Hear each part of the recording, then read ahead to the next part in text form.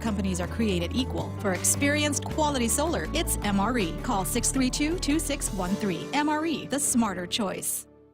It is Earth Day across the globe. There are Earth Day events from Tokyo to Dublin to Washington, with a theme this year, ending plastic pollution. We are asking people to think about how much plastic they consume. Earth Day Network's Valeria Marino says over 9 billion tons of non-recycled plastic has been produced to date, generating almost 7 billion tons of plastic waste, only 9% of which has been recycled. And in 25 years, we're going to have more plastic than fish in the ocean by weight. Earth Day began in 1970 following a large oil spill off the coast of California. The U.S. Environmental Protection Agency was created that same year.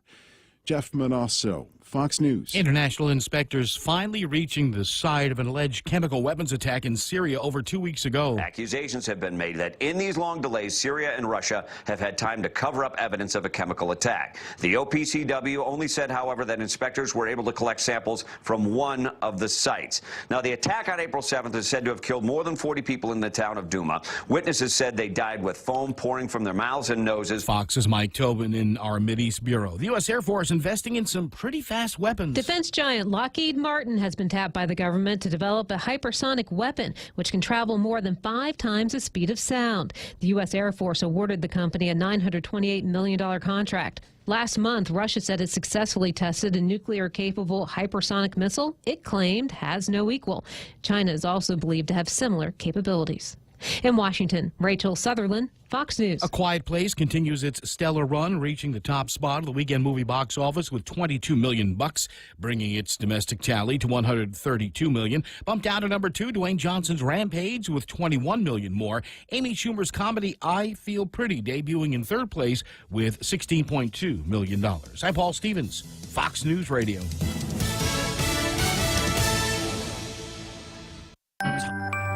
Did you know you can save a little more when you save the water from washing off your produce? Place a strainer or colander over a large pot to catch the water when washing your fruits and veggies. Then recycle that water on your garden or for flushing the toilet. Catch more cleaning green living tips every day and get inspired to make a cleaner, greener effort in your community.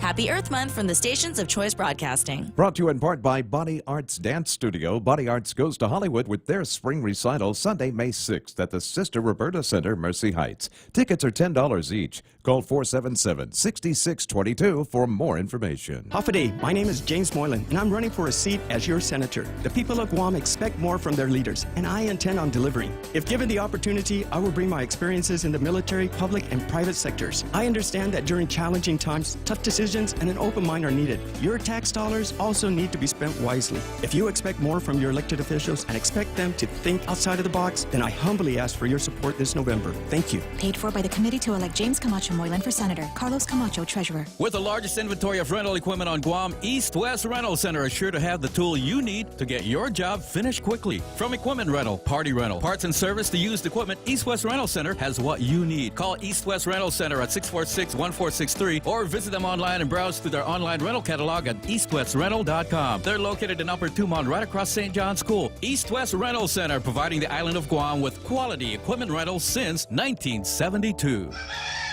This time, let's hear it from the first KFC female colonel. Smoky Mountain Barbecue, fried chicken so crispy and sweet. That crispy fried chicken. All right, stop, I can't do this. I thought if I dressed up like a country music legend, it would help KFC sell my delicious new Smoky Mountain Barbecue. KFC, it's finger-licking good. As we journey through the new year, we here at APL continue to find ways to better deliver our island's resources with innovative and cost-effective solutions, lending our helping hands by carrying your freight safely from the U.S. mainland or anywhere in our global network. We humbly honor the opportunities to continue to work and connect with you and your business. We are APL, and we are here for you.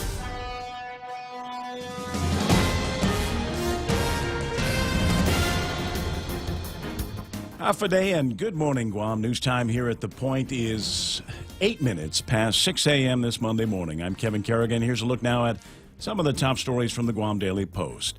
Senator Fernando Estevez has introduced a new bill proposing $2 million in business privilege tax credits for a land developer to construct a bridge on a government easement and provide infrastructure for a new housing development in Talifofo. Senators Bill 275 would provide the unnamed developer tax credits in exchange for constructing a so-called culvert box bridge, then paving 3,500 feet of road and providing power poles and utilities. Right now, the unnamed developer can only access 7 of the 27 lots located right off Route 4A in Talifofo. The developer wants to construct 54 single-family homes on the property, but the lack of a bridge and paved road, states the proposed legislation, prevents property owners from accessing the land. The government of Guam is hoping to generate revenue by leasing out prime commercial property near Kmart across from JFK High that has been sitting idle for more than a decade. The Guam Economic Development Authority issuing an RFP earlier this month for the lease and development of the 5.2-acre property. They hope to generate revenue for the Chamorro Land Trust Commission and provide facilities for the Department of Integrated Services for Individuals with Disabilities, along with the Guam Regional Transit Authority. The lot has been unused for most of the past 20 years. It was once occupied by the Goodwill thrift store, which fell victim to arson in 2015 and has since been torn down. We'll have more news after this. Summer's right around the corner, but first shifting to spring with Triple J. With 0 down, 1.9% financing, and easy trade-in, now is the time to buy. Get into our big boy truck, the Ford F-150, starting at $217 per paycheck. Car and Driver's 10 Best Mazda CX-9 at $242 per paycheck. The Mazda 3 Sedan at only $137 per paycheck. Or the North American Car of the Year, the 2018 Honda Accord at only $216 per paycheck. Visit us online at triplejguam.com and get pre-approved instantly. Some conditions apply. See dealer for details. Triple J Auto Group, customers first. Every time I travel, there's something from home that I can't leave without. I take my Docomo Pacific Data to Go to share my stories in Taiwan, check subway routes in Tokyo, be my food guide in Hong Kong, meet new friends in the Philippines, make updates in the States, find my way around Korea, and check out all the cool shows in Singapore. It's the data I have in all the places I love for only $10 a day. Data to Go from Docomo Pacific. Better together. News time at the point is 10 minutes past 6 a.m. In the last 3 years, Guam Memorial Hospital has spent $3 million to care for 5 patients who need medical care but cannot afford to pay for it. In addition, GMH Chief Financial Officer Benita Manglonia telling the Guam Daily Post that there are 24 other patients at the hospital who remain hospitalized, incurring medical charges they won't be able to pay for either. Manglonia says some of the patients are on Medicare and have exhausted their benefits. Others don't qualify for MIP or Medicaid and have no means to pay their hospital bills. GMH is facing the loss of accreditation. As of Friday, GMH Administrator Peter John Camacho said he had not yet heard from the Joint Commission whether or not the hospital's corrective action plan had been approved yet. The legislature back in session this morning at 9 to consider 16 new pieces of legislation. Among the bills up for debate this week is Senator Frank Uggan Jr.'s Bill 204, which would designate the Guam Department of Education as the sole procuring authority for the renovation of Simon Sanchez High School under a long-term leaseback agreement. Vice Speaker Therese Terlahi's Bill number 258 is also on the agenda. The proposal would allow for the immediate taxation of short-term vacation rental units without the need for further rules and regulations. And Senator Michael San Nicolas's Bill 246 will also get a hearing this week. It proposes to give a 75% rebate to any U.S. corporation that repatriates foreign profits to Guam, potentially reaping millions in much-needed tax revenue for the island. For these stories and more, log on to postguam.com or pick up a copy of today's Guam Daily Post. Here's Ray with some weather. Well, I'm just freaking out because the sun is up already. I don't know if you noticed, but it's been coming up earlier and earlier as we move into the springtime and eventually the summertime, and long days are headed here. Sunrise this morning at 6:03. What have we got for sunset tonight? 6:35. For the rest of the day, partly cloudy skies. Expect isolated showers. showers. Winds ease 15 to 20 miles an hour. I think it felt like it turned a little bit, though, a little bit more towards the west. Anyway, diminishing to below 15 miles an hour tonight. Daytime highs should be about 89 degrees, and overnight lows are going to be 76 degrees. Why is it the same? Well, slightly diminishing winds and isolated showers through the week. Computer forecast models show more moisture moving in during the latter part of the week, so if you need to do something with the plants, you might have to water them at least a couple more days before it starts sprinkling some rain. 6:12 in the morning, that's news and weather together, brought to you by Bank Pacific. Where others put branches, they place roots. GTA's best internet deal has arrived. With fiber internet, you get up to 50 megabits of data per second for only $50 per month. And if that's not enough, Fiber Internet 50 plan includes free Wi-Fi. But this offer will only last through the month of April. So sign up today and get ready for faster downloads, more streaming, a better gaming experience, and a stable connection across multiple devices. Conditions may apply. Visit gta.net for more details. GTA, your island, your network. This program is brought to you by King's Restaurant, serving Guam favorites to families like yours for over 40 years. King's Restaurant's always open, always local. In illness and in wellness, Calvo's Select Care is health care that is there for you. That's why over 80% of the Guam medical community places their trust and insures with us. We offer our members wellness and fitness programs for a healthier lifestyle and provide a comprehensive medical network on and off island to help members from unexpected illnesses. Contact Calvo's Select Care today for more information. Raymond Gibson Show also brought to you by Security Title, when you absolutely need confidentiality in your real estate transactions. Chili's lunch combos for just $10. Start your lunch with your choice of a Bud Light, iced tea, or Coca-Cola. Plus, free bottomless chips with salsa. Then choose a variety of fresh entree options like our savory beef enchiladas, quesadilla explosion salad, or our Cajun chicken pasta. Experience fresh flavors in every bite with Chili's lunch combos for just $10. Available Monday through Friday from 11 a.m. to 3 p.m. At Chili's, fresh is happening now. The Ray Gibson Show. Morning talk that matters. Call now, 888-TALK. That's 888-8255.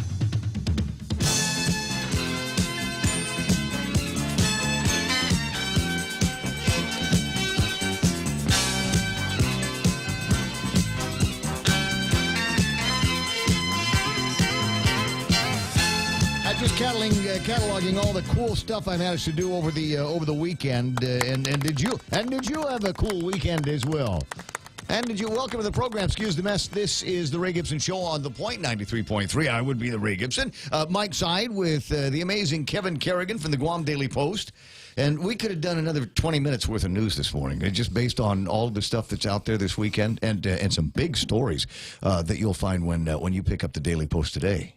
For sure. So grab a copy of it. A very interesting story. $2 million in tax credits with an unnamed... Who's the developer? That's the question, isn't it? Who's out there that might be able to get close to a senator and put together what I think looks like a pretty good deal for the developer?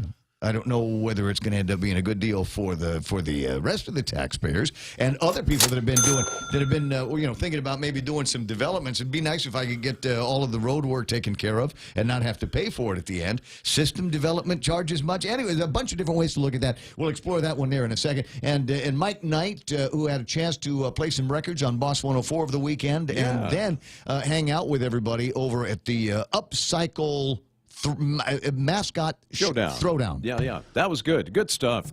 Watching the kids get creative. Man, did you? Those mascots were great. Absolutely crazy. We'll get over some of the names of the teams that had joined us and some of the fun that we had on that. But that was a good time. A lot of Earth Day, Earth Week, Earth Month festivities taking place over the island in the last couple of days. We'll talk about some of those. One in particular that it's hard to say it rubbed me the wrong way, but it kind of rubbed me the wrong way. I'll explain explain that when I get around to that part of the table of contents. I want to say thanks very much to Becky and the Habitat for Humanity team for allowing me to host once again the Habitat for Humanity's quiz night. It's a game night that we get to do twice a year, and we were at the Sheraton, and the food was fantastic, and the people were groovy, and we managed to make it all the way through the night without anybody getting physically harmed in one way or the other. Now, that I'm aware of. You didn't get to play, but... No, I don't play. I'm the quiz master. Yeah, but you have a lot of useless, trivial information in your head. Would you have done well had you participated? Oh no, not this time around. Beck outdid herself on the question. So hey, way to go on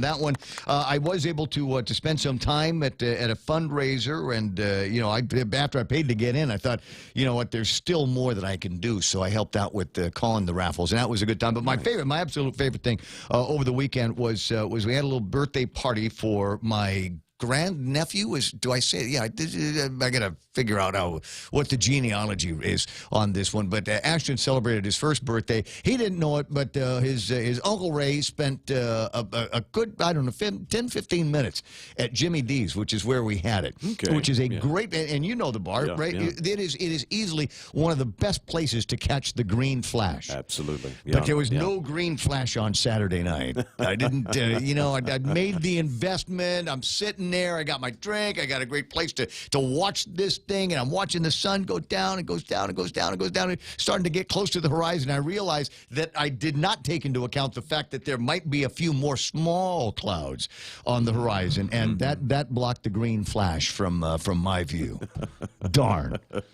I'll have to go get myself another beer. I'll have to come back tomorrow. Maybe that's that plan. We'll just keep going until I actually see one of those. Do you believe in that? Do you believe in the green flash? I've seen them. You've seen them. Okay. All right. You're one of those guys. Because I remember when my dad first told me about green flashes, and I thought it was just an excuse to be outside drinking beer at sunset.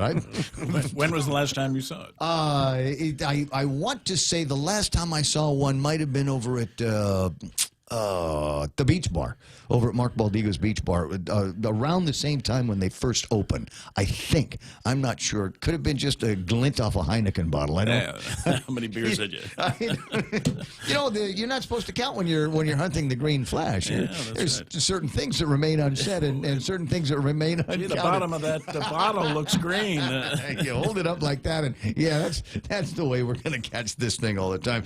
But lots and lots of stuff to talk about. I hope you had a great weekend. I know there was a ton of stuff going on. Banana Festival down in Fefo, and a ton of other just general activities that seem to be taking place. Now, there, as I said, a lot of Earth Day stuff that was going on, and there's a great bunch of pictures attached to a story about some folks from, where were these guys from? Sub-Squadron 15 that went out and did a cleanup over at the cemetery behind the cemetery beach area in Agate. And God bless you guys, young men and women out here that find themselves with some time and want to do something great for the community. I think that's fantastic. But it does kind of rub me the wrong way because I don't know. They're not the residents here. They're not the ones that live here. It's like if I had a party at the house. It just feels like if I had a party at the house and I invite people over and say, hey, listen, before we can get to the party, can you do me a favor? Can you straighten the place out for me? I need you to wash the dishes, do the laundry, all of the things that I should normally be doing to set things up. And I know it's just that. I don't know. It just is like asking the tourists to come out here and clean the place up. I get it. I know that they want to do those kinds of things, and I recognize that not all of the processes are in place for everybody to clean up after themselves. I don't know why. There's a ton of programs and places where you can go when it's time to throw away your trash or get rid of big things. But for some people, it's just easier to pull up or just not clean up after yourselves. I was talking with somebody about it yesterday, and she says it's amazing. I see people throw trash next to the trash can. Yeah. Not actually in it, but next to it. It's like that's as close as they could get. Just a little bit more, son, and you would have gotten it in a hole. But there's apparently there's no prize for that. There's no selfie or emoji that you can do when you get it right. So that's still something that we've got to work on around here. But again, for the guys over at Sub Squad 15, thanks very much for heading down to Agate, and I hope that they did more than thank you. I hope that there was some Agate hospitality and maybe some barbecued chicken and barbecued rib bones and some red rice and some coleslaw. At least I got my fingers crossed that it worked out like that. But a ton of other items in the table of contents, including a congratulations to Jonah Marie Gumatautau. Congratulations. That's the Teacher of the Year. And those are all of the Teacher of the Year students that are saying, yeah, how about that? Did you have a teacher that was the one that did it for you?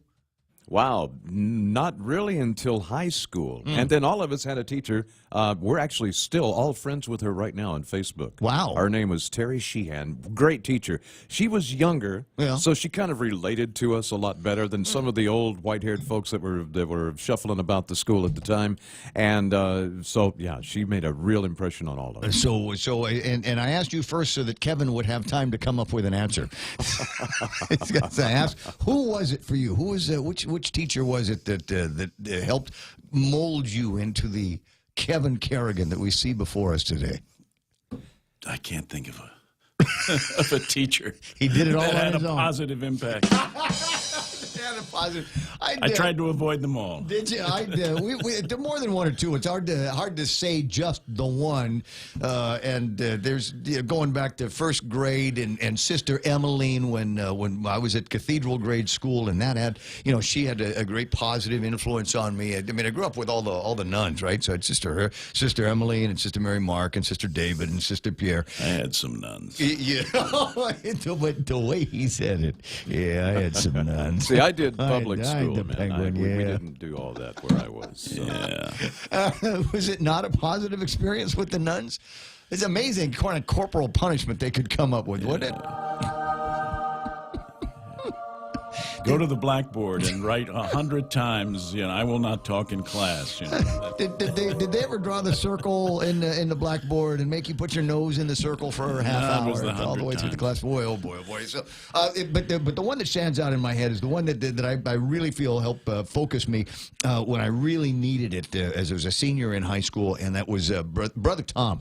Brother Thomas was at Father Duenas when I was there as a freshman. He just always a fixture all the way through the school year. But we actually had him for a physics class in senior year, and I remembered something that he said to me that stays with me to this day. He says, "Gibson, if you had any brains, you'd be dangerous," and so that's the standard by which I hold all of the other teachers at. So congratulations to the Teacher of the Year, Ms. Gumatautau, and I hope you and the students are happy. We'll see if we can get some other accolades for you before the end of the day is out. And before the end of the day is out, have you been to the post office recently? I know some of you avoid going to the post office because there's never any parking, especially the one over in Tumuni. There's never any good parking at the one in Tumuni because everybody parks there so that they can go inside the ITC building to take care of all of the GovGwami business that they've got to do in there. But anyway, if you have not yet had a chance, swing by today. If you're expecting a refund, today could be the day that it comes in. And my understanding is there's another $10 million that are going out today. We had $10 million last week, and they found some more scratch, and I guess they got some envelopes. And Eddie Calvo spent the weekend licking stamps and stick them on the envelope, put the check inside, make sure it's got somebody's signature, and those should be out here in just in the next few days. So imagine that $10 million worth of tax refunds out. It's like an extension of the... Okay, that's enough of the clapping. There's no more golf clapping this morning. It's already making me crazy. We've got it's like an extension of the payday weekend, right? It's just all money all over the place. So have you spent any of it? Have you noticed that there is the increase in the business privilege taxes, or is just the fact that everything is climbing these days. Just everything seems to be going up these days. Price of gas, well, we'll see where the tapas ended up. I haven't yet had a chance to swing by the grocery store or do any serious shopping over the last couple of days. But my guess, you know why? Because they were all crowded. I did try to get to a couple of places, but every time I'd pass by, there was more than a crowd. As I said, Gov Guam payday, and we had the blessings of $10 million worth of checks that are out there. So there's that. And the other stories that we might have a chance to talk about: are we at peak Korea? When I say peak Korea, I mean like peak oil. Have we gotten all of the Koreans that we're going to be, that are easy to get? They were talking about some numbers of 52, 53 million total South Koreans, and about 25 million of them have already gotten on an airplane. Now, not all 25 have come here. No. But I think that's amazing. Nearly half the population has traveled. Getting up and moving around. You're right. It is Nate's right. It's a big ratio of people. And does that mean that we have, that we've hit the critical mass on the traveling bodies? We can get the other half or so. That's a concern. That's why it's so important to increase the number of airplane travelers rides from Japan. Yeah. To rebuild that market. Yeah. Well, there's work that needs to be done on that. I heard over the weekend and saw it on Twitter, and my response, I retweeted it with my quote on Twitter that the North Koreans now have suspended, they say, all of the testing that they're going to be doing, and they what they're saying is, hey, you know what? We did everything that we needed to do. We set up our nuclear program, scared the hell out of everybody, and I think that's good. I think we've gotten the word out that we are a delicious nuclear power out here, and so now we can concentrate on peace and prosperity. So we'll go ahead and have that summit with Trump. We'll get together with the South Koreans, but so I took that tweet and I said, please alert the Japanese travel authorities. Let them know that this is going on, because then they might be able to go out and say, look, the North Koreans aren't the big, bad, scary, bold schoolyard bullies in the Pacific anymore. And if you want to travel to Guam, go ahead and go to Guam, because they're not likely to be testing any missiles that are going to be aimed in that direction. The question is, at the end of the day, though, the question is, do you trust the North Koreans? And the answer, at least in my neck of the woods, is trust but verify. Reagan taught me that. But then the other part of it is, no, not really. I don't trust them any further than I could spit a lizard.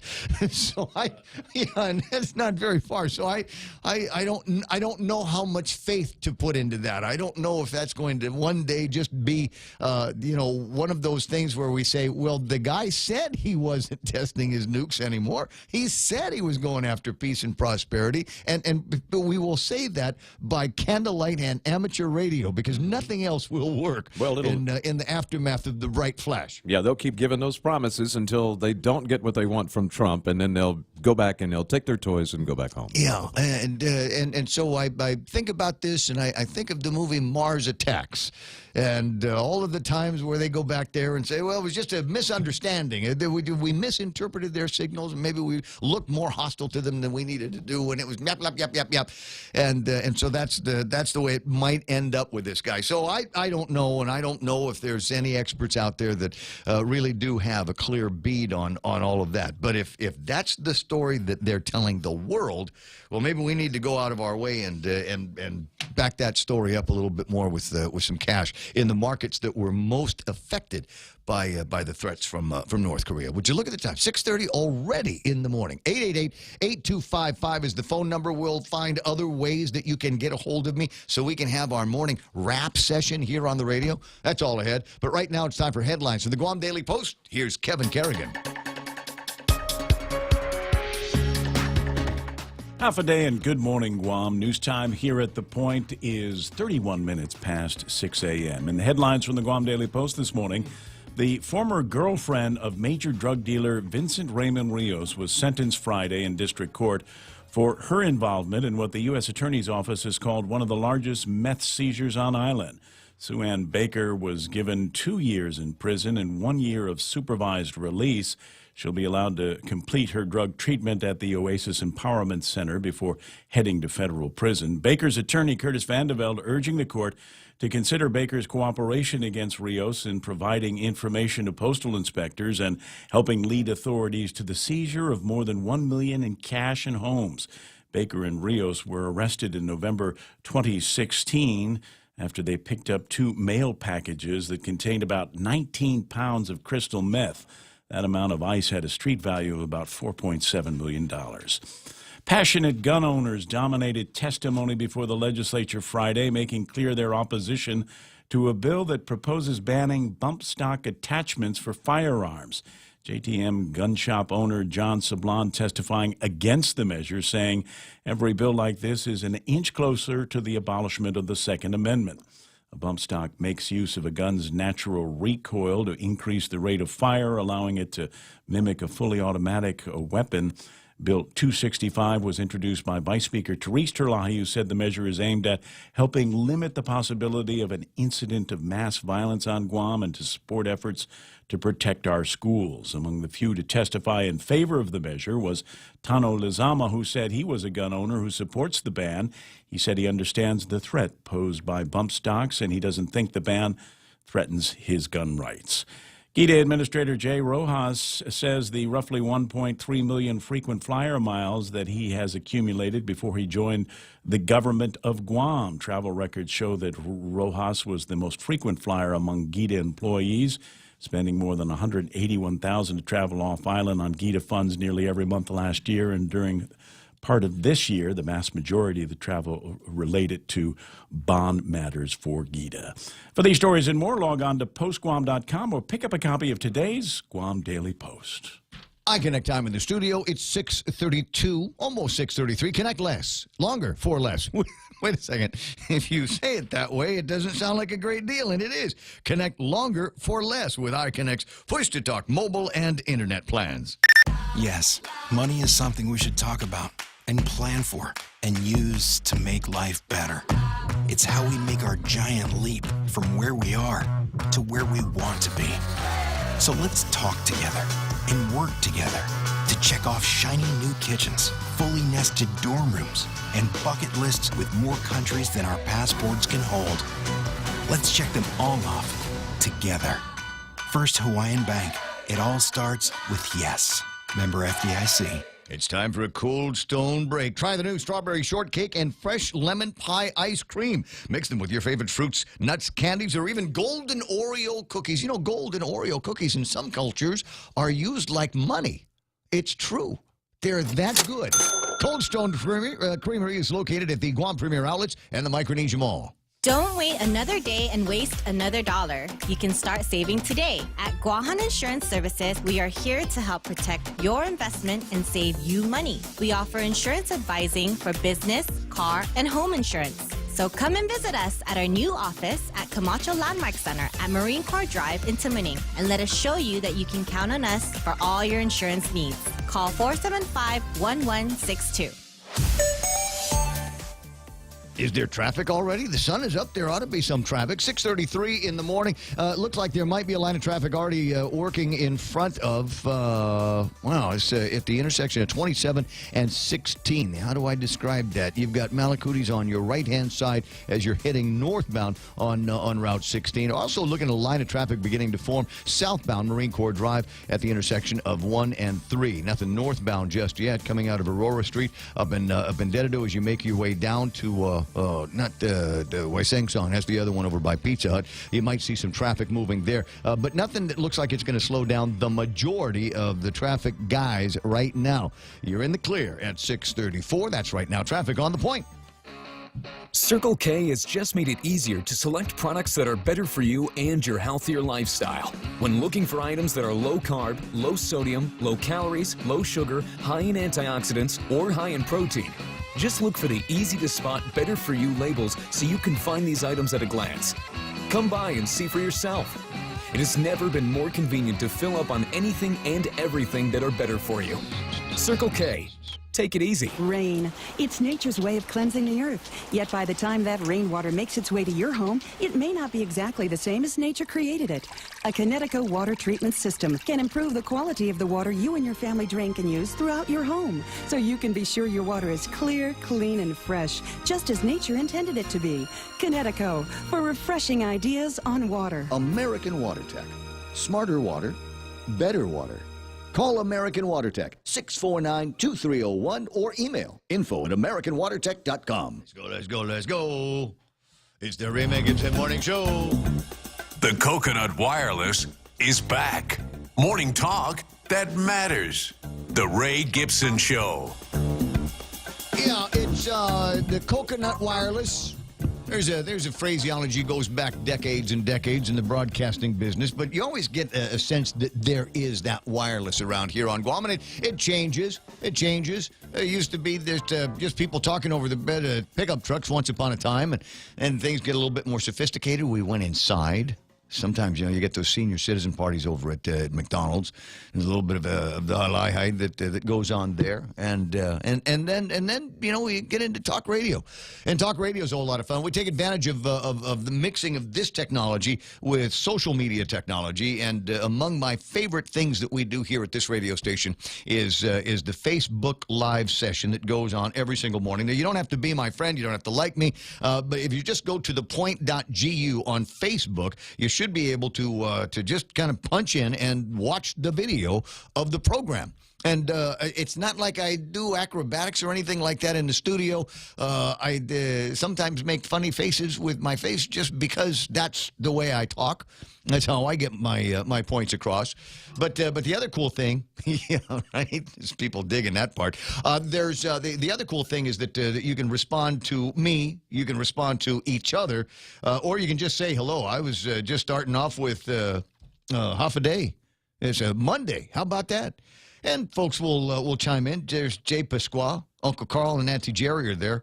I went to the Fundy. I went by there on Friday night, but by the time I got to 1st and 10, everybody was gone, and there was not even anything for the balutin. It was all over by the time I got there, because I spent most of the night with Nick Perlusky and a bunch of his other friends at Habitat for Humanity's quiz nights. Nice to see Lillian there.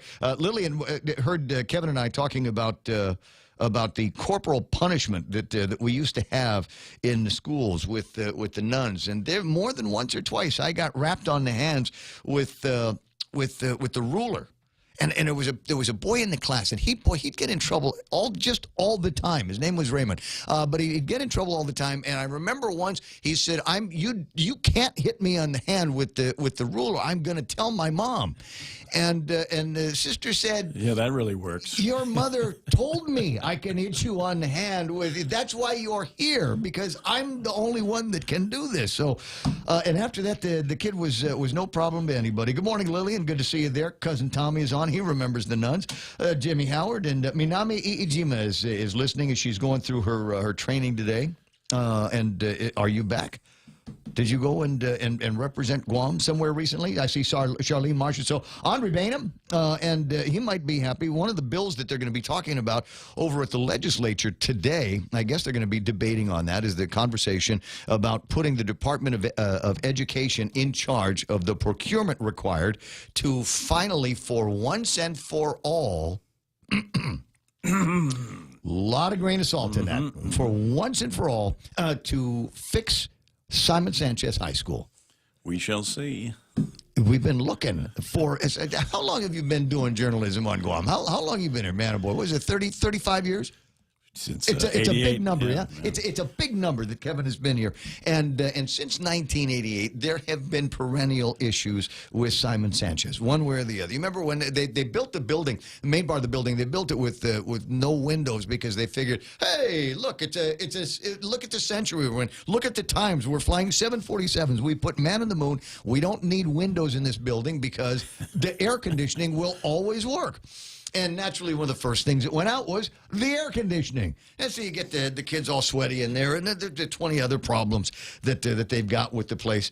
And so I've got my fingers crossed, as they always have been, that we'll be able to do the things for Sanchez similar to what was done at John F. Kennedy High School, similar to some of the refurb they did a few years ago over at George Washington High School. You remember before there was a Teedson High, and they used that school as the parking grounds for the other students so that we'd rotate them in and out, and then they finished that one, and so we've got this beautiful new school up at Teedson, and still through all of this, you got the kids over at Simon Sanchez saying, "Hey, what about us? What about us?"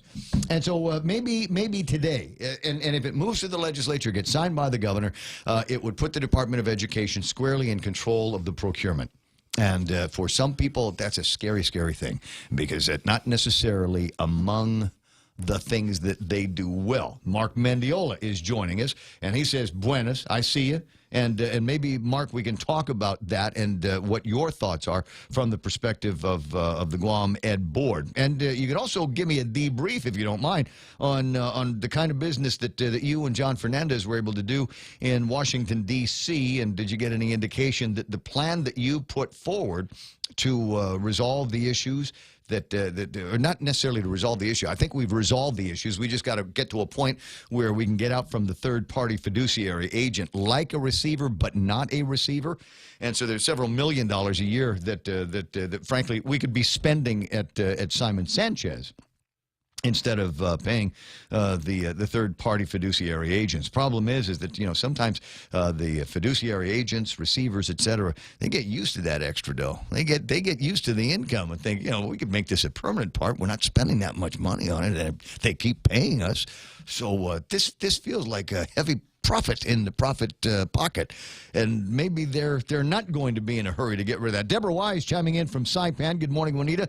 Jeff Pleadwell, who's expressing issues, and is that Roel K.C. Bejarana? That is this guy's superstar in the radio in Hawaii. Great to see you there. Shawnee Gumatau was reminding me that a little bit later on, Rod Jacobs going to be in here and we'll talk about representing the Guam Bar Association. We are today getting closer to May and Law Month, and Law Week. So we'll talk about some of the things that they're going to be doing. Eunice Mendiola, Rita Hugo, Brad Hewitt is on. I see Adonis Mendiola. Hey, there's J.T. Tillman, and anybody else that I've missed? I think I got to everybody.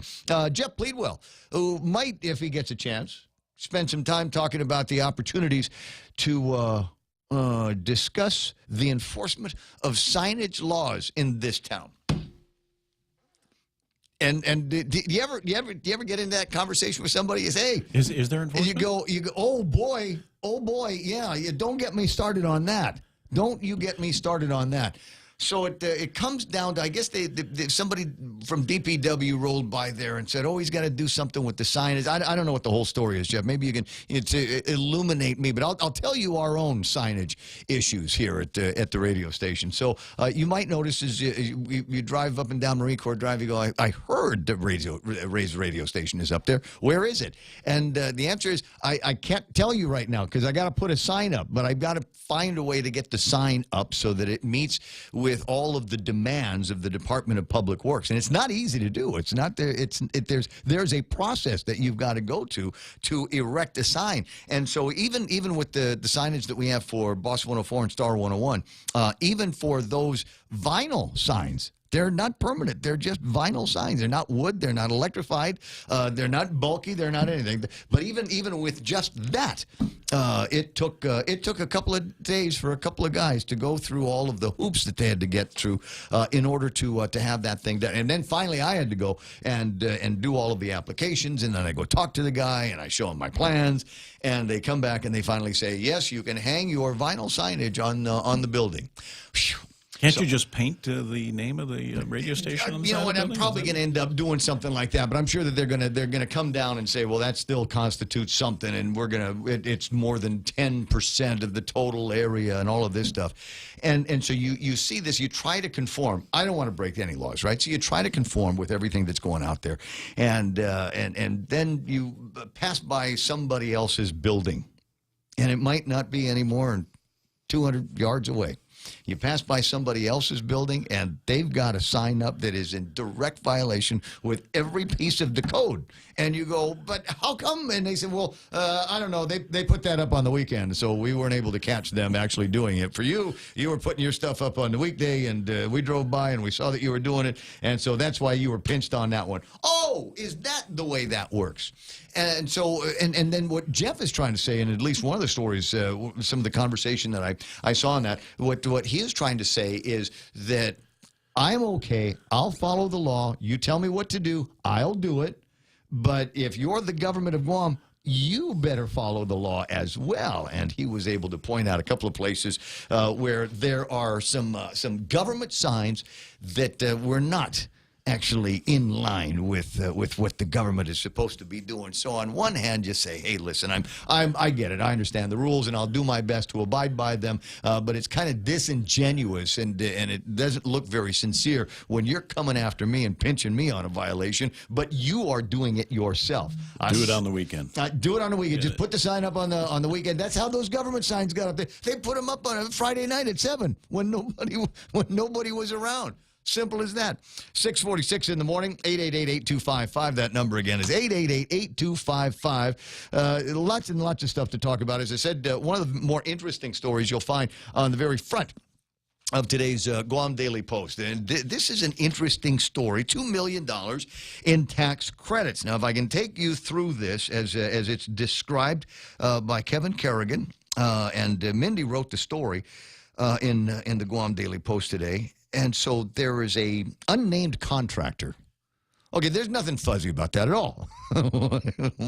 Why can't we know? That should be the first thing. Who is it? Is it one of you guys? Is there somebody that is hiding their identity for any particular reason? Shouldn't be that unnamed. They've already got some development. Something is already working on the property. So what they want to do is construct a culvert box bridge. And this is the first time in my life I've ever said those three words at the same time. A culvert box bridge. Kevin Kerrigan has found some pictures. Okay, I see it. So it's a bridge, and it's got openings in it so water can go through it. Is that it? That's all it is? Why don't they just call it a bridge? It's just a bridge then. But they need to build this bridge. Okay, so a culvert box bridge.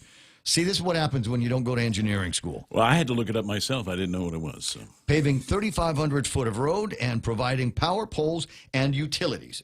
and I'm wondering how many other developments have taken place here on Guam where they put in the road work, put in the street lights, put in all of the paving on the road, and just paid for it without getting any money back from the development.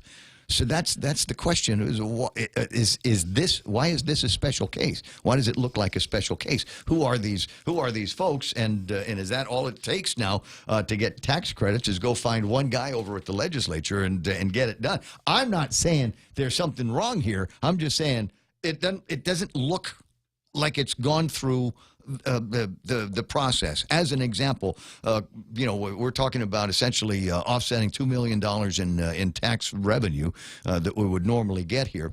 And the question that I've got is, has that gone through GITA? Has GITA blessed that kind of thing? Is that something that the legislature can do on its own? Should we now start allowing for the system development charges to offset taxes? Because if we are, hey, and we might want to go that route. We might want to be able to see that. There might be some other developers, homegrown guys that are looking for an opportunity, and maybe the best way to do that is to offset for a couple of years whatever their taxes are going to be, so that they might be able to see some of those dollars come back. That might be the correct way to move forward. But it sure seems to me that you don't want to do this kind of on a ad hoc basis. You kind of want to plan this thing out and talk to the planners and talk to the movers and the shakers and see what all of them want to say about that. We'll certainly follow the development of that bill. It is going to be interesting to do that. And the other question that I have, and unfortunately I don't know who the developer is if you don't get the tax credit, does that mean does that spell curtains for the development? Does that mean that you're not going to do it? It's kind of like talking about that Manita Farms thing. I know at GRMC they had the same conversation with the qualifying. We don't get the qualifying certificates, we might not be able to get to phase 2 as quickly as we wanted to. Where there's a will, there's a way. And when there's money, there's a way. So that's the question. System development charges, generally, you like to have those paid for by the people that are causing the development, the people that are going to be using that. And if you're not going to get the credit, are you still going for it? And don't expect an answer on that one. I'd say, well, I can neither confirm nor deny what our plans are going to be, because you're going to hold out until somebody absolutely says, no, we're not going to give you $2 million in tax credit. Very interesting story, and I'm glad the Daily Post is covering it. Good morning, Mark. Hello. Hello there. Raymond. Yes. A perfect example of a culvert box bridge is the one down at Gorko. Mark, I have not been on Gorko property. I can tell you since 1979, 1980, they were still refining gasoline down there the last time I was there. Yeah, well, it's the one just past Island Equipment. That little bridge there, it's a culvert box. I got you. That they put in, and so that's an example. It's a pretty easy, quick way to get it done. So do they cost $2 million? Do they cost $2 million? Well, they're also paving. Remember, they're paving. Well, yeah, there's $3,500 feet worth of paving of the road and providing power poles, and they're sticking in some of the utilities and things like that in there. So, as I said, they're doing all the things that a developer would need to do, but there have been developments on Guam where, as far as I know, there hasn't been a big offset in tax credits. Is that very common? You're right. I'm kind of wondering the same thing you are. So if we're going to start doing this, then okay, when did we have that conversation? And what is so special about this particular development that we would allow for that kind of thing? I'm not saying there's anything wrong with it. I think it just needs to be a little bit more open. Let's have this conversation and make a bigger deal about it. Currently, the unnamed developer, that's the last line on the front page of it, and I'm going, well, wait, hold on a second. You're asking me, I'm a taxpayer, and you're asking me for a break on your side. I need the names, Mr. Fernandez. I'd like to find out who these guys are. Where is it at? Telefofo. Down Fefo, right off 4 Alpha. And I can't. Okay, I know which one it is. It sounds like it's going into Babulao. It's what? Sounds like it's going into Babulao. Could be. I love that. I love Babulao. I just like saying that. Babulao. Yeah, that guy. Hey, you should have Mike find the song "Ginin Lansum Babulao." No, my family has a decent sized spread down there, and there is currently a steel bridge that we put in back around 78, 79 that everybody still uses. And when the old man put it in 78, 79, did they give him a tax break? Did they say, here's $1 million? Thanks very much for the... Well, here, let me tell you the funny story was that there's a Japanese owner next to us that paid us to put that bridge in, and he had it surveyed. And when they resurveyed it later on, found out that the survey was wrong and the bridge was actually on our property. Charge rent? Yeah, well, no, we don't. That's the only thing. We've had a bunch of Adam Henrys, and you know what that means. Yep. We've had them come down there and put their own padlock on the chain and stuff. And then we have the people from Talafofo call us up and say, hey, so-and-so is claiming the bridge. And we go down and cut their padlock off and say, no, this is Cruz's bridge. Right. You can't block access to everybody else inside.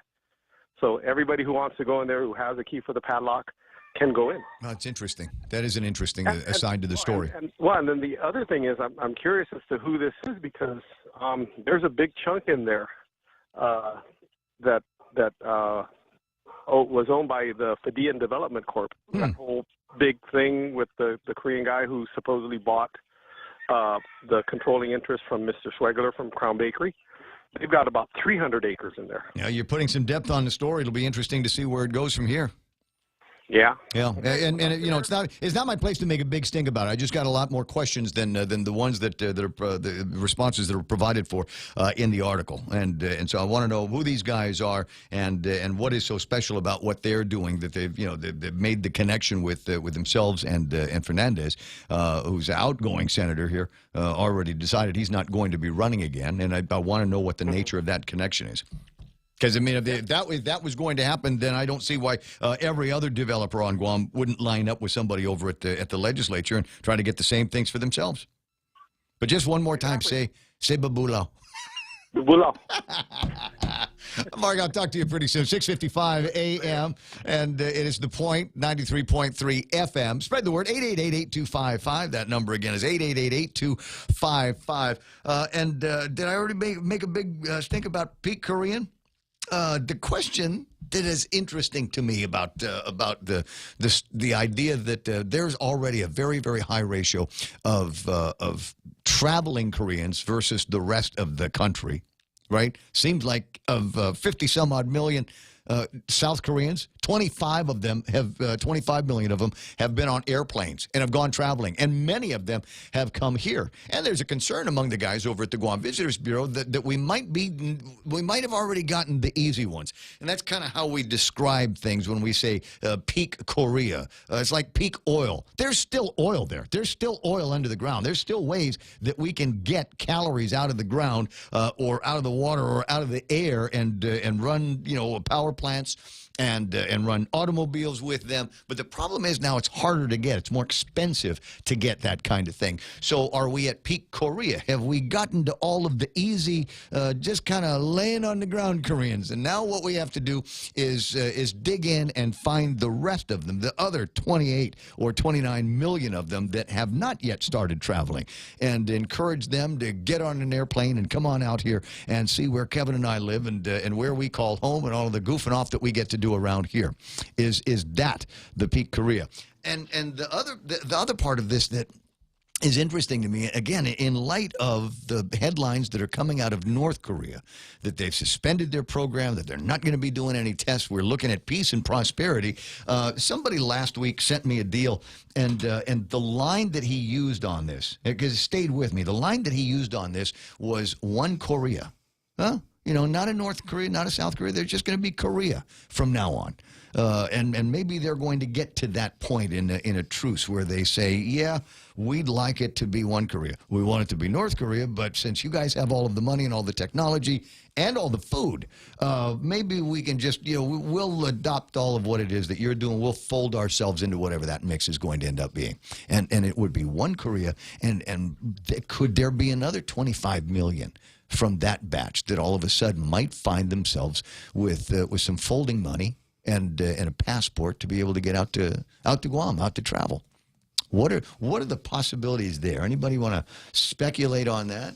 You're going to let me speculate on it all morning long. That's all right. I just think it's an interesting rest of the part of this story. Decades to recover for the North. Probably, huh? Yeah. Probably. I mean, they've just been living like cave people forever.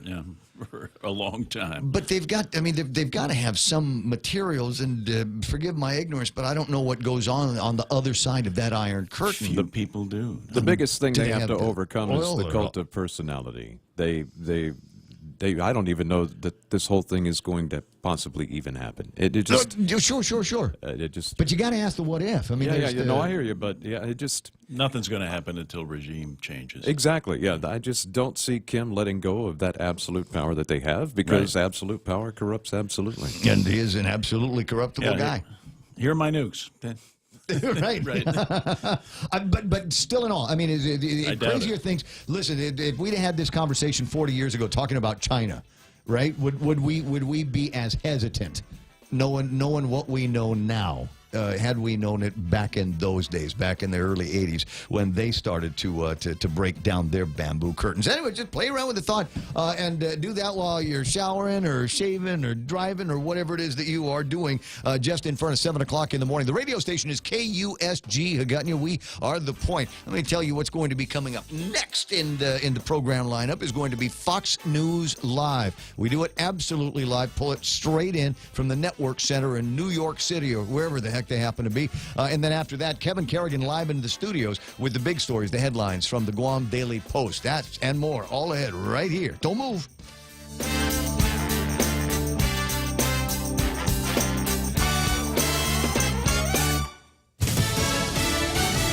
A hero and a search. I'm Paul Stevens, Fox News. The search is on for a gunman who killed at least 4 people in an attack that could have been much worse. More live on that now with Fox News Goodall. Scott. Paul James Shaw Jr., after leaving a club, wound up at that Waffle House where he and his friends heard shots and took cover. Shaw hid behind a swinging door that he thinks the gunman shot through. Then he risked his life to act. I hit him with the swivel door, and then the gun was kind of jammed up and it was pushed down. When the shooter, Travis Reinking, was stunned, Shaw said he reached for the gun. And then I grabbed it from him and I threw it over the countertop. The shooter ran off after Shaw forced him outside. Travis Reinking is believed to be on the run and may still be armed.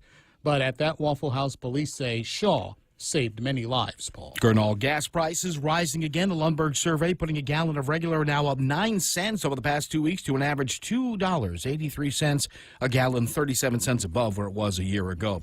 French President Emmanuel Macron meeting with President Trump and First Lady Melania Trump for lunch tomorrow. And then there's a state dinner on Tuesday at the White House. Macron saying he has no doubt the president will serve out a full term. Even when we have some disagreements on climate and on some issues, I think the most important thing is just to remind that we are at the service of our people. That's our legitimacy. President Macron on Fox News Sunday. He's also set to address Congress during his state visit. Family and friends set to gather tonight to mourn an Albuquerque bank executive who died when the Southwest Airlines plane she was on blew an engine in midair last week. 43-year-old Jennifer Reardon was heading home from a business trip on the Tuesday flight from New York when one of the plane's engines suddenly exploded. The impact showering the jet with debris, shattering the window next to her, partially sucking her out of the aircraft. She died of blunt force trauma. Fox News, fair and balanced. For over 55 years, Community First has served our island as a full-service financial institution. And now, we're proud to introduce the new Community First Student-Run Credit Union, open in Manilao on Route 10, Guam's first student-run financial institution, which means it's operated by college students like us, ready to serve all our members, existing and new. We're just down the road from UOG and GCC. Community First Guam Federal Credit Union, now open in Manilao. This credit union is federally insured by NCUA. GTA's best internet deal has arrived. With fiber internet, you get up to 50 megabits of data per second for only $50 per month. And if that's not enough, Fiber Internet 50 plan includes free Wi-Fi. But this offer will only last through the month of April. So sign up today and get ready for faster downloads, more streaming, a better gaming experience, and a stable connection across multiple devices. Conditions may apply. Visit gta.net for more details. GTA, your island, your network. Government slapping a $1 billion fine on Wells Fargo over customer abuses in its auto lending and mortgage businesses. The record fine levied by the Office of the Comptroller of the Currency and the CFPB marks the biggest enforcement action taken during the Trump administration against a bank. It is also the first significant action by the Consumer Protection Bureau since Mick Mulvaney took over as acting director in November. The CFPB has ordered Wells to wire the money within 10 days. Wells Fargo, the third largest U.S. bank, disclosed last July that it had charged hundreds of thousands of its customers for auto insurance that they didn't need. And it said in October it would refund homebuyers who were improperly charged fees to secure low mortgage rates. At the White House, John Decker, Fox News. And Wells Fargo saying it has more work to do, but they say they're committed to doing right by its customers. At least 57 people are dead, over 100 wounded after a suicide bombing this morning in Kabul, Afghanistan. The Islamic State group claiming responsibility for the attack targeting a voter registration center. A surprise name change for an entire country. Flanked by South Africa and Mozambique, Swaziland is one of Africa's smallest countries, or at least it was, because it seems Swaziland may be no more. The country's king announcing that, with immediate effect, it's to be known as Eswatini, its traditional name. King Mswati III says he's simply following the lead of other African nations, which reverted names when they too gained independence from Britain. Critics say the change will be an expensive waste of time. Simon Owen, Fox News. The State Department accusing Nicaragua's government of overreacting to 5 days of protests over cuts in pensions in which human rights groups say more than a dozen people have been killed. U.S. officials in the statement today saying they, quote, condemn the violence and the excessive force used by police and others against civilians. I'm Paul Stevens, Fox News Radio. Connecticut water treatment customers don't keep coming back. They're satisfied the first time. That's right. Connecticut non-electric water treatment systems take care of your water problems, and you won't need to keep calling us for repairs. Join the list of satisfied Connecticut customers who purchased their non-electric water systems years ago and are still enjoying clean, conditioned water without any hassles from timers or circuit boards. American Water Tech. Smarter water, better water. Call American Water Tech at 649-2301 or email them at info@americanwatertech.com. At Micronesia Renewable Energy, values matter. So all of their solar energy systems come with guarantees and the most value. No shortcuts, all quality. It's giving you that solar energy system at the best price. It's using highly efficient solar panels with typhoon-proven racking, built by highly skilled local technicians, so your system performs and saves you money. It's total peace of mind all the time. Not all solar companies are created equal. For experienced quality solar, it's MRE. Call 632-2613. MRE, the smarter choice. In this divided world, there are still a few things that unite us. The thrill of an exciting championship game. Fires to the end zone. Touchdown! The sound of great music. The Grammy goes to... And the love we have for that perfect burger.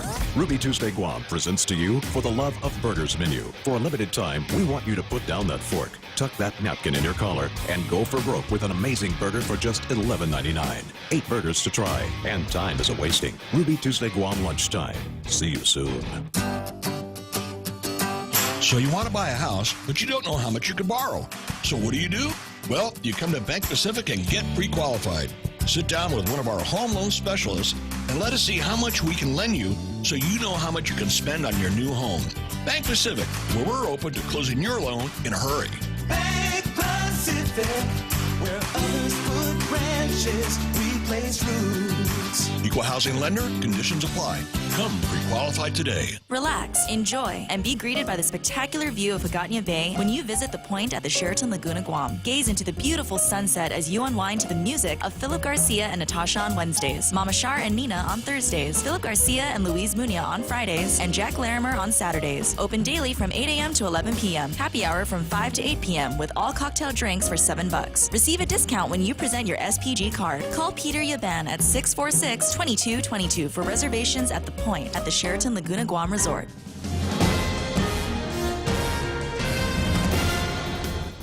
Half a day and good morning, Guam. News time here at The Point is 8 minutes past 7 a.m. this Monday morning. I'm Kevin Kerrigan. Here's a look now at some of the top stories from the Guam Daily Post. Senator Fernando Estevez introducing a new bill that proposes $2 million in business privilege tax credits for a land developer to construct a bridge on a government easement and provide infrastructure for a new housing development in Talofofo.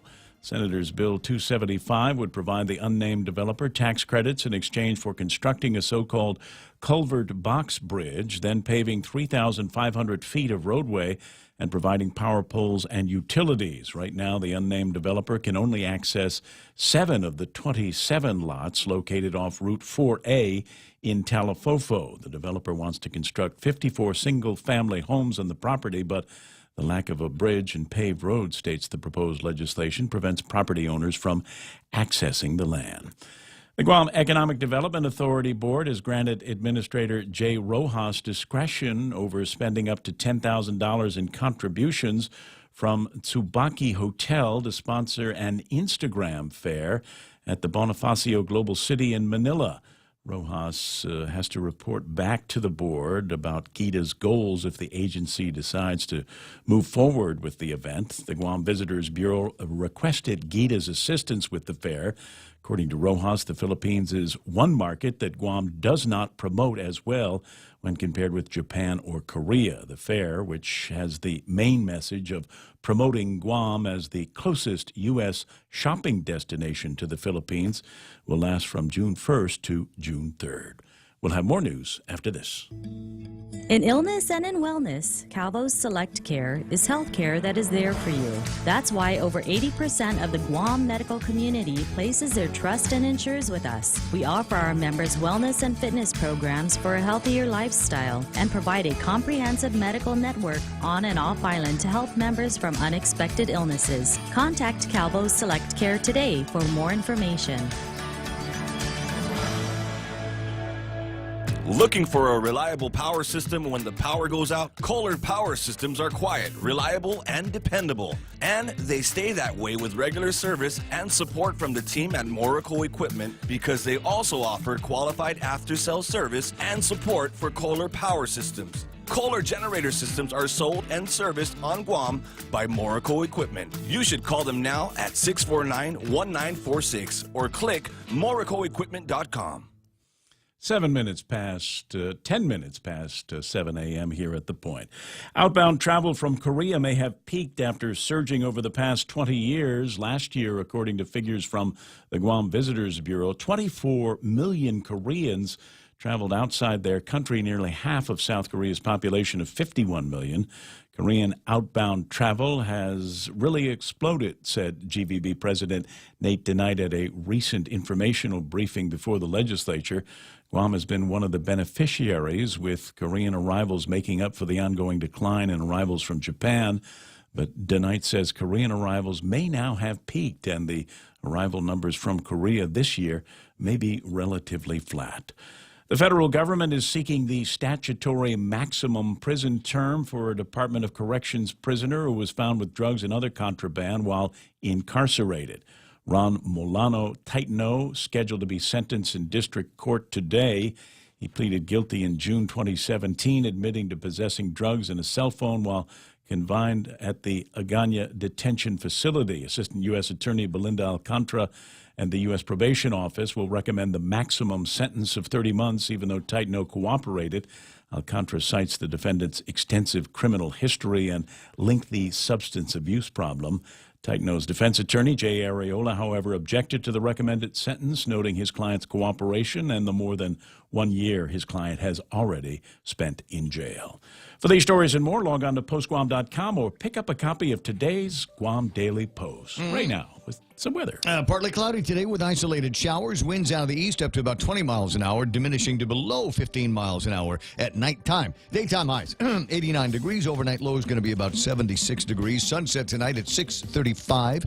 If you want to hunt the green flash again, sunrise tomorrow morning, probably right at about 6. It'll be at about 6 before the end of the week for sure. It's just moving that quickly through the season. 7:12, that's news and weather together here on The Point. Don't wait another day and waste another dollar. You can start saving today. At Guahan Insurance Services, we are here to help protect your investment and save you money. We offer insurance advising for business, car, and home insurance. So come and visit us at our new office at Camacho Landmark Center at Marine Corps Drive in Tamuning, and let us show you that you can count on us for all your insurance needs. Call 475-1162. Thank you. The Ray Gibson Show is brought to you by King's Restaurant, serving Guam favorites to families just like yours for over 40 years. King's Restaurant, always open, right now, always local. Security Title is honored to join in sponsoring Ray Gibson on The Point. Half a day. My name is Jesse Cruz from the village of Maina, and this is where I start my day, listening to the voices of our community and sharing thoughts about issues that affect all of us. It all boils down to our people and our land. Protehi Tanomo. Protect your land. When it comes to your family land, remember to call the professionals at Security Title, just like you call Ray Gibson in the morning. Yes. Also brought to you by First Hawaiian Bank. It all starts with yes. Yes. Stop by any Circle K today and overload your For Real. It's simple. Pick out your favorite For Real shake, blend it, and then mix and match any 2 toppings for only $1. Overload your For Real with a variety of sweet treats like Oreo cookies, gummy bears, classic M&Ms or peanut M&Ms, and Reese's peanut butter cups. Simply add them to your For Real shake for an overload experience and enjoy. For Real Overload, only available at participating Circle Ks. Circle K, take it easy. The Ray Gibson Show, your new News Talk headquarters. Call now, 888-TALK. That's 888-8255. Yeah, I did a shout to Manami Ijima and thought that maybe she had done some racing, some representing the island over the weekend. Doesn't look like it. The post that I was looking at was a post that she had done back. Well, maybe it was over the weekend. Part of the Sado Toki Marathon. Sado, a beautiful island, part of Niigata, and wow, the people are so nice, and the food is delicious. The rice, I can't even explain how delicious it is. You know, there's something to be said about that when you do enough traveling. I mean, we're generally Calrose people around here, right? And we're used to the flavors and the way we do our rice. But when you do traveling, and especially in Japan, where they've a little bit more attention being paid on how the rice is prepared, how it's cooked, and how it's served. Yeah, I mean, you can make just that meal out of it. I do want to jump into traffic real quick just to let you know. It seems to me that we're busy enough on the north end of town. If you are headed south on Route 9, just before you get to the front gate of Anderson Air Force Base, you are going to run into something that feels like a slowdown. Don't necessarily need to do the music bed by it, but there is definitely some traffic going on up on the north end, just at the tip of Estumbo. Making your way down to Marine Corps Drive, expect delays getting into the intersection at GRMC from Marine Corps Drive. If you're on Route 3 already, expect delays at that intersection to take you onto Marine Corps Drive. Nothing snagging anywhere else. It's just, like I said, all up at the north end. 7:15 o'clock in the morning. Other items in the table of contents before we get into the market report. I guess I'll do the market report now, but I'm not going to do the market figures. I'm going to give you the thing that is the most alarming. When we did the market report on Friday, the numbers for Tapas were trading at $72.90 a barrel. That's expensive. That's expensive. Guess what happened over the weekend? At some point over the weekend, it shot up to $74.92, almost $75 for a barrel of Tapas crude. Today, trading at $74.44. That's still expensive for a barrel of Tapas crude. The point that I'm going to make here, friends, is I think we're going to see another increase, and that's a big $2 plus increase in the price just for the crude, and you can imagine what's going to happen with the refined product. So I want you to brace yourself for another possible increase in gas prices over the next couple of days, and maybe even today. That's a big bite, and if the gas companies need to start buying some gasoline, that's the price that they're going to be buying it at. So if you are near empty on the car, if you are anywhere under about halfway, my suggestion is you go and you put gas in the car while it's still $4.23 a gallon, because it might be a little bit more expensive in the next couple of days. You know, it's funny, I was looking at that number, but I didn't look at the crude numbers. I'll get that here in just 1 second. Oil trading $68.40 for a barrel of West Texas crude. That number is unchanged over the last 24 hours, but since the start of the weekend, it was trading at $68.17, and again now $68.40. So are we going into a summertime blend? Are we going to see some increases in the gas prices on the mainland? Probably, yeah. Seem to be going into that direction. All right, on the numbers, where did the Dow end up? Down 201 points, 24,462. The Nasdaq at 7,146. They're off by almost 100 points, and the S&P 500. That's a pretty big down for the Nasdaq. They don't generally go drop any higher than a percent. When they do, you can feel it. The S&P 500 2670. They're off by 22.9. Who's up here? FTSE is up by 39 points, 7,368. The Nikkei down by 28 points to close at 22,162. If you are going to Japan, maybe to go hang out in Niigata like Manami did and want to try some of that rice, you might be able to get a bowl for it. It'll cost you a little bit less. 107 yen to the greenback today. Had been trading around 106, so it's nice that the travelers from around here are going to get a break. Of course, the bad news is travelers from there, when they come here, the dollar's a little bit more expensive to them when it moves in that direction. So, you know, every little bit can be a real disaster when it comes to the delicacy of our hospitality industry. 718, so that's what happened in the Tapas, and that's what happened in the West Texas crude, and that's what happened in all of the big markets. Let me just take a quick look at some of the so-called financial headlines that we're going about. 9 of the most impressive off-road trucks and SUVs. Now, that's always interesting to see if you've made the right choice. Trump says North Korea has agreed to denuclearize. It hasn't. Huh? Is that just some journalists going after Trump or Kim or both of them?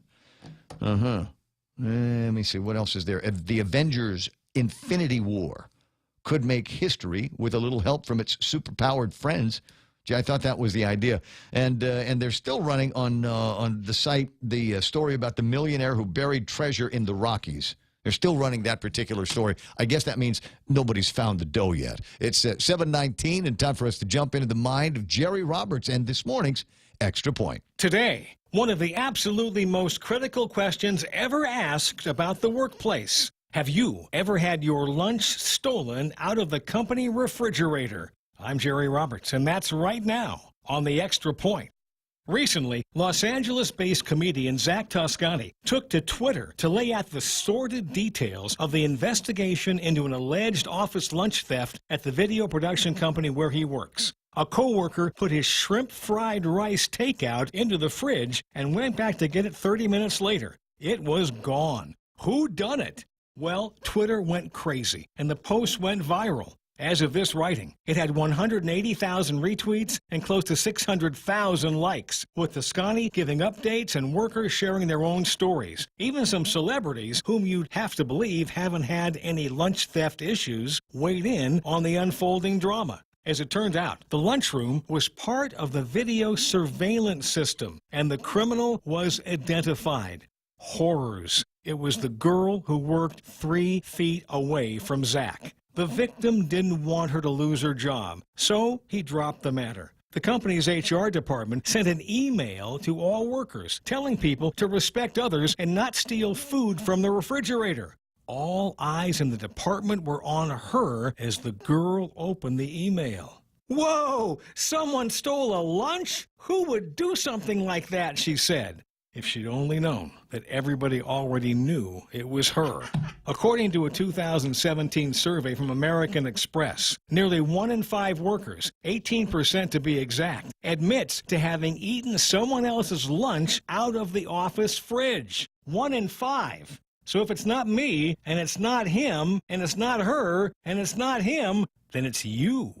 Personally, I've had a few things taken out of the company lunchroom, a sandwich once, snacks a couple of other times. Because I didn't label my bags with my name, I felt it was sort of my fault. Maybe somebody swiped my food, or maybe somebody just cleaned out the refrigerator. I've seen some pretty weird stuff in those things and wouldn't blame them. When thefts have occurred repeatedly, some workers have resorted to labeling their bags with lab specimens or breast milk. We can joke about this, but if you've ever had your food ripped off in this fashion, you'll remember exactly how you felt. Now, if the perpetrator was discovered, it's quite likely that you found it difficult to trust that person again. Let's be honest, that's a natural reaction. This person, once identified to all, is now going to have a hard time, or at least a harder time, fitting in with the office culture. So, have you lost your lunch in this way? Do you have a victim's tale to tell? Call Ray Gibson right now and unload your burden. That's the Extra Point. Get out there and make something good happen today. Just leave my lunch alone. For 93.3, I'm Jerry Roberts. Put your hand on the radio and feel the radio. We've all got that story, don't we? I remember one night I'd lost a can of Mountain Dew at the old in the old refrigerator. We used to have this at KUAM. We used to have this refrigerator in the back, and yeah, people would put their stuff in there, and I didn't think it was a problem. I just had I'd come in every night. I'd have a couple of candy bars and Mountain Dews, like a 6-pack of Mountain Dews, because that was the Ray Gibson diet back in those days. And you don't realize what will happen to you when you crash. You get the peak Mountain Dew, and then all of a sudden you crash. But if you don't have that last one there for the last hour of the show, that's it, man. It's curtains. The original energy drink. Yeah, you're not gonna have the rest of the good show on it. Somebody had swiped my last Mountain Dew, and to this day, we have a refrigerator here. I'm the managing partner of this company, but I don't put anything in that refrigerator. And it's not that I don't trust the individuals around, but I just, I'd just rather not have to help anybody into that temptation. Now there is a way. I think that you can alleviate that. And if you've got this problem in your office, I would suggest that you go to the store and get a can of cat food. and mix it in with some mayonnaise and maybe some relish and put it in a couple of slices of bread and leave it in what? Put it in there. And then when somebody steals it, then you go public and say, listen, we've had some theft issues, and I just want you to know, whoever it was that took the tuna sandwich, you just ate a big can of cat food. Hope you enjoyed it, and then I'm sure that the problem will go away. 7:24 in the morning, and before we take the break, for those of you that are watching on the Facebook Live, something that has been passed along to me a couple of times, most recently by Mark Cruz, and this is is making the rounds among the truckers here on Guam to see if they can identify the rig that is involved in this particular mishap. And it'll take a second to get through. It's about 60 seconds worth of video, but basically what you're looking at is a truck that has got a big piece of heavy equipment on it. It's a bulldozer on the back of it, and it's trying to make its way up a hill. And it's, you know, as you might imagine, big, heavy bulldozer in the back of it, and it's having a hard time making its way up the hill. And in just a second, as you watch the video, the truck is going to give up and start going backwards. And there it is. And can you imagine the horror of the guy that is driving that rig?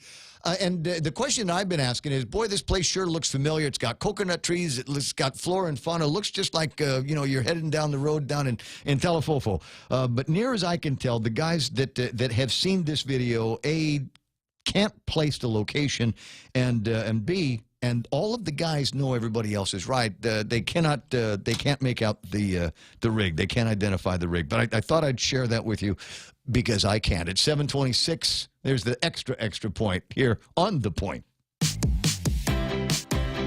Why pay for paper? Go paperless for $3 less. Move into e-billing and reduce your carbon footprint while enjoying an easier, faster, and more secure way to receive and view your bills. No more paper clutter or waiting for the mail. Go green and sign up today by checking out DocomoPacific.com or calling 688-CARE. Why pay for paper? Go paperless for $3 less. Docomo Pacific, better together. Malolo Highway is what somebody is writing in, but we cannot confirm that at this time. I don't know. Like I said, the guys can't identify the truck. Maybe there's still some debris out there, looking to see if there's any debris on the roadways. Doesn't look like it. All those spots that I was telling you about earlier are still in effect, heading through southbound just before you get to the back gate of Anderson Air Force, or the front gate of Anderson Air Force Base. Between 9 and 3, you're seeing some slowdown. Isn't that where the construction is taking place? It might be, huh? All right, and then coming into Route 3, the intersection of Route 3 on Marine Corps Drive, clear through there right now. More traffic than usual on Route 3 as you're approaching the intersection, but it should be pretty smooth after that. Other than that, you don't really have too much to worry about unless you are trying to make your way out of the airport area.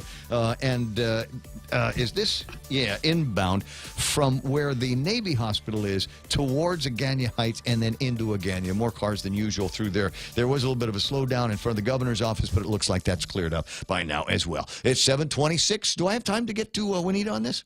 Just real quick, yeah, because Girl Power, Juanita's on the line, and I wanted to give her an opportunity to put the finishing touches on the big Girl Power pancake breakfast you had, and you got another thing that's going on, right?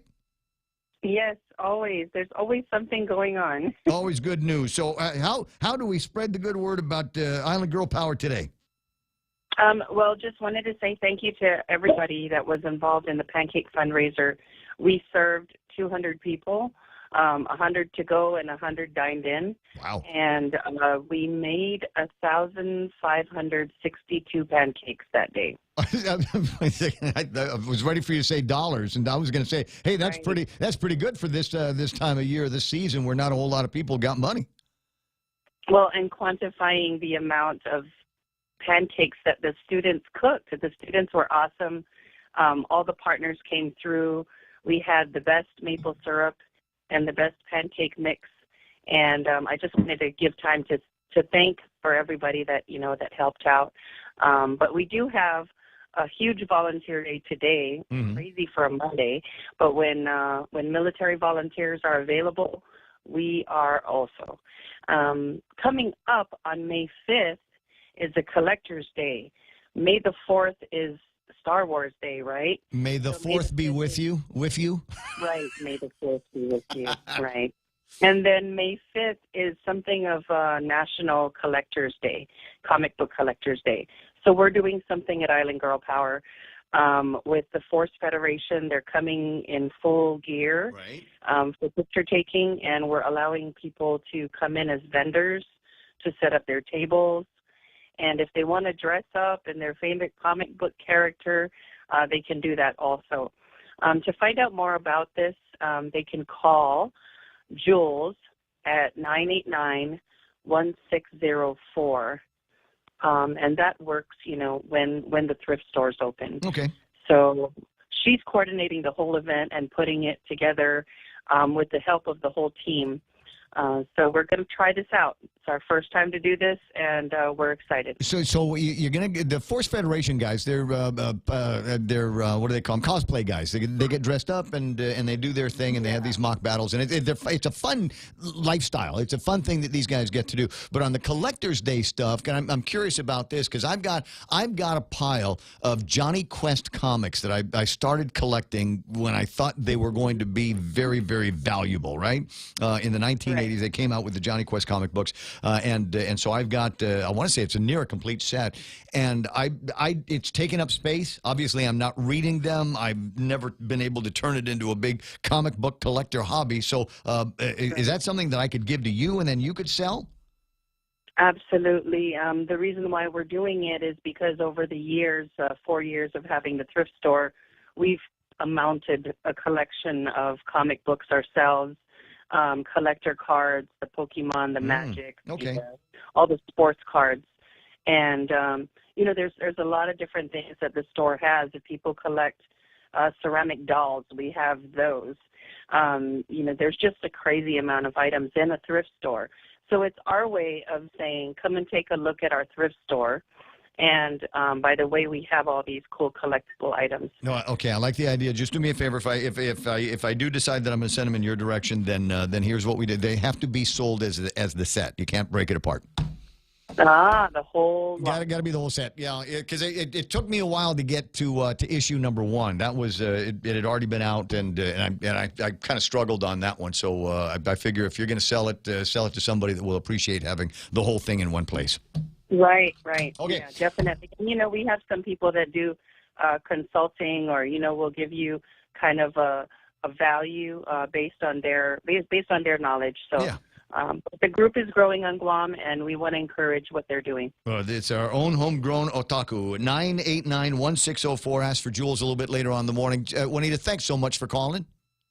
Thank you so much for giving us the time. I always will. I'll see you pretty soon. It's 7:32, almost 7:33 in the morning, and real quick break, and then we got headlines with Kevin Kerrigan next. How'fa-day, my name is James Moylan, and I'm running for a seat as your senator. The people of Guam expect more from their leaders, and I intend on delivering. If given the opportunity, I will bring my experiences in the military, public, and private sectors. I understand that during challenging times, tough decisions and an open mind are needed. Your tax dollars also need to be spent wisely. If you expect more from your elected officials and expect them to think outside of the box, then I humbly ask for your support this November. Thank you. Paid for by the committee to elect James Camacho Moylan for Senator. Carlos Camacho, Treasurer.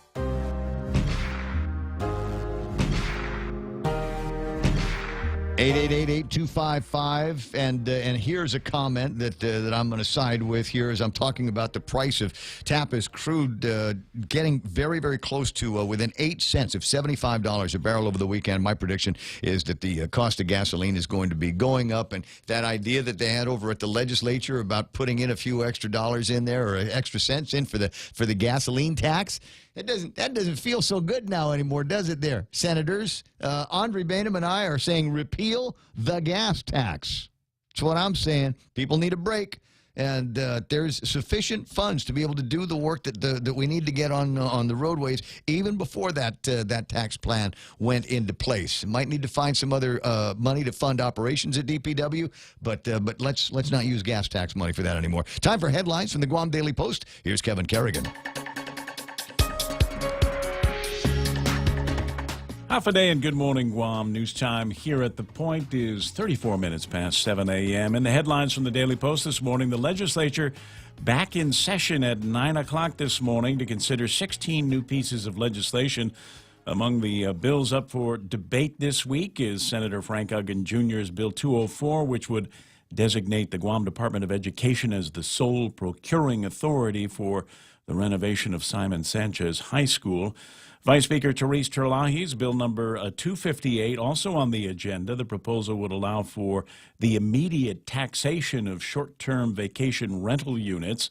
And Senator Michael San Nicolas's Bill number 246 also will get a hearing this week. It proposes to give a 75% rebate to any U.S. corporation that repatriates foreign profits here on Guam, potentially reaping millions in much-needed tax revenue for the island. Passionate gun owners dominated testimony before the legislature on Friday, making clear their opposition to a bill that proposes banning bump stock attachments for firearms. JTM gun shop owner John Sablon testifying against the measure, saying every bill like this is an inch closer to the abolishment of the Second Amendment. A bump stock makes use of a gun's natural recoil to increase the rate of fire. Bill 265 was introduced by Vice Speaker Therese Terlahi, who said the measure is aimed at helping limit the possibility of an incident of mass violence on island and support efforts to protect our schools. Among the few to testify in favor of banning bump stocks was Tano Lizama, who said he is a gun owner who supports the ban. He said he understands the threat posed by bump stocks, and he doesn't think the ban threatens his gun rights.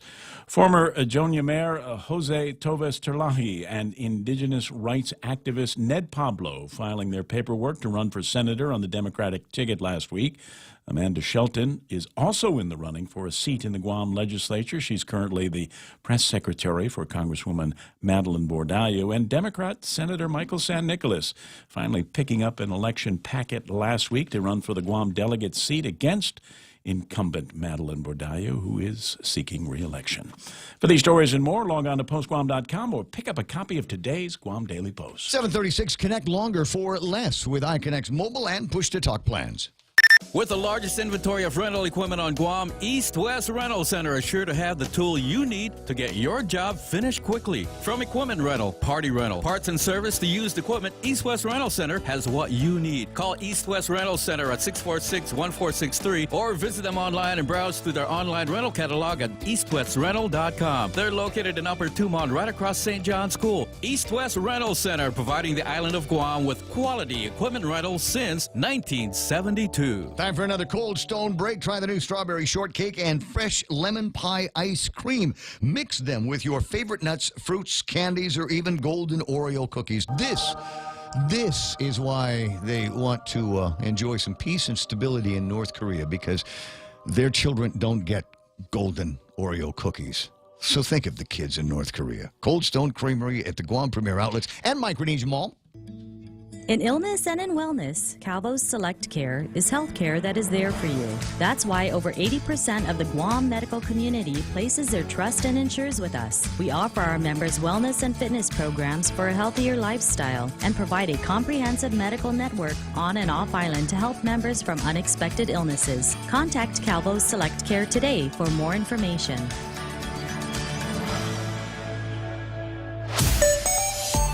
Wait, some more traffic? Let me see. That line of traffic that was moving from Navy Hospital into downtown Agunya has cleared up. I don't see too many places where traffic is actually stopped right now. There's some places where it's slowing down decent in front of Guam Regional Medical City. And as you are making your way up Route 16, coming back into Route 16 from Micronesia Mall, there seems to be a bunch of traffic that's starting to build up in front of the intersection to the Micronesia Mall and the bakery on one side.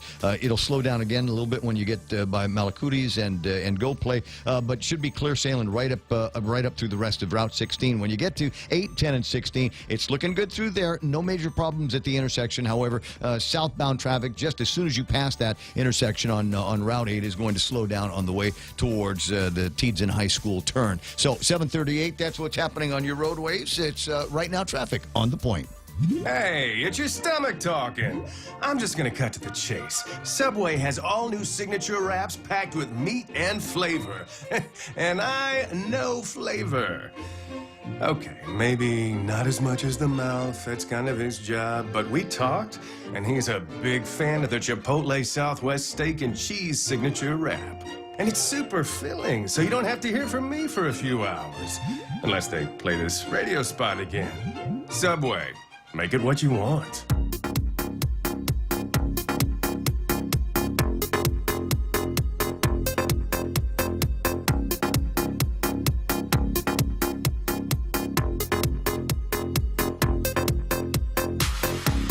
Yes, repealed the gas tax. I was never in favor of that. We'd gone through some pretty rough times a few years ago with the price of gasoline. You remember when it was starting to feel like it was going to be $5 plus?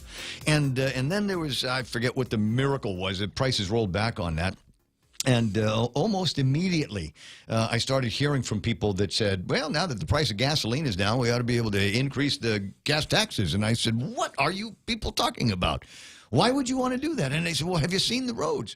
Well, they said, yeah, I see the roads. I drive on the roads every day. I can tell you, because I run by all of these places where some knucklehead in the middle of the night was tweeting or drunk and went flying off the road and has now made a divot in the barricades and in the chain link fences that we have. And there's some horrific stuff that you see there, in the aftermath of some of these things. And it just amazes me that nobody dies in some of these wrecks. I guess that's what the safety gear is for. But they never go back and replace the safety gear. It's always one of those things. It's like finding junk in the boonies, and we know whose it is, but still nobody goes out there and cites anybody to clean it up and to take care of it. So we've got that. I think there's money there. We just need to appropriate more money for operations so that they're not using the tax monies on that, so that they're actually using them to fix up the roadways and all of those things. And we'll get the labor to get it done. There is another home run that got hit over the weekend. I heard about this on Friday night and thought, you know what? I'll ask Greg more about it when I get in on Monday morning. But I heard that there was another 300 plus visa applications were approved. Greg? Yes, sir. There was another 300 some.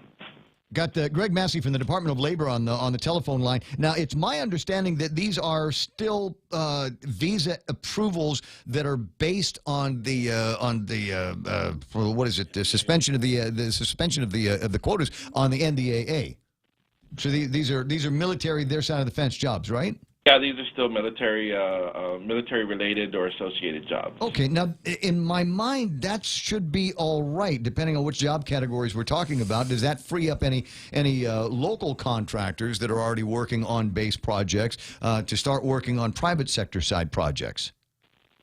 Well, hypothetically, but it would take, that's really the call of, the construction company, whether they want to, and it all depends on what skill sets. I mean, you could have a bunch of different workers for, like maybe you've got electricians and, operators, and if you only bring in masons and carpenters. So, but hypothetically, it would free up some of the pressure so that, they could possibly take on jobs outside. Yeah. Well, do me a favor. Just kind of have somebody eyeball some of those numbers if you're able to, or have some conversations with some of the contractors that you talk to on a regular basis, and see if something like that is actually happening. Because that would be the silver lining in the cloud as we wait out the next batch of applications that have gone through. And my understanding is there are already a number of H-2 visa applications that have gone through that are not for NDAA projects. Well, they're in the process of applying. I understand that there's one company that through that GCA lawsuit that may have filed late last week. So in the next couple of weeks, we should see what the results of those are, whether or not there's pushback from U.S. immigration or whether they approve it. Yeah. Well, that I'm sure you're not the only ones watching that. The contractors aren't the only ones watching that. I'm sure the lady over at the court is watching to see if there is any kind of pushback, if there are any kind of issues associated with those applications, what those are going to be, and maybe it could be cause for another hearing or two over at the big house. Yes. Right. Yeah. It's like apples and oranges. The NDAA exemption that was done, that's a change in federal law. Right. that's a little bit, I guess, a little bit more stringent, I guess, for the federal government because they have to follow the law. Whereas the lawsuit, there's an injunction in there, but it's just one piece of the puzzle, So we'll see. All right. Well, as I said, that's something that we ought to know about in the next couple of weeks. We'll see what happens mid-May, towards the end of May, on where those applications are. And again, those are the ones that had gone through as part of the hearing, as part of the court case. And then are there other applications for H-2s that are unrelated to the NDAA and unrelated to the court case? No, right now, no. The past 2 years has created a chilling effect where, contractors don't want to go and spend the money, I guess, it's expensive. It's expensive to file. And if you're almost guaranteed getting a denial, right. It's really, unless you've got some level of certainty that you're going to succeed, it's almost like, it's like throwing money away, basically, to try to do these filings. Right. Yeah, applying, knowing that there's a very good chance that you're going to get denied. Frankly, it might be better to take that money and do some, quote, local workforce development, right? Yeah, well, everybody's doing workforce development right now.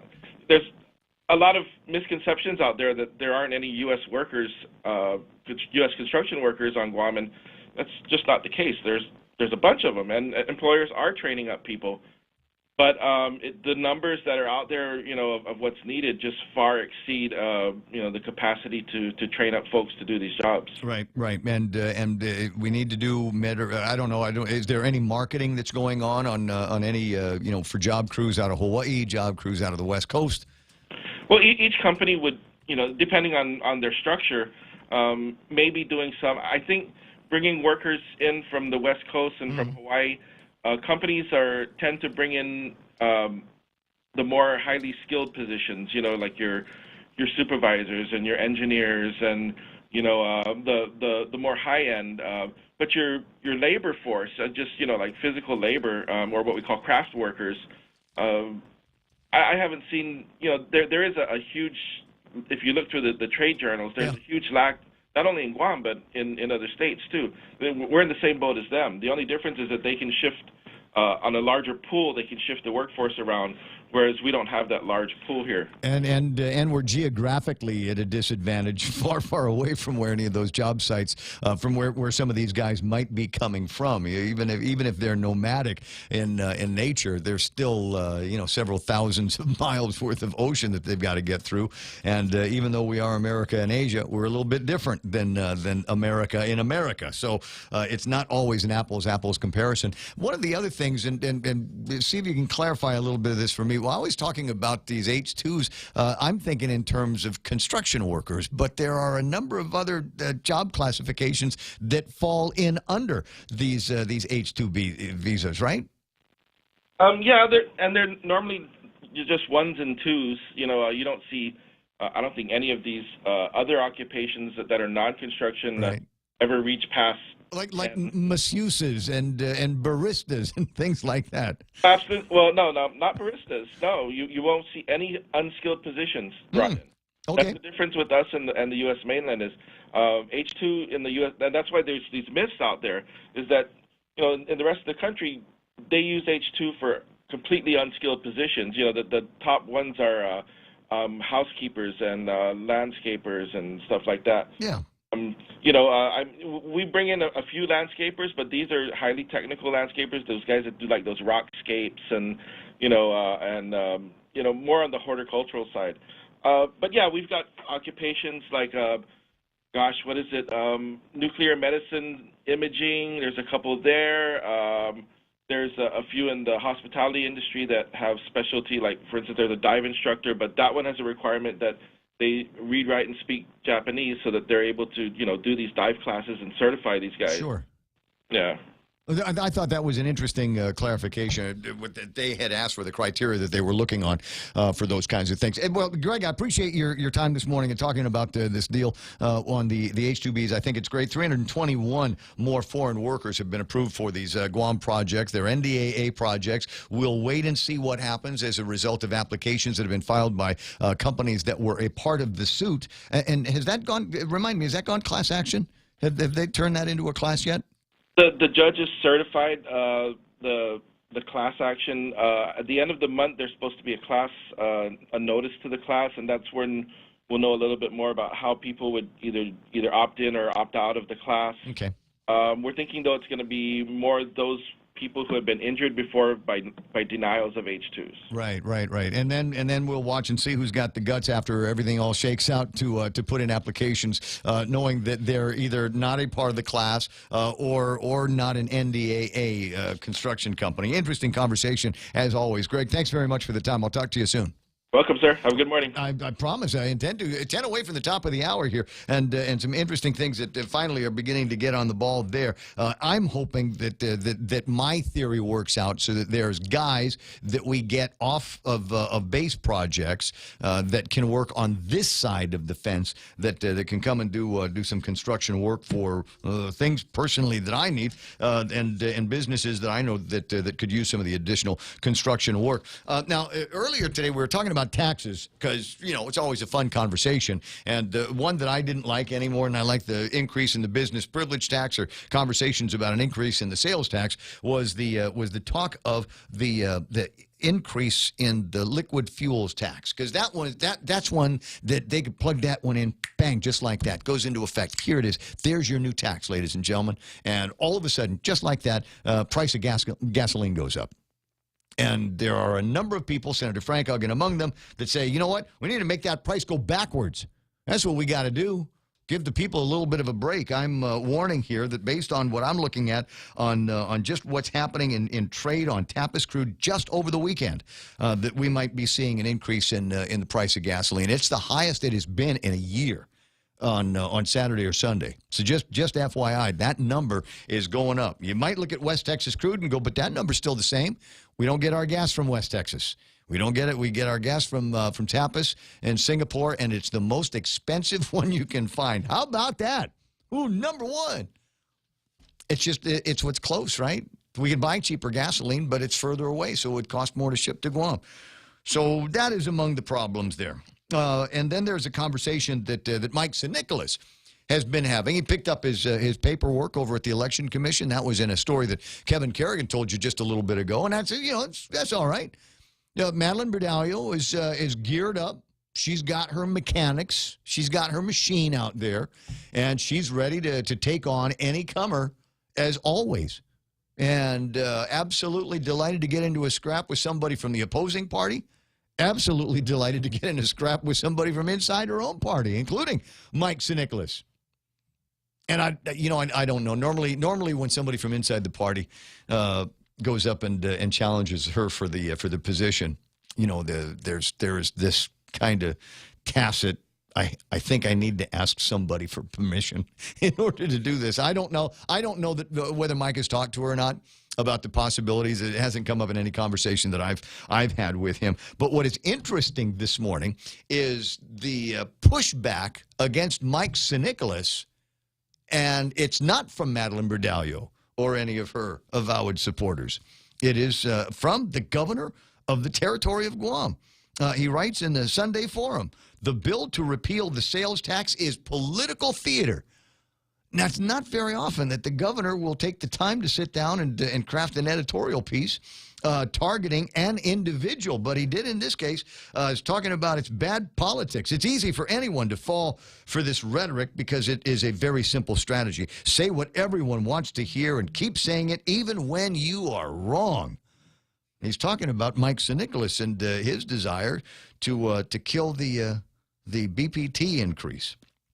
He calls it bad politics. He says in touting his new bill to repeal the sales tax, authorized in PL 3487, Senator Mike Sinicolas has, for the most part, remained silent on the plight of the Guam Memorial Hospital and the people who rely on it. Why is that? Perhaps it's because Sinicolas realizes he has never done anything meaningful to help GMH and the thousands of non- or underpaying patients it cares for year after year after year. If Eddie said that about me, I don't think I'd be able to sleep tonight. Well, I would. Might take me an extra minute or two to fall asleep.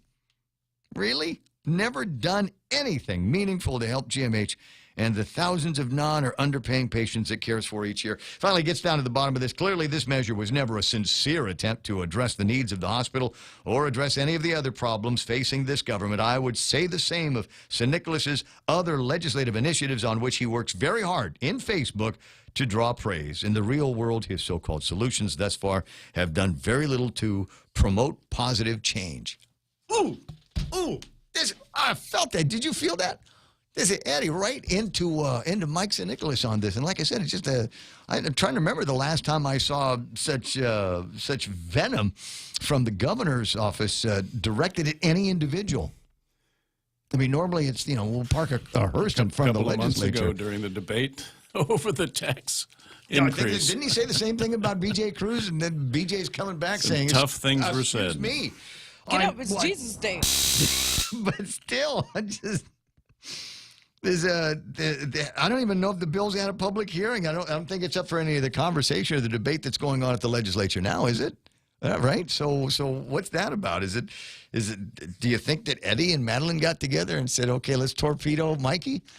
Maybe that's what's going on. I don't know, but it's going to be interesting in the next to see what the reaction is here. There's a couple of claims laid out that Mike doesn't care about the hospital or the thousands of non or underpaying patients it cares for year after year after year. Well, here's a thought. How about if you run up a bill at Guam Memorial Hospital? How about if you pay for it? It's not like school. It's not free. There's doctors there. There's medicine. There's air conditioning. There's elevators. At least one working elevator. And it'd be more of them if people would just pay their bills a little bit more often when they get to the hospital. Well, I know it's tough. Accidents will happen. Somebody will plow into your car and send you and your family. I read about this last week. Is there somebody did I read about it or somebody tell me about it? It runs together in my head about this family that got into an accident with somebody driving a car. No license, no registration, no insurance, and they're holding the bag on everything. They got to get the car fixed. Everybody had to go to the hospital. The hospital charged them. They got to pay the hospital, and so it's a lousy situation all around. Benita Manglonia has got some problems with teeth on it. Don't know if you saw this one here. The major dilemma at Guam Memorial Hospital. They talk about the thousands of non-paying or underpaying.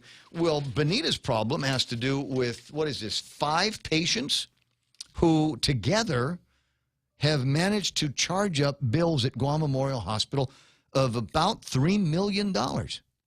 5 people, just 5 of them.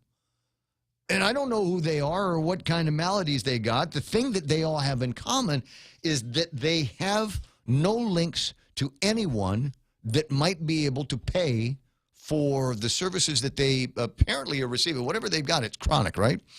And it doesn't seem to be going away anytime soon. So the problem is that there's nobody there that can cover the bills. They don't have insurance. They've run out of MIP. They've run out of Medicaid. They've run out of every other viable service that might have been put in place to cover the nut in their treatment at Guam Memorial Hospital.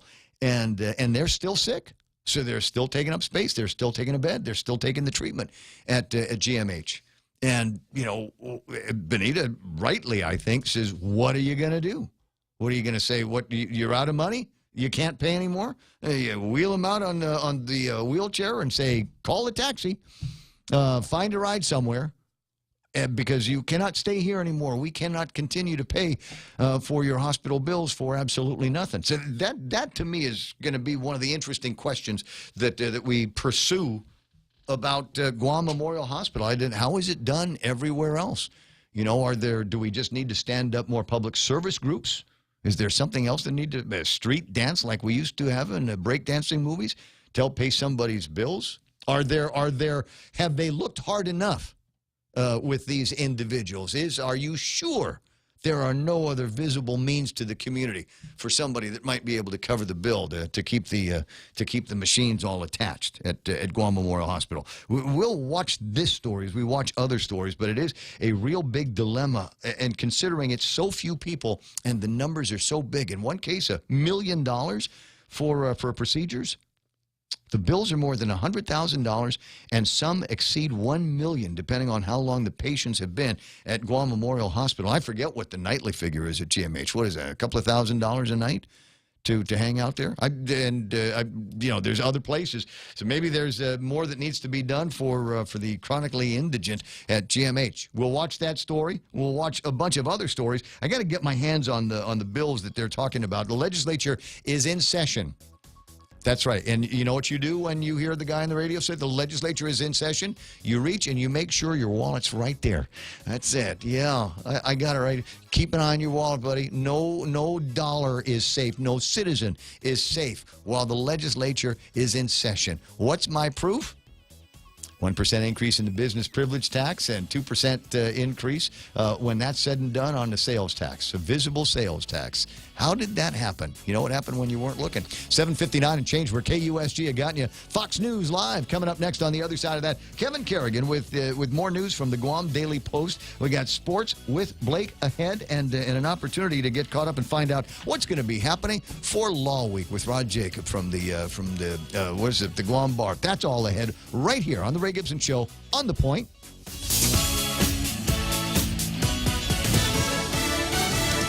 Saving lives. I'm Paul Stevens, Fox News. It could have been much worse. That's according to police and others praising 29-year-old James Shaw, who stepped in during an early morning shooting in Tennessee at a Waffle House restaurant that killed 4 people. I hit him with the swivel door, and then the gun was kind of jammed up and it was pushed down, so we were scuffling.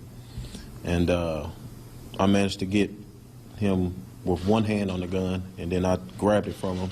I threw it over the countertop. The suspected gunman, 29-year-old Travis Reinking, still on the loose. He was previously arrested back in 2017 by the Secret Service for trespassing and being in a restricted area near the White House. Police think he may still be armed. Gas prices up 9 cents a gallon over the past 2 weeks to a nationwide average $2.83 for regular. It's according to the Lundberg survey. The high in this panel of cities, San Francisco, $3.68 for regular, and the low was Baton Rouge at $2.45. Oil and gas analyst Trilby Lundberg. Gasoline on average now 37 cents a gallon higher than it was a year ago at this time. President Trump and the First Lady hosting French President Emmanuel Macron and his wife for a private dinner tomorrow, a state dinner on Thursday, and Macron's also set to make an address to Congress on Wednesday. President Macron saying he and President Trump are alike. We have a very special relationship because both of us are probably the maverick of the systems. On both sides, I think President Trump's election was unexpected in your country, and probably my election was unexpected in my country. And we are not part of the classical political system. President Macron on Fox News Sunday. U.S. Ambassador to Canada Kelly Craft saying today that President Trump is leading international efforts to persuade North Korea to give up its nuclear weapons. Ambassador Craft making that statement as foreign ministers from the G7 began meetings in Toronto. Fox News, fair and balanced. Normally at this time we'd go into a break with the Fox News and tell you a couple of other things, but it is important enough for me to break into the newscast to tell you this. There is an accident right past Guam Regional Medical City. 3 cars involved. Police are on the scene. It is one lane headed out of NCS only. One lane headed out of NCS only. Traffic also backing up southbound as you're making your way into that intersection, and then it snags just about everywhere else. Coming out of Dededo, into Marine Corps Drive until you get to St. John's in front of the Guam International Airport. And the only other thing that I need to tell you about is traffic moving into and out of 8, 10, and 16 on Route 8 is beginning to snag as well. 801, watch out for the traffic. Seems to be biting back this morning. I'll be right back with more Fox News in a little bit.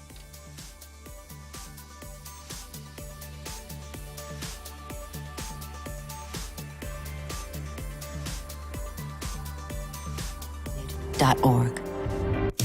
The U.S. Supreme Court ending its year with arguments on a controversial Trump administration move. As has become the Supreme Court's custom, the term's final arguments will be among the most closely watched. The justices Wednesday will consider President Trump's travel ban. At issue, a 2017 executive order limiting travel from several Muslim-majority countries, plus North Korea and Venezuela. Previous orders have been blocked by federal courts. What the justices must decide is what authority the president has to suspend or restrict entry from some countries companies into the United States. Then there's a question of the Constitution's Establishment Clause that prohibits the federal government from favoring one religion over another. In Washington, Jared Halpern, Fox News. At least 57 people are dead, over 100 others wounded after an Islamic State suicide bomber struck a voter registration center in Kabul, Afghanistan today. That explosion echoing across the city, shattering windows miles away and damaging several nearby vehicles. A cartoon celebrating the life of former First Lady Barbara Bush going viral after one of her grandchildren posted it on social media. The viral cartoon shows Barbara Bush in heaven, complete with her unmistakable pearls, white robe, and white wings, arms wide open in a welcoming gesture. She's excitedly yelling, "Robin!" Running toward her in the picture is a little blonde girl, arms also out with a little halo, and she says just one word, "Mama." Marshall Ramsey did the piece for the Jackson, Mississippi Clarion Ledger, a nod to the 3-year-old child the Bushes lost in 1953. And I thought about that one moment that probably absolutely ripped her heart out was when they lost Robin. It was posted online where it quickly struck a chord with people, including Mrs. Bush's family. Within an hour, Jenna Bush Haggard got a hold of it and it on her Instagram. Barbara Bush was laid to rest yesterday in Houston. Tanya J. Powers, Fox News. NHL playoffs, Pittsburgh downs Philadelphia 8-5. They win that series in 6 games. Paul Stevens, Fox News Radio. One person's trash can be another person's treasure. Instead of discarding unwanted clothes, tools, or appliances, try selling or donating them. This aids in reducing waste and preventing usable items from going into landfills. But above all, you'll be helping others in need. Catch more Clean and Green Living tips every day and get inspired to make a cleaner, greener effort in your community. Happy Earth Month from the stations of Choice Broadcasting. Brought to you in part by Denny's of Guam. America's diner is always open. Like and follow Denny's Guam on Facebook. At Micronesia Renewable Energy, values matter. So all of their solar energy systems come with guarantees and the most value. No shortcuts, all quality. It's giving you that solar energy system at the best price. It's using highly efficient solar panels with typhoon-proven racking, built by highly skilled local technicians, so your system performs and saves you money. It's total peace of mind all the time. Not all solar companies are created equal. For experienced quality solar, it's MRE. Call 632-2613. MRE, the smarter choice. Stop by any Circle K today and overload your For Real. It's simple. Pick out your favorite For Real shake, blend it, and then mix and match any 2 toppings for only $1. Overload your For Real with a variety of sweet treats like Oreo cookies, gummy bears, classic M&Ms or peanut M&Ms, and Reese's peanut butter cups. Simply add them to your For Real shake for an overload experience and enjoy. For Real Overload, only available at participating Circle Ks. Circle K, take it easy. For over 55 years, Community First has served our island as a full-service financial institution. And now, we're proud to introduce the new Community First Student-Run Credit Union, open in Manila on Route 10. Guam's first student-run financial institution, which means it's operated by college students like us, ready to serve all our members, existing and new. We're just down the road from UOG and GCC. Community First Guam Federal Credit Union, now open in Manila. This credit union is federally insured by NCUA. Security Title is honored to join in sponsoring Ray Gibson on The Point. Buenas and half a day, Guaho si Clara Menglotnya of Malolo. And this is where I start my day, listening to the voices of our community and sharing thoughts about issues that affect all of us. It all boils down to our people and our land. Protehi itanotmu, protect your land. When it comes to your family land, remember to call the professionals at Security Title, just like you call Ray Gibson in the morning.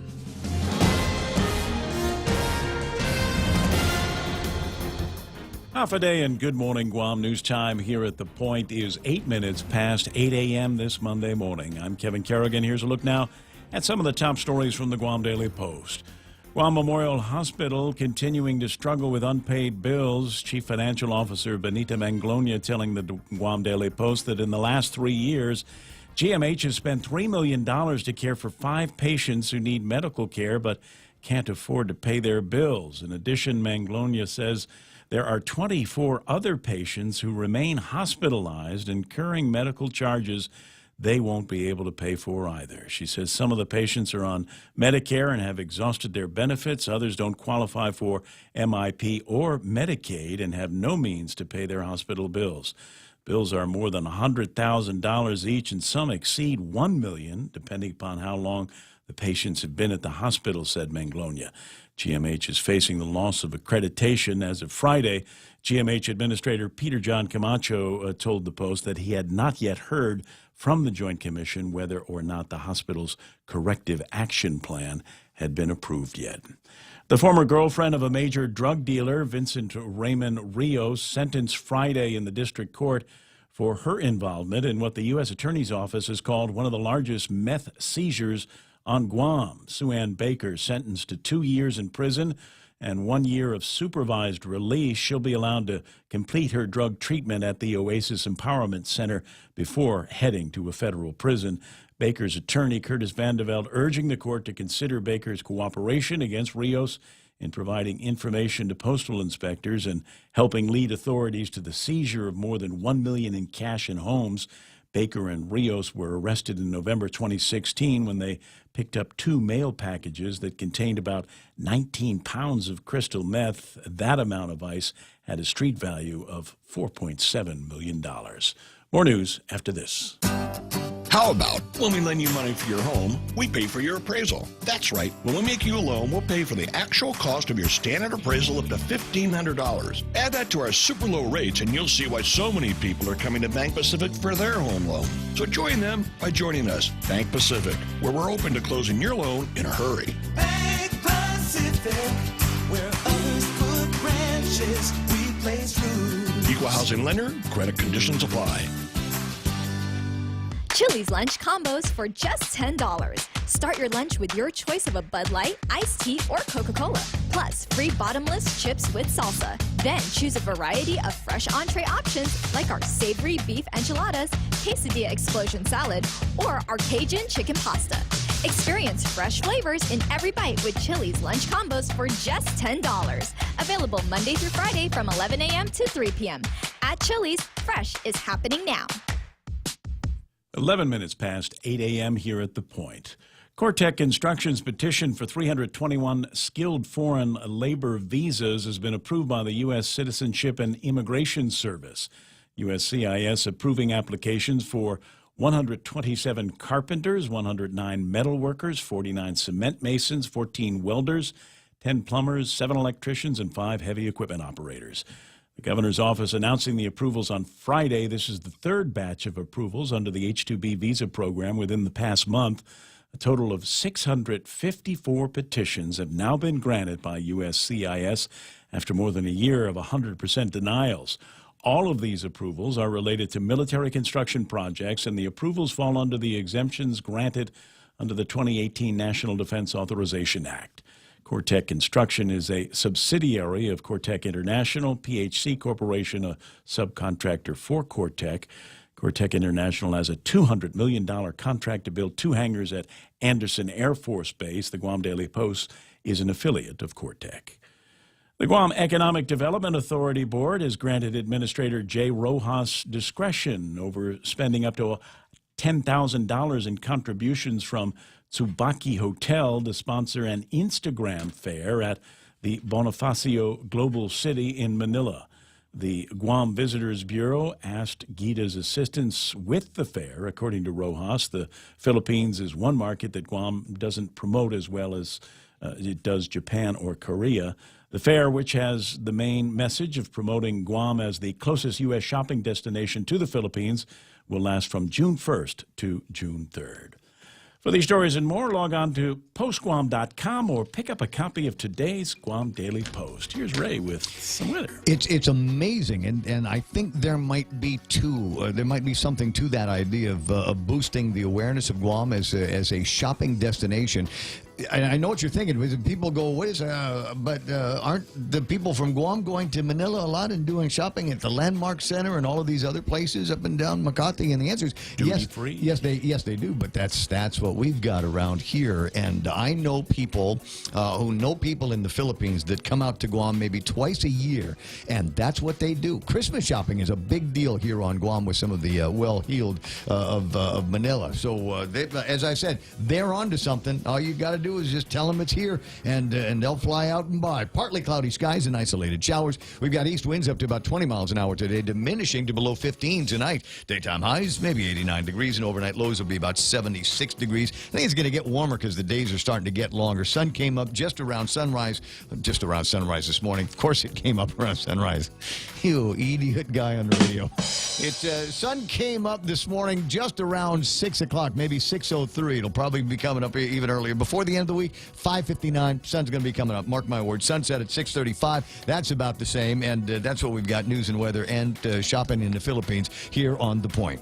Summer's right around the corner, but first shifting to spring with Triple J. With 0 down, 1.9% financing, and easy trade-in, now is the time to buy. Get into our big boy truck, the Ford F-150, starting at $217 per paycheck. Car and drivers 10 best, Mazda CX-9 at $242 per paycheck. The Mazda 3 sedan at only $137 per paycheck. Or the North American Car of the Year, the 2018 Honda Accord at only $216 per paycheck. Visit us online at triplejguam.com and get pre-approved instantly. Some conditions apply. See dealer for details. Triple J Auto Group. Customers first. Portions of the program brought to you by King's Restaurant, serving Guam favorites to families like yours for over 40 years. King's Restaurant, always open and always local. Yes, money is something we should talk about and plan for and use to make life better. It's how we make our giant leap from where we are to where we want to be. So let's talk together and work together to check off shiny new kitchens, fully nested dorm rooms, and bucket lists with more countries than our passports can hold. Let's check them all off together.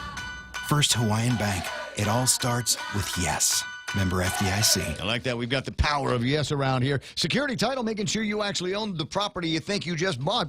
Sponsor portions of the Ray Gibson Show.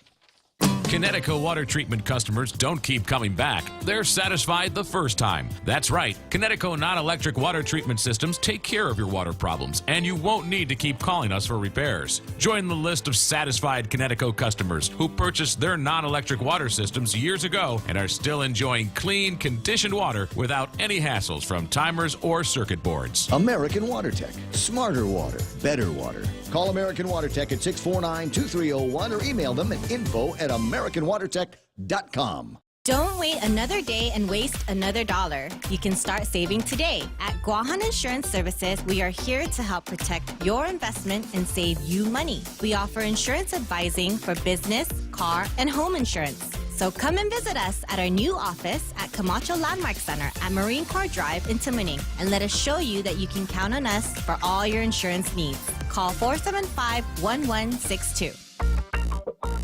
The Ray Gibson Show. Any speaker, anytime. Call now. 888-TALK. That's 888-8255.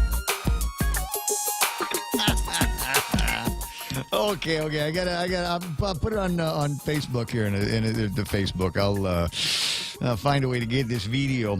So my brother sends me a video on the family WhatsApp. So if I do this right, I'll be able to. Don't put the audio on the video up. We don't want that part there. But let me see if I can get this video to playing in the thing. And yeah, I can. Okay, so let me just back that up and stick it in the thing, and we'll go ahead and play a music piece in the background so I can describe what's going on for the viewers, and I'll just leave that up there for a little bit and send it to some of my usual suspects. Trust me, you'll be able to see what's going on. Guy gets out of the car, he's doing some dancing, and the car is moving along kind of under its own power, and he realizes that the door's locked, and now he can't get back into the car to stop it. Something is being typed in Chinese, and my guess is even if I could understand what it was that is being subtitled here, I probably couldn't say it on the radio. What a drama! What a calamity! What a weekend it was, ladies and gentlemen. Welcome back to the Ray Gibson Show. If you're just tuning in, you've missed a lot. You remember in the first hour we were telling everybody how they discovered oil underneath Marine Drive and we're all going to be rich, and then there was the about 7:30 or something like that. We had a guy that called in. He'd figured out how to make gold out of some of the BS that's coming coming out of the government. So I think we're going to be rich beyond our means here before too much longer. What are we left with? I'll give you another look at traffic. And we don't need the traffic report bed behind it. I just want to let you know that it's ugly on the way out of Route 3 this morning. Apparently a 3-car accident. Police are on the scene, and it looks like it might finally be clearing up a little bit as you get closer to GRMC. Or it's possible that it's just one big long backup, and it's just one thin line of traffic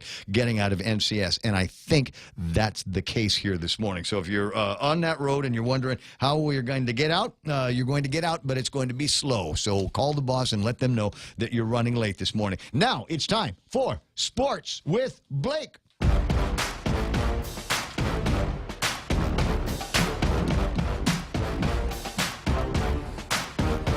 I was going to watch sports this weekend, but I found Godfather on Netflix, so I watched that instead. That's on Netflix? It's like Yeah. the same thing anyway, right? Yeah. Kinda. I love Godfather. That's Did great. you know? Leave the gun. Leave the gun. Funny, Take the cannoli. funny, interesting story. Did you know that Burt Reynolds was actually he was slated and wanted and was going to play Michael. Michael? Yes. The only reason he did not is because Marlon Brando said that if Burt Reynolds had anything to do with that production, he would not. So Pacino got the role. Brando stayed. Reynolds went on to do Cannonball Run or Right. hook up with Sally Field or Sharky's something. Machine, though. Sharky, if you ever get a chance to watch Sharky's Machine, awesome. Just awesome. Burt Reynolds? Burt Reynolds. Is that in your favorite one? Probably, yeah. Yeah. I like Longest Yard. I like Smokey. It's got the Crusaders doing street life in the beginning of it. Just awesome. He's got this massive gun. He's got to save a prostitute. I mean, he loses a finger on a boat, maybe 2 fingers on it, but just absolutely, it's one of those shows that, and you go, the guy did have range. I mean, it's maybe not Godfather range, Right. But he had some But who range. knows? Because, I mean, if you think about it, if you think Burt Reynolds, like, when was Godfather made? 72, 73, somewhere 71? Somewhere around there? Something Okay. like that, yeah. So if you look at Burt Reynolds, if he would have gotten that, who's to say that Smokey and the Bandit would have come along, Cannonball? You know what I mean? Like, I don't know if he would have gotten. Pacino would have been in Smokey and the That's Bandit. what I'm saying. Now, that would have been I funny. don't know if Burt Reynolds would have went the, for lack of a better way. I mean, because I do love all of his stuff from that time period. But for lack of a better way of putting it, who knows? Who's to say that he would have gone the cheesy way? And maybe he would have gone more serious if he would have gotten The Godfather. Maybe that would have inspired him to become more of a classically trained thespian. Deliverance. Yeah, Deliverance. That's a good one. There you go. That's a good one. A lot of range in that one too. We got sports, right? They already played the music. What do you got? Is there anything? Yes, a few things. Get these out of the way. So we had the Marianas Open held over the weekend at the FD Phoenix Center. Reigning champs Felipe Pena and Isaac Bahanes win the heavyweight and lightweight blackbait titles, respectively, at the Marianas Open over the weekend. And elsewhere, UOG men's soccer out at GFA continued their streak. They defeated Eurocar FC in the GFA Budweiser Premier League. With some goals to not enough for the other team. That was the final score there. And elsewhere, the Team Legacy, it's the internet. I'm getting pinwheel of death, Ray.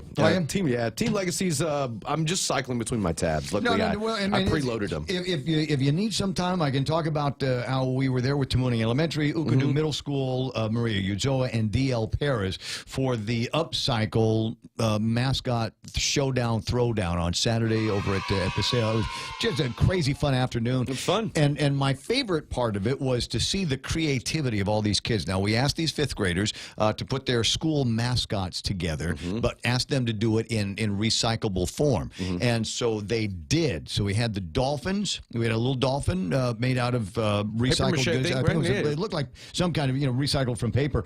And then we saw some real competition with the Tamuning the whale. Yeah, that's who they are. The whales. And their whale was made out of pull tabs and different parts, and they painted everything blue. This is one of those things. They made it out of recyclables, but I guarantee it's not going to get thrown away. My understanding is the teachers at Tamuning Elementary they're all like mixed martial arts against each other to figure out which office is going to get this. Going to go in the office, going to go in the library, going to go in the teacher's lounge, but it's never ever going to get thrown away. All right, so that one looked good. The Fanihis over at where were they? DL Paris. Paris, yeah. DL Paris, just an outstanding thing that they did. They took their Fanihi mascot and They also tricked it gave us out. a show too. They chanted. They did. They did an outstanding chant. And then Ukadu Middle School with the Maria Ujoa. the With Carabao. Made out The gold Carabao. What was that made out of? It looked like trikes and bikes. There Yeah, was I'm saying, it looked like a bicycles. tricycle and Like a couple and another- bicycle frames and looked like a set of handlebars for for the rack of the Carabao. So this is going to get bigger. Next year we're going to get bigger. We're going to make it. We're going to see if we can get some more schools involved and bring up. Peggy Denny was down there. We had bouncy things. We had the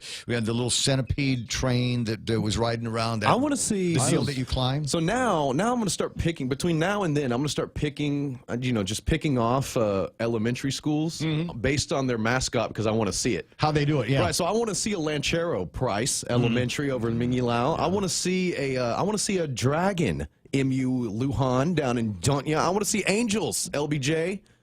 It's the All coolest out of- thing. yeah, it's very the coolest cool. thing. And I'm sure that some adults, provided some kind of inspiration, a little bit of construction tippery, but otherwise, all of this stuff put together by the kids.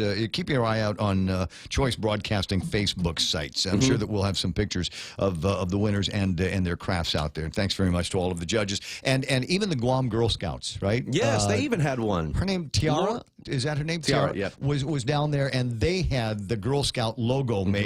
Which is like what? It's like a green diamond shaped, and I know like if you look at it, it's like two girls' faces, like from the profile, right? Kind of like together. Is it? Yeah, I think so, but it's green, and they did a very interesting job. They basically flipped over some like 20-ounce soda bottles, empty soda bottles, and they, and as y'all saw, they painted them green, and it was, and I guess they kind of held it up with a little form, it was very, very cool. But what they were holding it up with was empty boxes of cookies, of Girl Scout cookies. Very I'm going, misleading, where- girls. What is that? Says, well, we have some at the office. Tiara says we have some at the office. Well, maybe, huh? 8:24 in the morning, and it didn't look like it was otherwise a big weekend for a whole lot of sports activities. The Earth Day activities, I think, and the Banana Festival, I think, were front and center in a lot of people's calendars. I was there yesterday, by the way. Actually, I had a fun-filled weekend. I was down at the Banana Festival. The first one, Ray, I was down there, no joke. I pulled up at about 10:07 Sunday morning to the Banana Festival. I got For the great whole thing. Got great parking. Wow. So for me, I got good parking at the beach place, and then spent the afternoon after I got my I have these really cool running shorts. They're splits. And they're basically hot pants for guys, and I really like running in them. Yeah. But my tan went about 3 inches from where the hem of the hot pants are, and so I want to spend some time at the beach and try to Even it out, that right? thing out. So now it's just tutti frutti. It's brown and then red and then white. It's a sight to behold. But I think I might be able to get this in time for the next big race. And then I watched the. Your legs look like Neapolitan ice cream. That's exactly Nice. what they look like. Yeah. So there's that. 8:25 in the morning, and then the rest of it. You want to go back to talking about The Godfather? I love that movie. Yeah, sure. You can all day long on that movie. I'll tell you this. Can I? Well, now, Why mind you, did Paulie have to die though? I don't know. Did they actually Spoiler have alert, something on geez. Paulie? Yeah, they did. Paulie was the guy that He tattled. wasn't there. Nobody wasn't Yeah, there. he the day wasn't they there got the to old protect man. the old man. That's Yeah. right. He tipped off the bad guys. Yeah, in This is crime world, they call that a snitch. This may be a little sacrilege, cinema sacrilege, but I did not see The Godfather in I think the first time I saw The Godfather was within the last 4 years. Okay, there's nothing. I'll just say. 4 or I'll 5 just say it years right for the now. first time? Then no, that's fine. And you'll watch it every single time. And every single time you watch it, you'll find something new. You'll find a new subtle nuance. You know what? And I'll give you this one. It was maybe just in the last 3 years that I've watched the entire Sting from the beginning to the end. I just never thought I would be that much interested in it. But you've got Paul Newman in there, you've got Robert Redford in there, and an incredible cast of characters. And it's one of those things where you could not have done that movie it wouldn't be the same movie if you swapped in or out anybody different. You couldn't make the Casablanca or The Godfather or The Sting with different people in it, and it would be different somehow. Was The Sting after Butch Cassidy and the Sundance Kid? Did they make that one together first, or did they make The Sting first? I don't know because I think Butch Cassidy was the 60s still. 69? Butch okay. Cassidy so was it was first. Okay. All right. Okay. The Sting was 73. Okay. I remember watching Butch Cassidy and that last scene where they're running out there facing off it's the against the best. Mexican Army. It is the best. What a great way to end the show. And that's the way we're going to end sports today. We'll get caught up, and I'm sure there'll be some other IIAG activity that we'll talk about And that will tomorrow take we place got to tonight. talk about Helena Garcia. She is we've talked about her kind of here and there with soccer, with rugby, but she did something over the weekend that was pretty incredible. So we'll talk about that tomorrow. I'm going to save it so I can give Helena all of her accolades at once. Did she set a world record for putting the biggest number of golden Oreo cookies in her mouth? No, I don't think so. She's a top-level athlete, so I hope for her conditioning purposes she is not shoving Oreos down her throat. But hey, maybe she is to I'm fuel just up. saying, Maybe she's carving up. it's, Maybe, you got options here for greatness all over the place. 828, that's Blake. My name is Ray, and as James said, you broke my heart, Fredo. You broke my heart. Every time I travel, there's something from home that I can't leave without. I take my Docomo Pacific Data to Go to share my stories in Taiwan, check subway routes in Tokyo, be my food guide in Hong Kong, meet new friends in the Philippines, make updates in the States, find my way around Korea, and check out all the cool shows in Singapore. It's the data I have in all the places I love for only $10 a day. Data to Go from Docomo Pacific. Better together. Last look at traffic. Well, I say the last look at traffic, but I might stick a couple more of these. And it's been a fairly busy day out on the roads. Was it raining? Is that what happened? Is a lot of rain falling down on everybody? And that might be the root cause of the accident on Route 3. That should still be in effect. I'm still seeing a line of traffic trying to make it through that intersection onto Marine Corps Drive. Once you do, though, clear sailing right up until you get to about Two Lovers, about to where you get down into Tumon. And then it slows down until you get to St. John's, and then everything is as usual here. Other than that, don't see anything up north. Don't see anything further south. Route 10 near Mangilao, near the schools, university, and GCC might see a little bit of a snag moving through the intersections down there, but nothing to write home about. That's right now traffic here on The Point. As we journey through the new year, we here at APL continue to find ways to better deliver our island's resources with innovative and cost-effective solutions, lending our helping hands by carrying your freight safely from the U.S. mainland or anywhere in our global network. We humbly honor the opportunities to continue to work and connect with you and your business. We are APL, and we are here for you. In this divided world, there are still a few things that unite us. The thrill of an exciting championship game. Fires to the end zone. Touchdown! The sound of great music. The Grammy goes to... And the love we have for that perfect burger. Ruby Tuesday Guam presents to you For the Love of Burgers menu. For a limited time, we want you to put down that fork, tuck that napkin in your collar, and go for broke with an amazing burger for just $11.99. 8 burgers to try, and time is a-wasting. Ruby Tuesday Guam lunchtime. See you soon.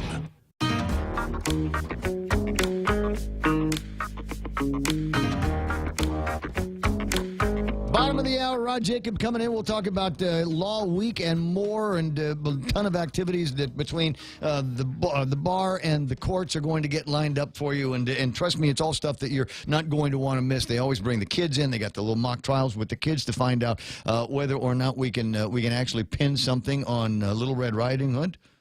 Hey, it's doable, right? And the 3 little pigs versus the wolf. Was the wolf really in the wrong on that? You know, if you got a convincing lawyer, benefit of the doubt, that's all you got to work on.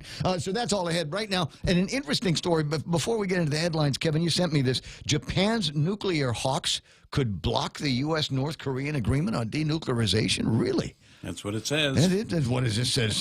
That's interesting that they would want to do something like that. I got to get the rest of the story and see who it is that might be putting the kibosh on the concept of, I don't want to say denuclearization. They're not denuclearizing. They're going to keep it. They're just saying we've completed our program. We're finished. We now have the inventory. We got all the nukes we need, right? Yeah. So yeah, we're big badass nuclear guys now, and that's all there is to it. But they're not going to be handing them over to Donald Trump anytime soon. I got to hand the microphone over to Kevin Kerrigan, let him take care of some headlines.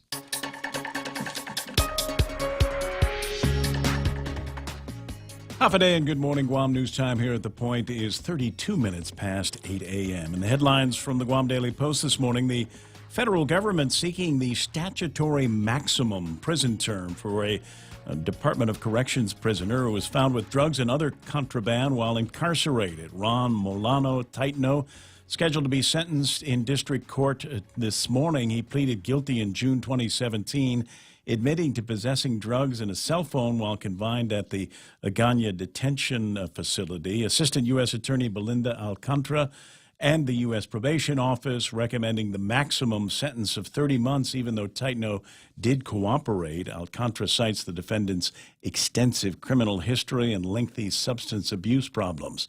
Taitno's defense attorney, Jay Areola, however, objected to the recommended sentence, noting his client's cooperation and the more than 1 year his client has already served. Former Jonia Mayor Jose Toves Terlahi and indigenous rights activist Ned Pablo filing their paperwork to run for senator on the Democratic ticket last week. Amanda Shelton is also in the running for a seat in the Guam legislature. She's currently the press secretary for Congresswoman Madeline Bordallo. And Democrat Senator Michael San Nicolas finally picking up an election package last week to run for the Guam delegate seat against incumbent Madeline Bordallo, who, of course, is seeking re-election. Legislature back in session at 9 this morning to consider 16 new pieces of legislation. Among the measures up for debate this week is Senator Frank Uggan Jr.'s Bill 204, which would designate the Guam Department of Education as the sole procuring authority for the renovation of Simon Sanchez High School. Vice Speaker Therese Terlahi's Bill number 258, also on the agenda this week. The proposal will allow for the immediate taxation of short-term vacation rental units.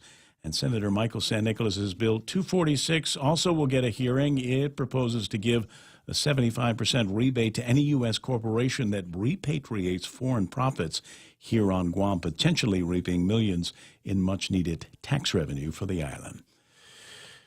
For those stories and more, pick up a copy of today's Guam Daily Post. I think I will. Thanks, Kev. I'll see you this time tomorrow. Maybe we'll do another couple hours on the radio with some headlines and news from the Guam Daily Post. See you then. And there he goes, off to do his real-life job. 8:34 in the morning, and we'll call that iConnect time. Connect longer for less with iConnect's push-to-talk mobile and internet plans. With the largest inventory of rental equipment on Guam, East West Rental Center is sure to have the tool you need to get your job finished quickly. From equipment rental, party rental, parts and service to used equipment, East West Rental Center has what you need. Call East West Rental Center at 646-1463 or visit them online and browse through their online rental catalog at eastwestrental.com. They're located in Upper Tumon, right across St. John's School. East West Rental Center, providing the island of Guam with quality equipment rentals since 1972. I got you. Wendy's has got the new smoky mushroom bacon cheeseburger. It's smoky sauce there with sauteed portobello mushrooms there and melted Asiago cheese there. Why can I not get that in a plain single wrapping serving at the store? Crispy applewood smoked bacon and crunchy fried onions atop a juicy beefy patty. It's here for a limited time at Wendy's. Now that's better. The Extra Point with Jerry Roberts of Guam Training every morning on The Ray Gibson Show. What is the job your product or service is hired to do? Is that an unfamiliar question? I'm Jerry Roberts, and at 7:20 a.m. on The Ray Gibson Show, we're going to find out why people really spend money with you. You can find daily transcripts of The Extra Point by Jerry Roberts at guamtraining.com. Tune in every weekday morning at 7:20 for The Extra Point with Jerry Roberts on The Ray Gibson Show on 93.3 The Point.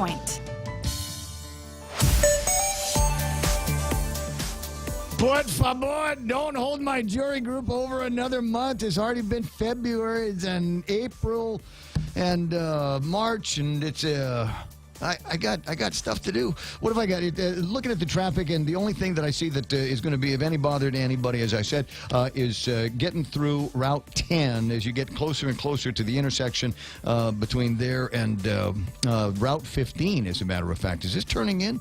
No, maybe it's just folks going over to Price, but there's a little bit of a slowdown working at that particular intersection. Everything is starting to clear up here this morning. Looks like it's going to end up being a pretty good day to drive. It's 8:36. That's right now traffic on the point. This time, let's hear it from the first KFC female colonel. Smoky Mountain Barbecue, fried chicken so crispy and sweet. That crispy fried chicken. All right, stop. I can't do this. I thought if I dressed up like a country music legend, it would help KFC sell my delicious new Smoky Mountain Barbecue. KFC, it's finger licking good.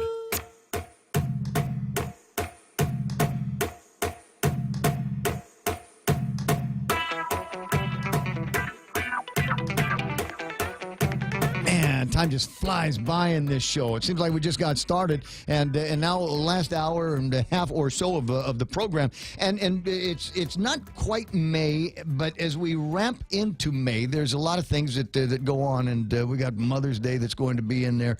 I'm hoping that we get an island-wide day off from my birthday, which is May the 11th. I don't think that's going to be happening this year, but I figure if I mention enough, maybe somebody over at the governor's office might, executive order the whole thing out. And then law, is it law week or is it law month or is it law day? It seems to be like the whole thing that you guys over, in the court business seem to kind of take over the whole month. So that voice that you just heard, the lovely Danielle Rossetti, is in the studio, and Rodney Jacob is in the studio as well. I haven't seen you in a long time. Yeah, good morning, Ray. You still got wicked hair.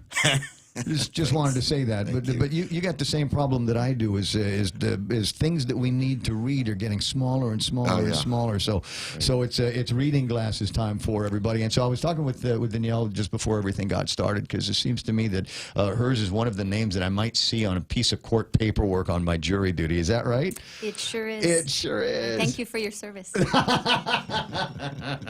See, you've practiced that. You've heard what I've said from other people in the past, I'm sure.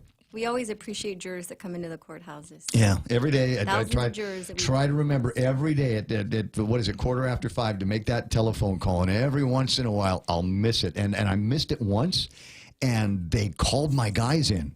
And I didn't realize this until I got a letter from the court. Am I going to jail now? Is that what happens?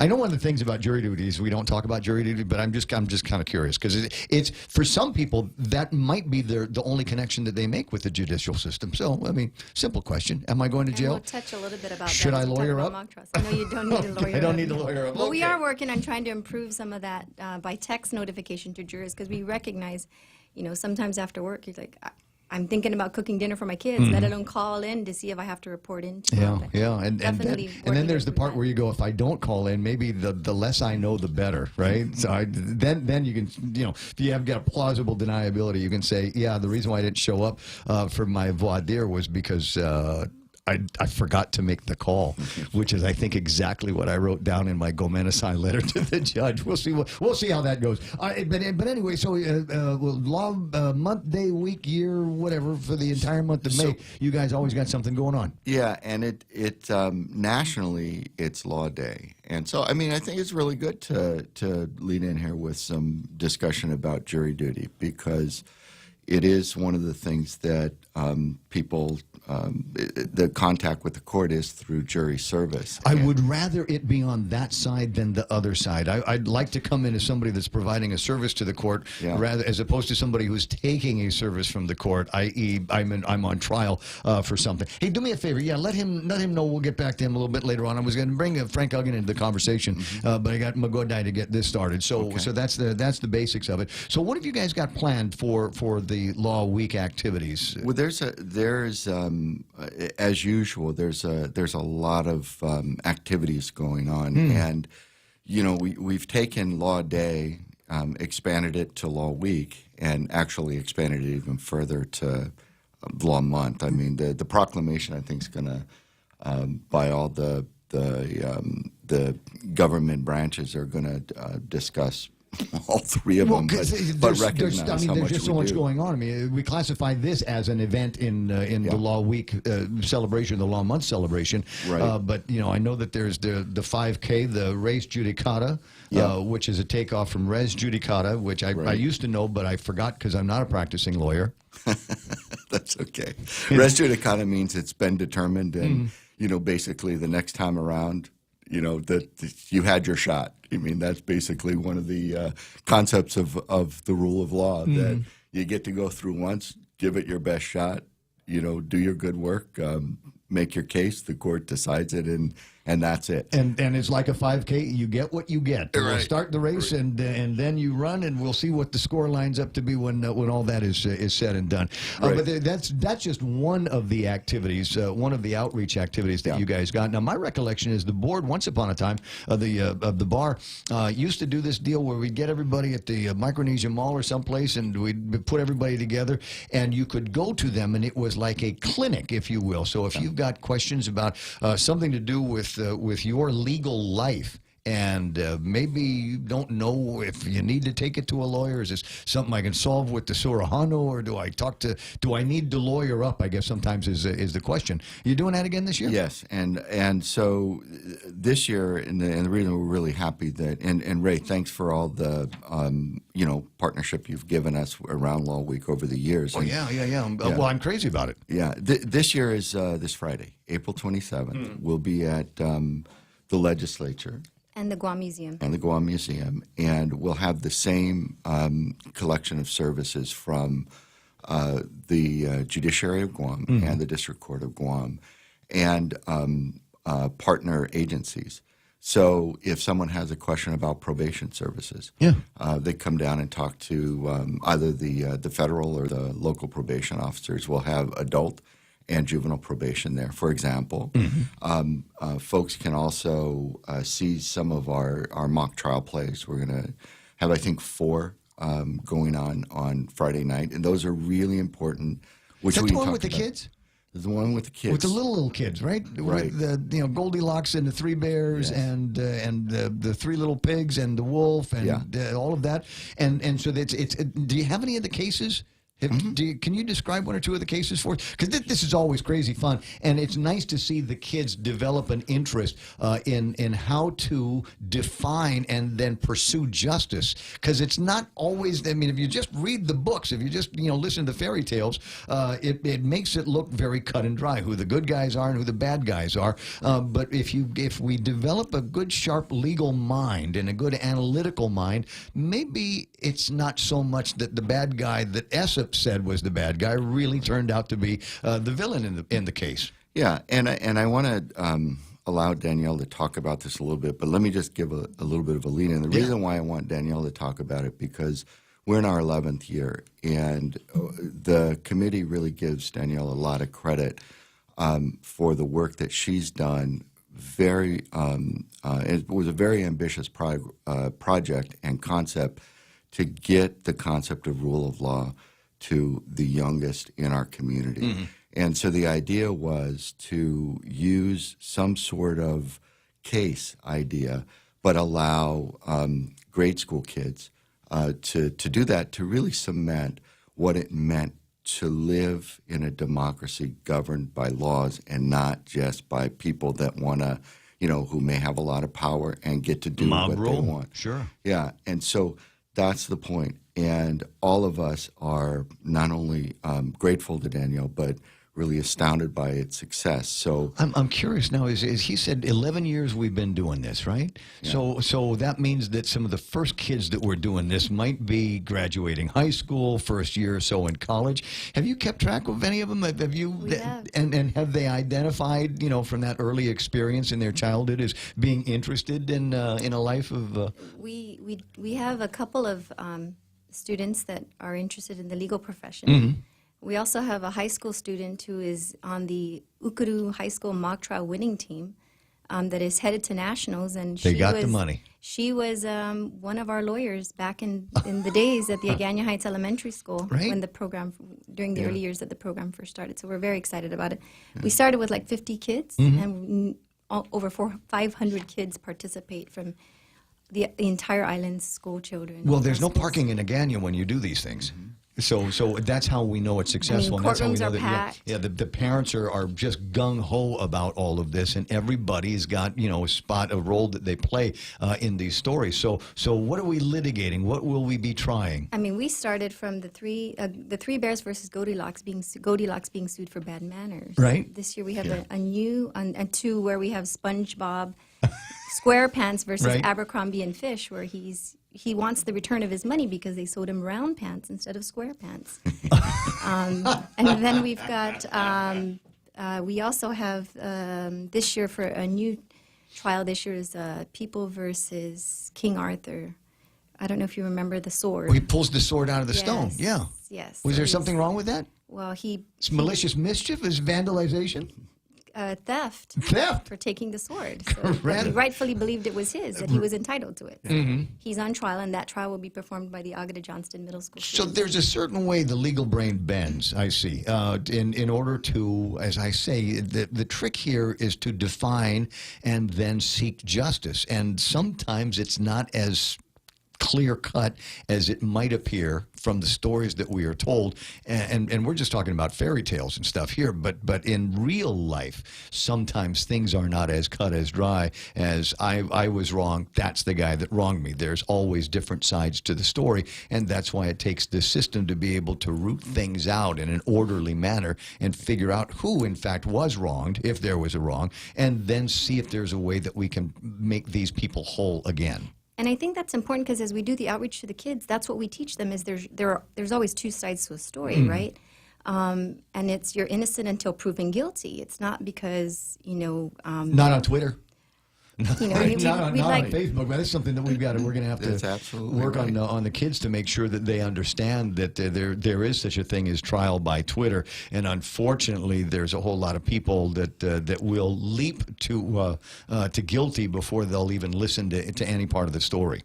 And that the whole point of Law Week, Law Day, whatever any jurisdiction called it, the whole point is to make sure that we have civic education about what our judicial branch does, what the institution does. And when you start with kids who are being bombarded with a whole new kind of world than what we lived and what we grew up with, we want them to say, wait a second, that's not how we decide things. And as Danielle was saying, we've done a really good job with the kids because we've started with grade school kids with the mock trial fairy tale plays, and we've created an arc that it's an educational arc that includes programs like Play by the Rules and Children at Risk. Which I love that program. Yeah, and it's really they're really important because they tell our people to at that age that this is how we govern ourselves. And it's not, we don't govern ourselves by Twitter. We govern ourselves by rules and process and deliberation. And so, when you just look at the mock trial plays, we've got kids that are both the lawyers, the judges, the clerk, and the jurors. And they get to figure out, for example, I was laughing with my daughter this morning because in 5th grade, she's now a junior at Academy. In 5th grade, she was the lawyer in... it was State versus Darling, which we're doing it again, but it was the criminal suit against Darling, who was the lady in 101 Dalmatians, and she's being charged of felonious possession of 99 puppies because a sergeant went in and rescued the puppies from Cruella de Vil. Well, of course, yeah. Right, so she broke in and took the pup. But the point is other than me being at home as a lawyer, I mean, she experienced what it was like being in a courtroom, and it's better that way to entice young people to grow up to really understand whatever they do, to understand that our courts are the place where we actually decide things in a way where democracy can thrive. It's important that message goes to the adults as well. So I'm sure that as we pile the kids into these into the courtrooms and we're doing this the mock trials, I'm sure that some of this is not stinking in but sinking in with the adults. Any other activities you got planned? Yeah. So we have, of course, our kickoff this week with our Law Street Fair. Food trucks and all our service providers will be there. When's that? Friday, April 27th from 5 to 8. Come down, you visit with the booths, watch the mock trials. Oh, so all of this is going to be taking place over at the museum area? Museum and the Guam Congress building at the legislature. Because Gotcha. our theme this year is Separation of Powers, Framework for Freedom. So we're kind of reaching out to all three branches of government. Then we have we're trying to stand on the theme that says we're separating, but we're all going to work together. Separation of Powers, Framework for Separation of Freedom. powers. I get Senator Frank Uggan on the line here, and he can, I'm sure, speak to the separation of powers as well. Anything else? Yep, we have the State of the Judiciary. Chief Justice Merriman will be presenting that on May 1st at 10 a.m. We have a naturalization ceremony at the District Court as well. And the Supreme Court of Guam will be going, as they usually do, to an educational institution this year. It's at the Academy, where there'll be a real oral argument where a case will be decided there. The district court also has the Hagen Games on May 19th. The what games? Hagen Games. It's like a CrossFit competition. Oh, I see. Okay. Yeah, and Jump for Justice, which is for the kids on May 26th.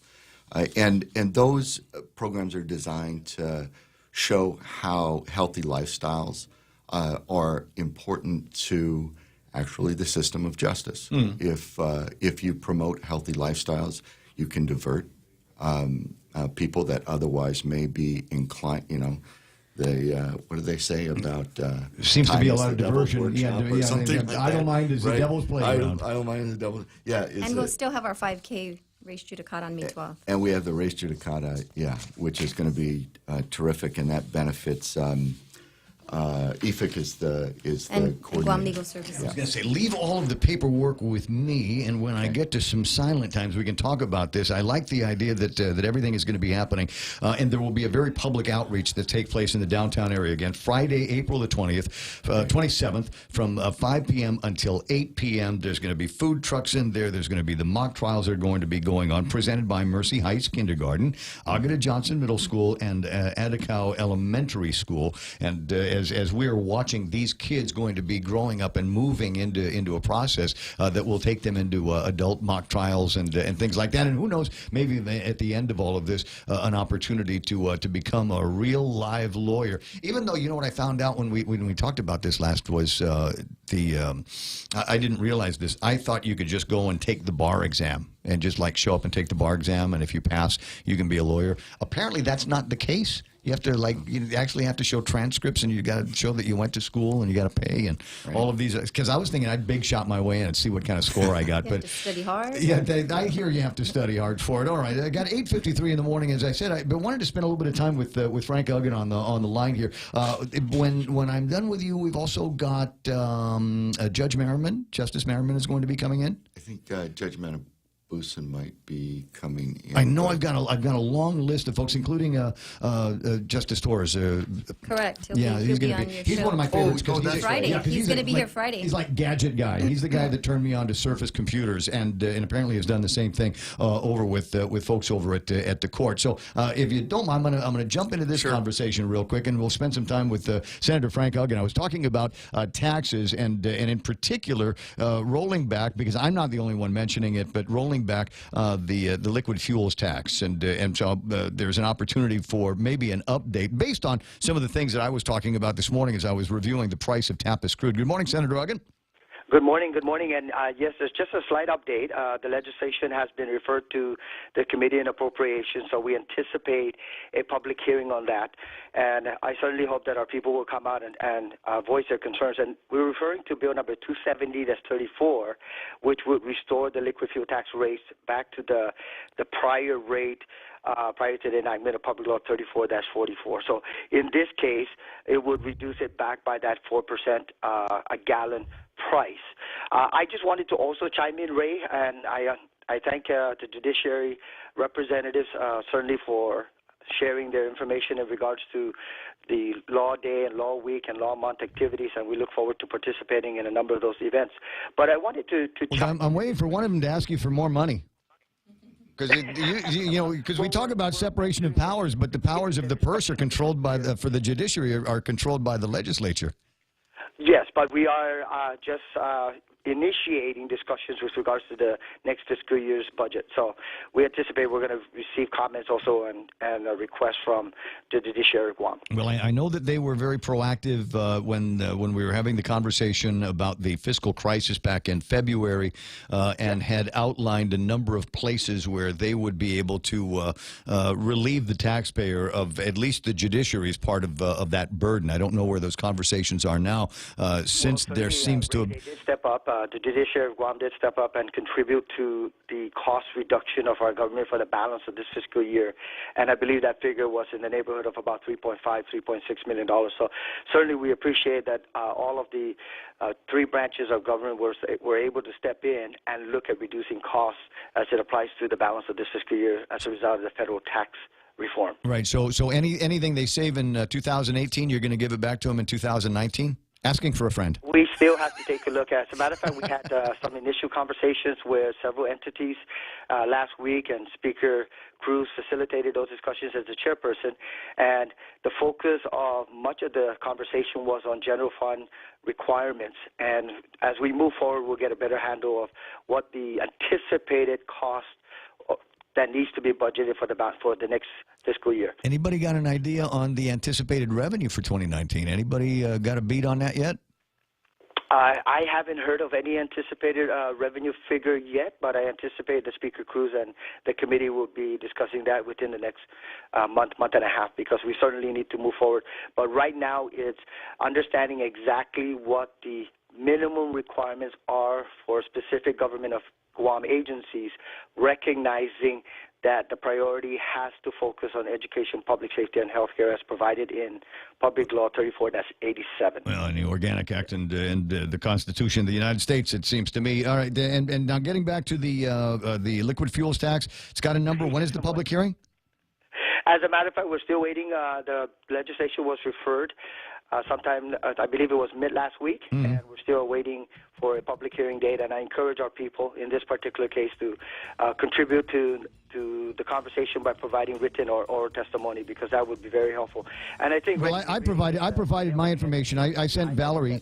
I sent Valerie a few minutes ago. I sent her a copy of the prices for Tappas crude. Over the weekend, it shot up to $74.92, and that is the highest it has been in a year. The gas prices are still the same as I was driving to work this morning, but I got a feeling where it's at today at $74.44, and the idea that it might continue to go up, that could be reason for the gas companies to charge a little bit more, so we can give the taxpayers a break. I anticipate that your forecast in terms of possible increases again in the near future for our people, and that's why I'm pushing very strongly in regards to Bill number 270-34. Let's repeal the tax. And some of give our people a break. Hey, listen, I'm sorry, I got to take a break. I got the Fox News coming up. I'll talk to you soon. I'm good at that prediction. I hate being so good at it. Rod, thanks for coming in. And Danielle, thank you very much for coming in and spending some time. We got a lot more conversation about what's going to be taking place for the Law Month activities, and you'll hear about it here on The Point. Here's the news. 9-year-old James Shaw, who stepped in during an early morning shooting at a Tennessee Waffle House restaurant that killed 4 people. Shaw wrestling a rifle away from the gunman and thinking at that moment that if it was going to come down to it, he was going to have to work to kill me. The 29-year-old suspected gunman Travis Reinking still on the loose. He was arrested back in 2017, officials say, by the Secret Service for trespassing and being in a restricted area near the White House. Police think he may be armed. A vote set for tomorrow on the nomination of current CIA Director Mike Pompeo to become the new U.S. Secretary of State. Now, he could be the first nominee for the position not to win support from that panel. At this point, it does not appear likely that Mike Pompeo can get the 11 Senate Foreign Relations Committee votes that he needs here.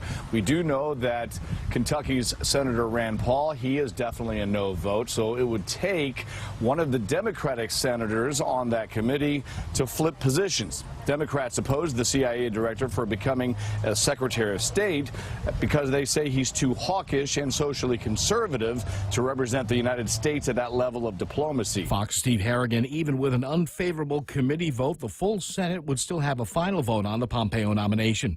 Iran's foreign minister warning the U.S. against withdrawing from the international nuclear agreements. Iran has many options, and those options are not pleasant. Foreign Minister Mohammad Javad Zarif on CBS's Face the Nation. President Trump threatening to pull the U.S. out of the deal if Congress doesn't make it tougher. That nuclear deal giving Iran relief from sanctions in exchange for freezing its nuclear program. NBA playoffs earlier today. Milwaukee beats the Celtics 104-102. That series tied at 2. San Antonio beats Golden State. Warriors lead that 3-1. Fox News, fair and balanced. GTA's best internet deal has arrived. With fiber internet, you get up to 50 megabits of data per second for only $50 per month. And if that's not enough, Fiber Internet 50 plan includes free Wi-Fi. This offer will only last through the month of April, so sign up today and get ready for faster downloads, more streaming, a better gaming experience, and a stable connection across multiple devices. Conditions may apply. Visit GTA.net for more details. GTA, your island, your network. Yes, money is something we should talk about and plan for and use to make life better. It's how we make our giant leap from where we are to where we want to be. So let's talk together and work together to check off shiny new kitchens, fully nested dorm rooms, and bucket lists with more countries than our passports can hold. Let's check them all off together. First Hawaiian Bank. It all starts with yes. Member FDIC. The state of Arizona with a new school safety plan supported by the National Rifle Association. The Senate Committee on Public Safety voted for the bill along party lines. The bill would mean 100 more school resource officers, mental health training for teachers, and a school safety tip hotline, as well as approval of the severe threat order of protection. Stop. That would allow the judge to determine if someone's too dangerous to have a weapon. And the NRA says they support this. I ran that through our state attorneys and said, is there any due process issues whatsoever in this? None at all. Of course, the NRA came on. We love it because it's doing what every sensible person thinks needs to be done. That's Republican State Senator Steve Smith, who helped author the bill. Democrats say it fails to include changes to the background check system or add in more school counselors. Jessica Rosenthal, Fox News. There's word that Indian Prime Minister Narendra Modi will visit China this week for an informal meeting with President Xi Jinping.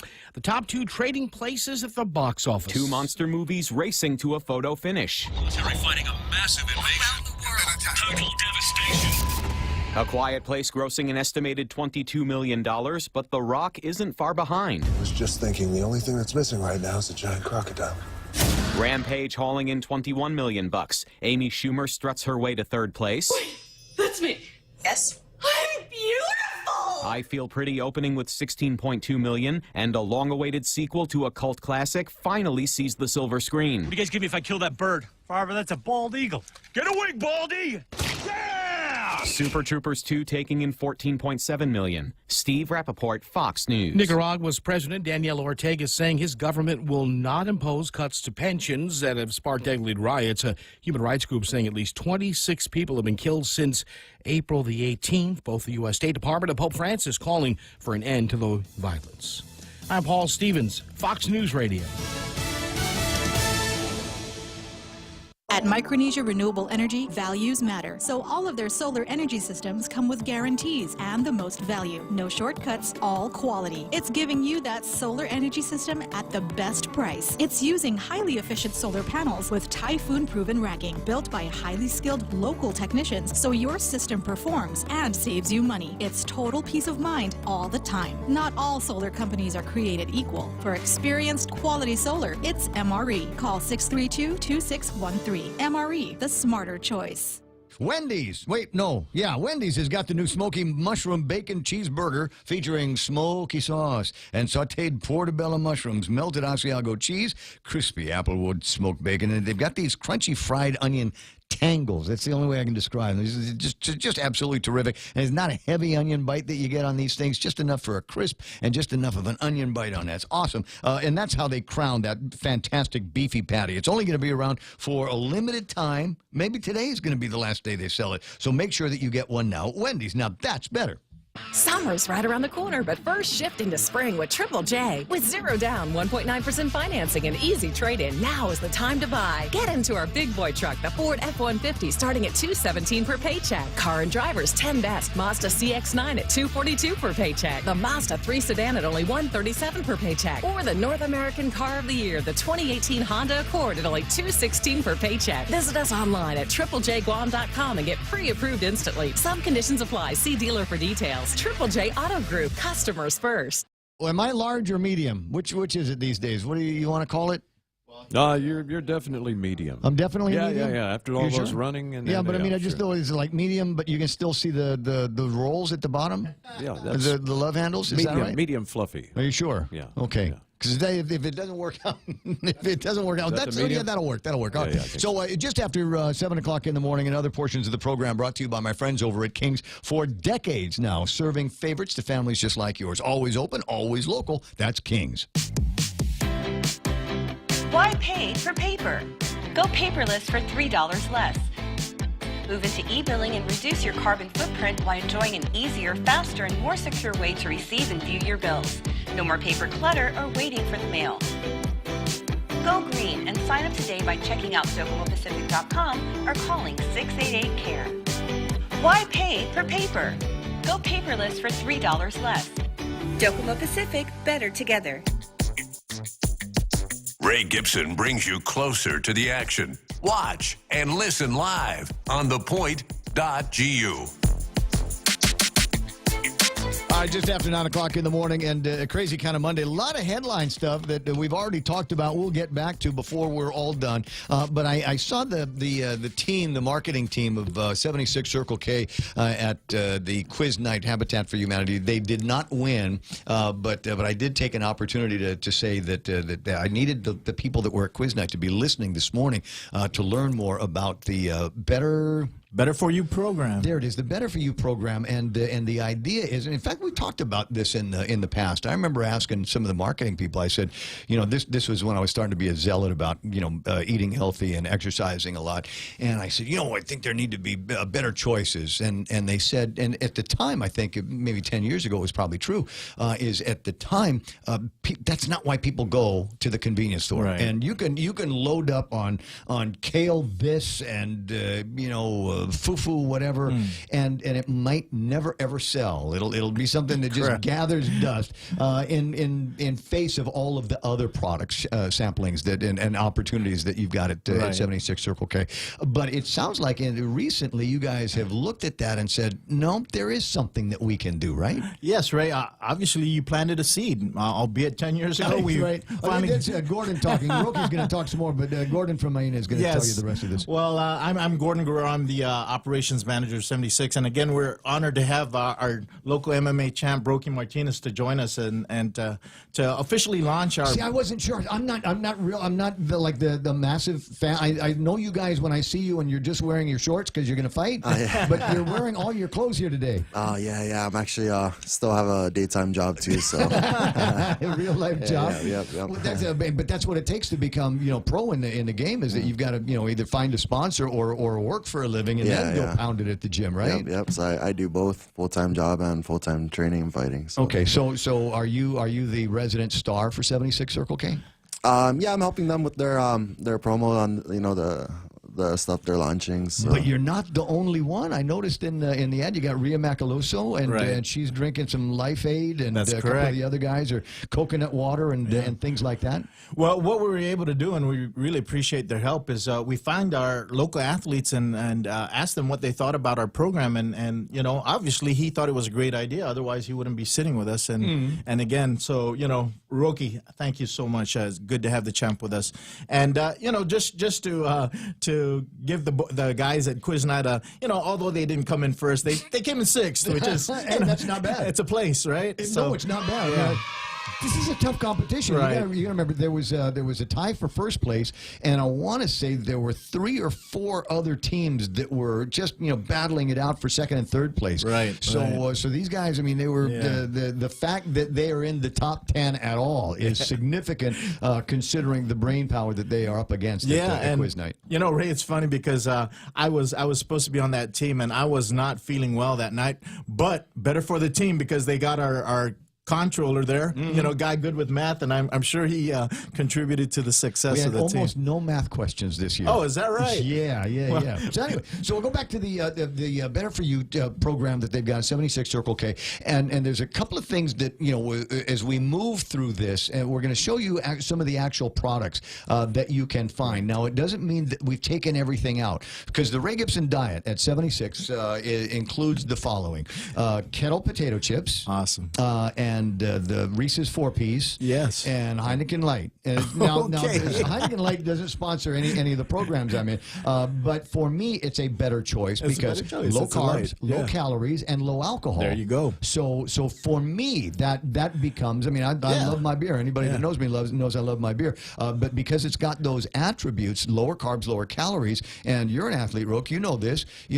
Although you and I might be going in the opposite direction, so I'm trying to get my weight down to between between 160 and 165, right? That's my fast running weight. So in order to do that, I've got to be selective. I've got to count the calories. I've got to count the carbs, and even the alcohol content of the beer. I've got to watch that as well. And so that for me becomes a better choice. And I'm glad that you guys have that there. So you got all of the other beers, right? And some great craft opportunities, but you've also got this beer, and the Michelob Ultra is sold there as well. And great point, Ray, because that's exactly what this Better For You program is all about. Is, we still have the delicious nachos, the great hot dogs, all the drinks and candies that you have, but because we recognize that the market is looking for healthier options, better lifestyle, then we offer those healthier alternatives, and that's what Better For You program is. You mentioned Heineken Light earlier. That would be a better alternative to the regular Heineken or to any of the heavier bodied drinks. And then we've got stuff like Essentia water, and I have that here. Oh yeah, break it all out. Break it out. This is why I put cameras in the studio so you can see this.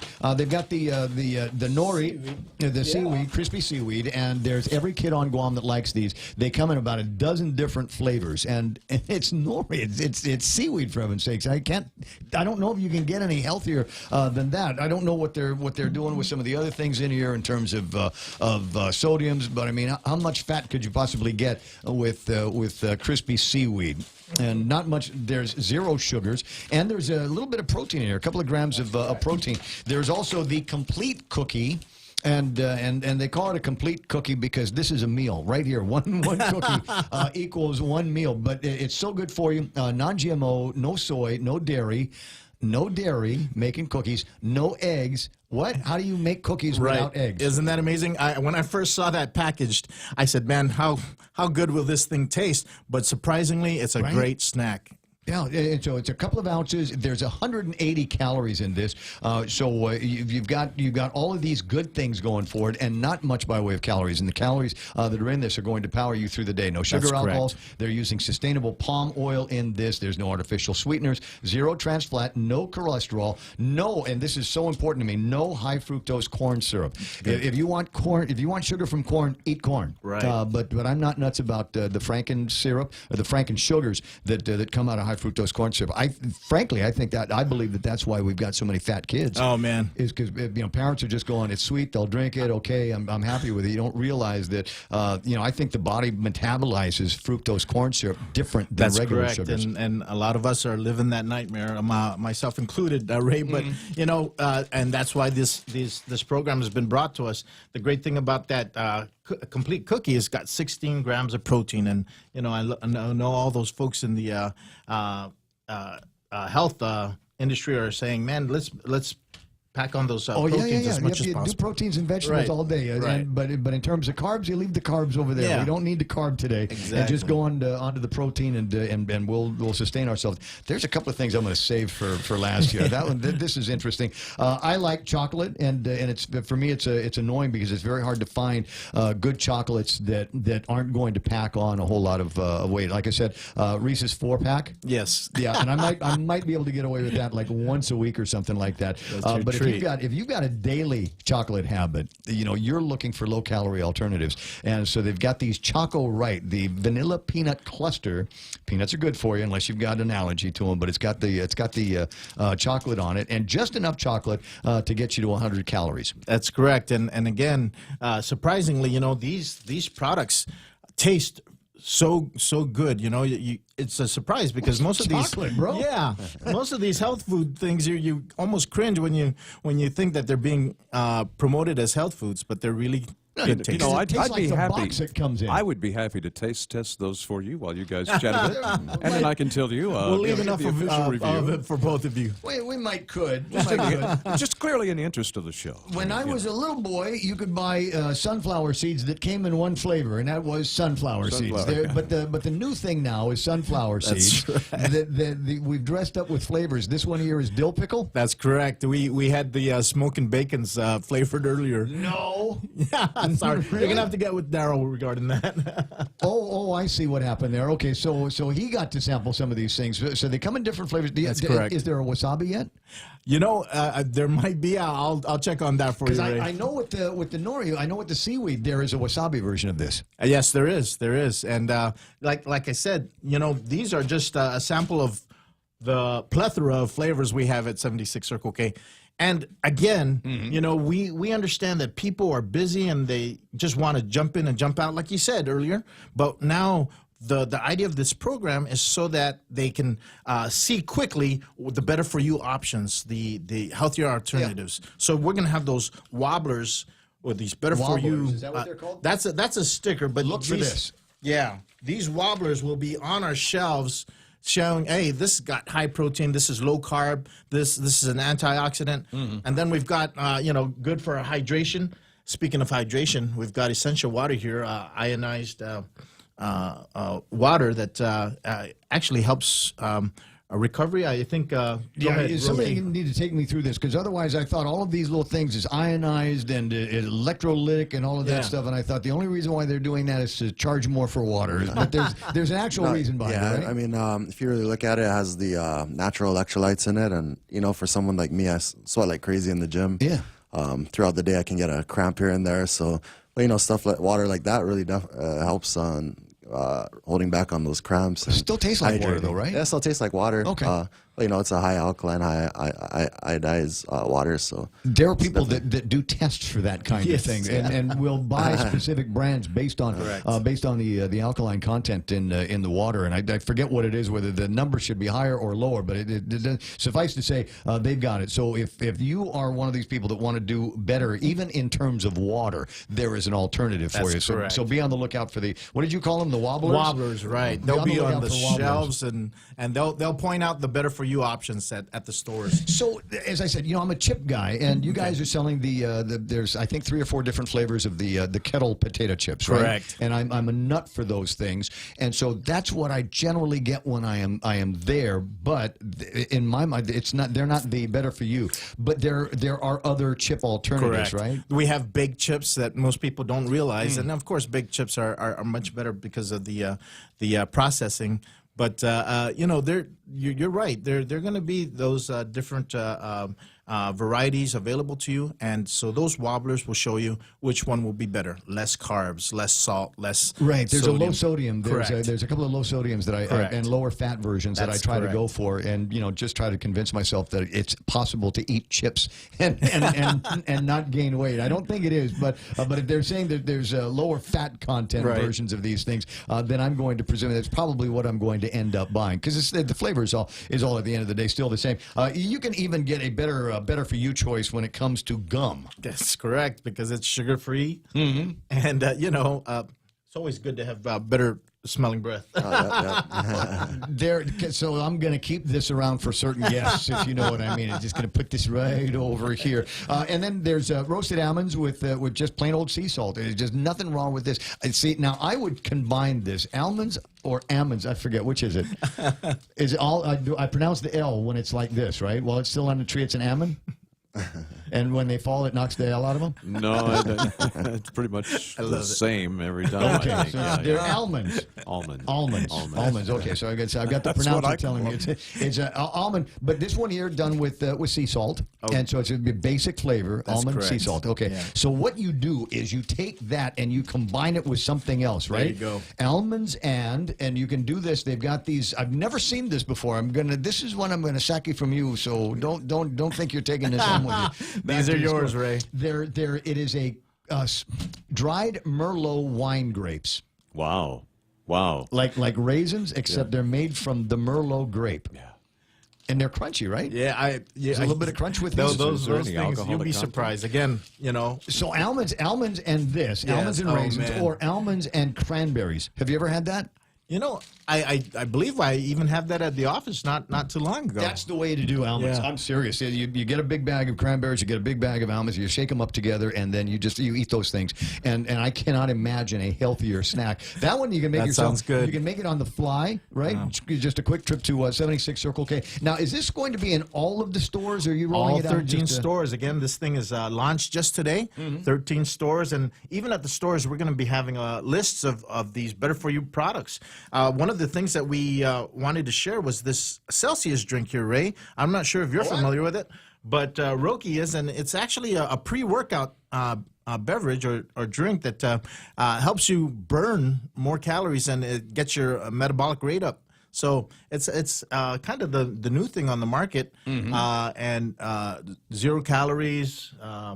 It's got all the it's got the taurine, it's got guarana, Right. green tea, it's got caffeine, so you're going to get yourself energized that way. It's got some ginger root in here as well, and it comes in different flavors. So That's correct. and so because a lot of the times, the energy drinks have that energy drink flavor, and they've got Correct. the energy drink Correct. aftertaste. But this one here, one of the other things that you will find that is useful for things like this, because it has all of those ingredients I just mentioned, it is a great pre-workout Yeah, fuel. that's correct. It is also a great post-hangover recovery aid.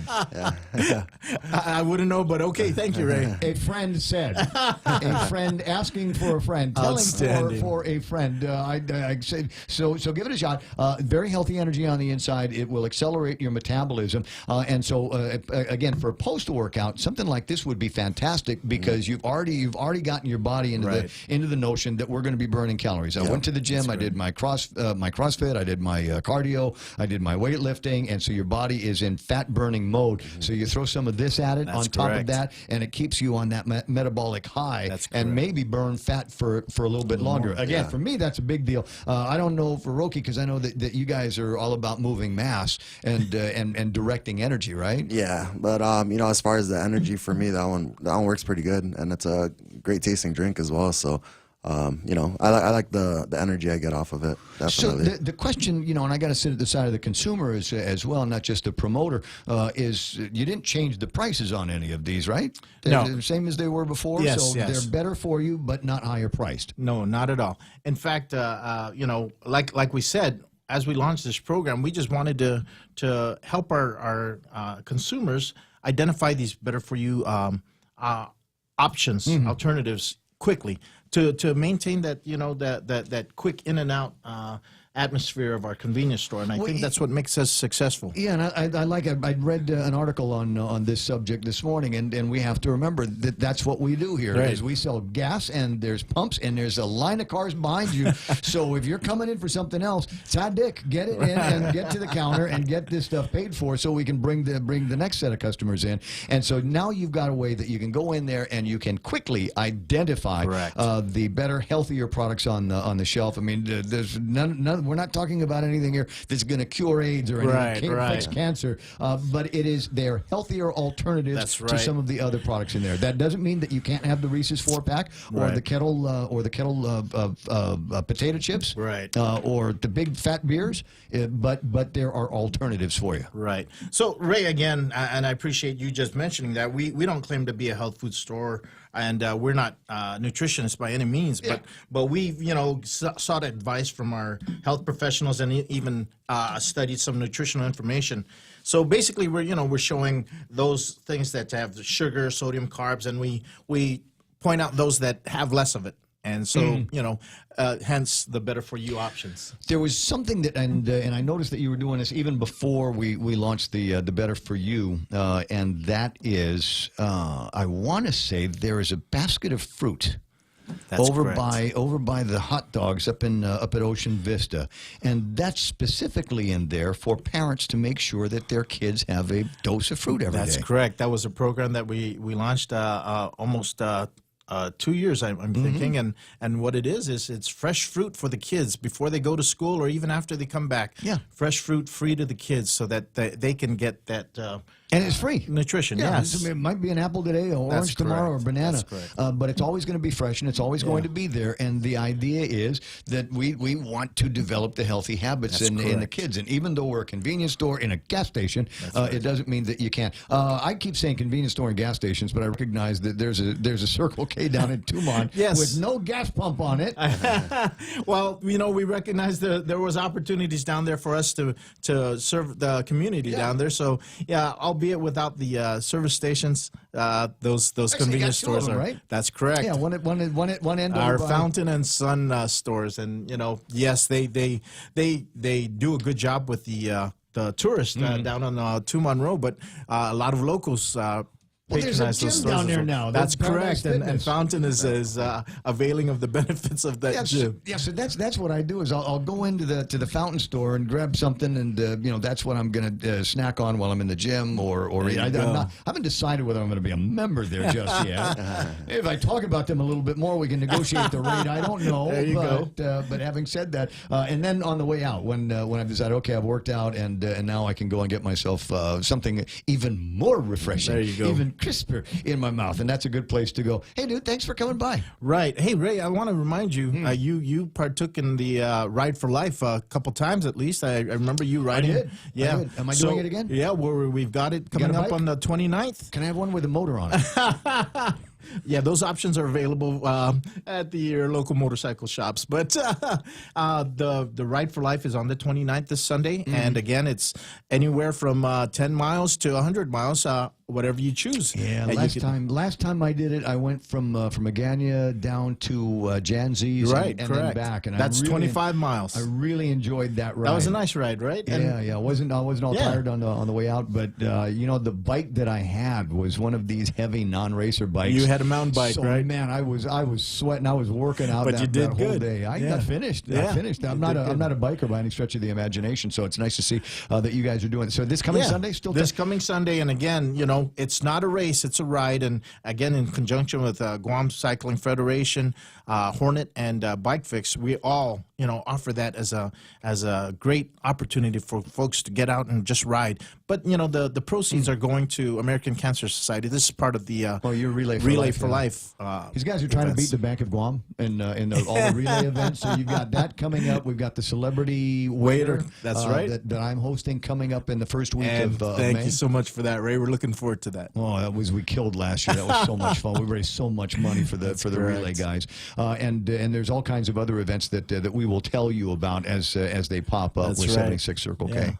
Well, I hope to see both of you if you're able to, Roki. Grab Yeah, a bike definitely. and join us on Sunday. But again, just thank you very much for this opportunity to help us launch this program. Better for you. Anytime. You go 9:28 in the morning. We'll call that iConnect time. iConnect, where we want you to connect longer but spend less. How do you do it? Push to talk or their great mobile plans. Circle K has just made it easier to select products that are better for you and your healthier lifestyle. When looking for items that are low carb, low sodium, low calories, low sugar, high in antioxidants, or high in protein, just look for the easy to spot better for you labels so you can find these items at a glance. Come by and see for yourself. It has never been more convenient to fill up on anything and everything that are better for you. Circle K. Take it easy. With the largest inventory of rental equipment on Guam, East West Rental Center is sure to have the tool you need to get your job finished quickly. From equipment rental, party rental, parts and service to used equipment, East West Rental Center has what you need. Call East West Rental Center at 646-1463 or visit them online and browse through their online rental catalog at eastwestrental.com. They're located in Upper Tumon, right across St. John's School. East West Rental Center, providing the island of Guam with quality equipment rentals since 1972. For over 55 years, Community First has served our island as a full-service financial institution. And now, we're proud to introduce the new Community First Student-Run Credit Union, open in Manila on Route 10, Guam's first student-run financial institution, which means it's operated by college students like us, ready to serve all our members, existing and new. We're just down the road from UOG and GCC. Community First Guam Federal Credit Union, now open in Manila. This credit union is federally insured by NCUA. Rain. It's nature's way of cleansing the earth. Yet by the time that rainwater makes its way to your home, it may not be exactly the same as nature created it. A Connecticut water treatment system can improve the quality of the water you and your family drink and use throughout your home, so you can be sure your water is clear, clean, and fresh, just as nature intended it to be. Connecticut, for refreshing ideas on water. American Water Tech. Smarter water, better water. Call American WaterTech, 649-2301, or email info@americanwatertech.com.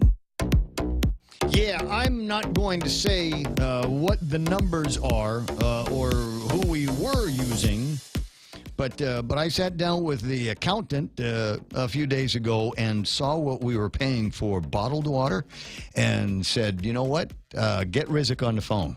We're going to get one of those gizmos for the end of the sink here, and because I've had that in my life before, and it really does make a difference, and really makes it so we can save that much more money, so I can buy more toys to do more radio stuff and play with you on. So, are you sure this is a good fit? It's all right, okay, because they gave me the medium shirt. And I don't want to ever be accused of perpetrating large by putting on clothes that are a little bit more skin tight. But I hope you enjoy it, the couple of minutes. And I hope you get a chance to take the kids and the family down and see the difference, just being able to identify the different selections that they have got at the 76 Circle K's all over the place. So where do we get to go? I got 32 after 9 in the morning, bottom of the hour. And just a little bit of time before it's the end of the program. So what have we gone over today? Yeah, I don't know. Let me take a quick look at the folks on Facebook. I love that we have this technology, and you can jump in anytime you want to and see what's happening live in the studios of the Point radio station, and you can chime in when you want. Cozendo, who said, "You take a shot, not a sip." Wait, of which one, Cos? Of the Merlot things of this one here? Imagine that, raisins made out of Merlot grapes. Is that what you're supposed to be doing? That reminds me. You owe me a phone call and drinks. How about that? Asking about Jack Daniels, etc. Nice. Got a couple of other folks. There's Bernadette Espaldon, Ruby Rosano. For Ruby. And Isaac Banks and the New Tomorrow People are waiting for me to say their name on the radio. Mark Cruz was there, Lee Stahl, Aaron Tamayo, James Howard, Shawnee Gumatau, who filled in a blank on IIAG girls soccer. Notre Dame High School defeated St. John's 2-1 Saturday to improve their record 6-0 on the 2018 IIAG girls soccer season. Nice. Partner Richards there, Ted Lewis, Phil Protasio, Richard Velouz, and Christina Gutierrez, who was celebrating. Are you the end of a diet, right? Congratulations. It looks good on you. And Mo Cotton, we were talking earlier about North Korea and a pronouncement that they made over the weekend. Maybe you saw it, or maybe you've seen a little bit of the aftermath of the pronouncement, but they said that they are done pursuing the nuclear program. We've tested things. We're satisfied with where we are in our nuclear program, and now we'd like to choose peace and prosperity for our people. And my response to that initially is, well, tell the tour agents in Japan. You know, if we've got these twitchy, skittish tourists who decided that they weren't going to come out while Kim and North Korea were a threat to Guam, where they were going to be spending their vacation or school trips or whatever, then you know what? Maybe it's time to see if we can bring some of those folks back in decent numbers. Maybe that will be the catalyst that will drive more people to call the airlines and get back to some higher rounds of scheduled service. We'll see. We'll see. But the problem is, at the end of the day, it's still North Korea. And as I said before, and I hope I get a laugh on it this time, I wouldn't trust North Korea any further than I could spit a lizard. And that's all there is to that. And I think that there might be some kind of Trojan horse in there. I don't know. But Mo Cotton, whatever that guy's name is, we're on the same page. If there is going to be a Trump/Rocket Man summit, it should be held on U.S. soil. Maybe a U.S. territory. Here in the Pacific. Maybe one within about 2,010 miles of the Rocket Man's home. Any suggestions? Mo says, I like Rhoda, but that's not a territory. I like the idea that we have it here, and I've told you this before. Guam was the tip of the spear on this. We were the ones that were most threatened. Heck, the Chinese have got a thing called the Guam Killer. And I'm going, would I ever do the Chinese? I was in Shanghai. I had a good time. City of the future. city from tomorrow. But, you know, they paint us with a target. And so I think that ought to be the place, ground zero, dead center, of where this summit takes place. And even if we don't get it, even if we don't get the summit, let's make a big, big noise about it. Let's go on Twitter. Let's go on Facebook. Let's go on Snapchat. Let's go everywhere in the social media and say that we want it here. And maybe that'll get picked up by Huffington Post or Washington Post or Washington Times or the, I don't know, Daily Post. Right? Mariana's Variety. Maybe we'll get that picked up. And they'll say, hey, man, the people are going, I want to do this thing here. They might still go someplace else, and I don't care. As long as we get known for being the guys that wanted to have the summit here for all of the reasons that I laid out and more. And then even if we don't have it here, then what we can do is we'll go find a bunch of people with some money and we'll come up with a design for the Korean Peace Monument, dedicated to the men and women that served in the Korean War, the Korean conflict, all of those years ago. I was talking with my dad the other day. I said, Pop, because I know Pop didn't serve in Korea. He was too young for Korea and too old for Vietnam. Okay. And so, and in my case, I was too young for Vietnam and too old for the Gulf War when that finally started wrapping up. So I never had the privilege of service. But I asked him, I said, Pop, do you remember anybody that served in the Korean War? And he had to think about it and came up with, he had an uncle that served in the Korean War, but that was it. And so it got me to thinking about the men from here that might have been involved in that conflict. Oh, yeah. There had to be some, but I don't know. It might be worth one of these days just a phone call to the Veterans Affairs and see what we've got. I know we got a ton of Vietnam veterans, but I'm curious out there as to where the Korea War vets are on Guam, and maybe use the unveiling of a peace monument we dedicate it to them as well. We give them some of the honor for what they've done, because my guess is that they're older than my father. And how much time do those guys have left? So just a thought. And then besides the idea, we get this Korean War monument out there, this peace monument. That would be another stop for the FIT Koreans that are driving around. That's right. And getting all the good parking spaces. And it'll attract the North Koreans whenever they're actually allowed to leave their country. If they ever get any money. But you know, what do they have there? I mean, it's North Korea. They've got to have, I mean, they're right there. It's a land mass. They've got to have access to some raw materials. What kind of raw materials do you suppose comes out of North Korea? Don't say steers and queers. Don't you dare. I know you're thinking about it. Don't say it. There's only two things come out of North Korea. Yeah, you know, what do you hear about coming from Rare Earth? They they have Rare Earth. I don't know. That was a good band, by the way. I'm looking at the online thing, waiting for somebody to chime in with something that we might be able to get out of North Korea. Ken doesn't have anything. Joe doesn't have anything. I guess the biggest thing they Janine export is attitude. Could be. We'll bomb you. I don't know. Somebody will come up with something, because they've got to have something for which they can build kind of an economy around. Although it seems to me that they might be able to build an economy around the radical form of communism and the cult of personality that they have lived under all of these years. The same as when China began to open things up, and all of a sudden we were able to go on tours in the secret palaces and all of this other stuff. When I was in Shanghai, the thing that stood out most to me, the technology was great. The history of Shanghai was wonderful. But to me, the parts that stood out that I could not get enough of was the fact that there were people there within just a couple of years of me that grew up under communism there. I mean, they were on communes, and they had work programs and all of this other stuff, and they had the little red books. These guys were real communist Chinese, and then all of a sudden everything changed, and they're tour guides and translators, and they work in the hotel and all of that. I mean, they just shifted over just like that. So I'll bet the same thing could be done in North Korea. I mean, there's got to be things there that we can go and say, this is now going to be a tour destination. Yeah.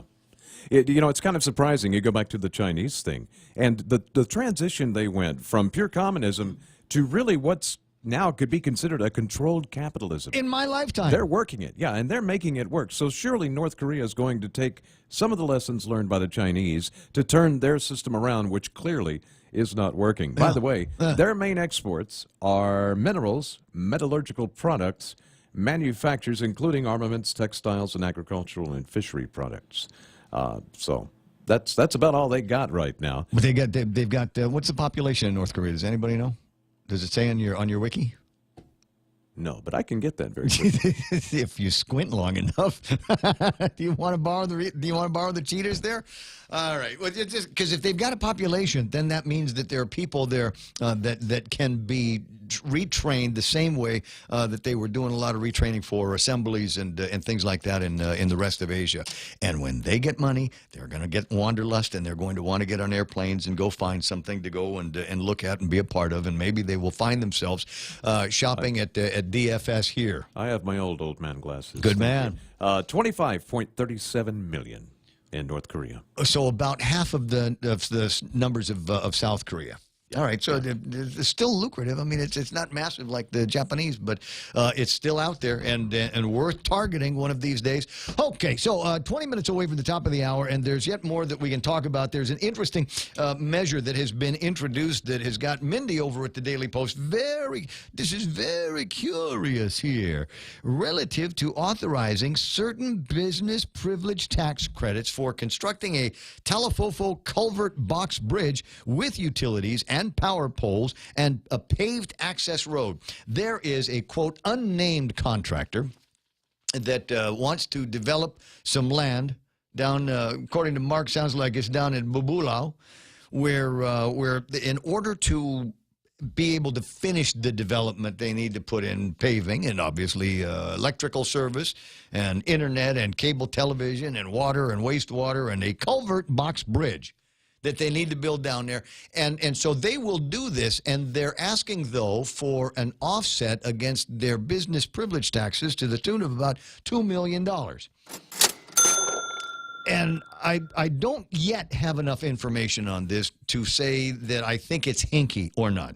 But just the phrase unnamed contractor. Yeah. Okay, right. that puts me a little bit more on the other side of the neutral line here. That kind of negates the whole transparency thing. There's a whole bunch of pages of legislation, and they say the waivers of immunities and effective dates and rules and regulations and a GITA report and fines, but it doesn't say who is this person. Who are these? A lot of big words to misdirect you. Yeah, who are these guys that are asking for $2 million?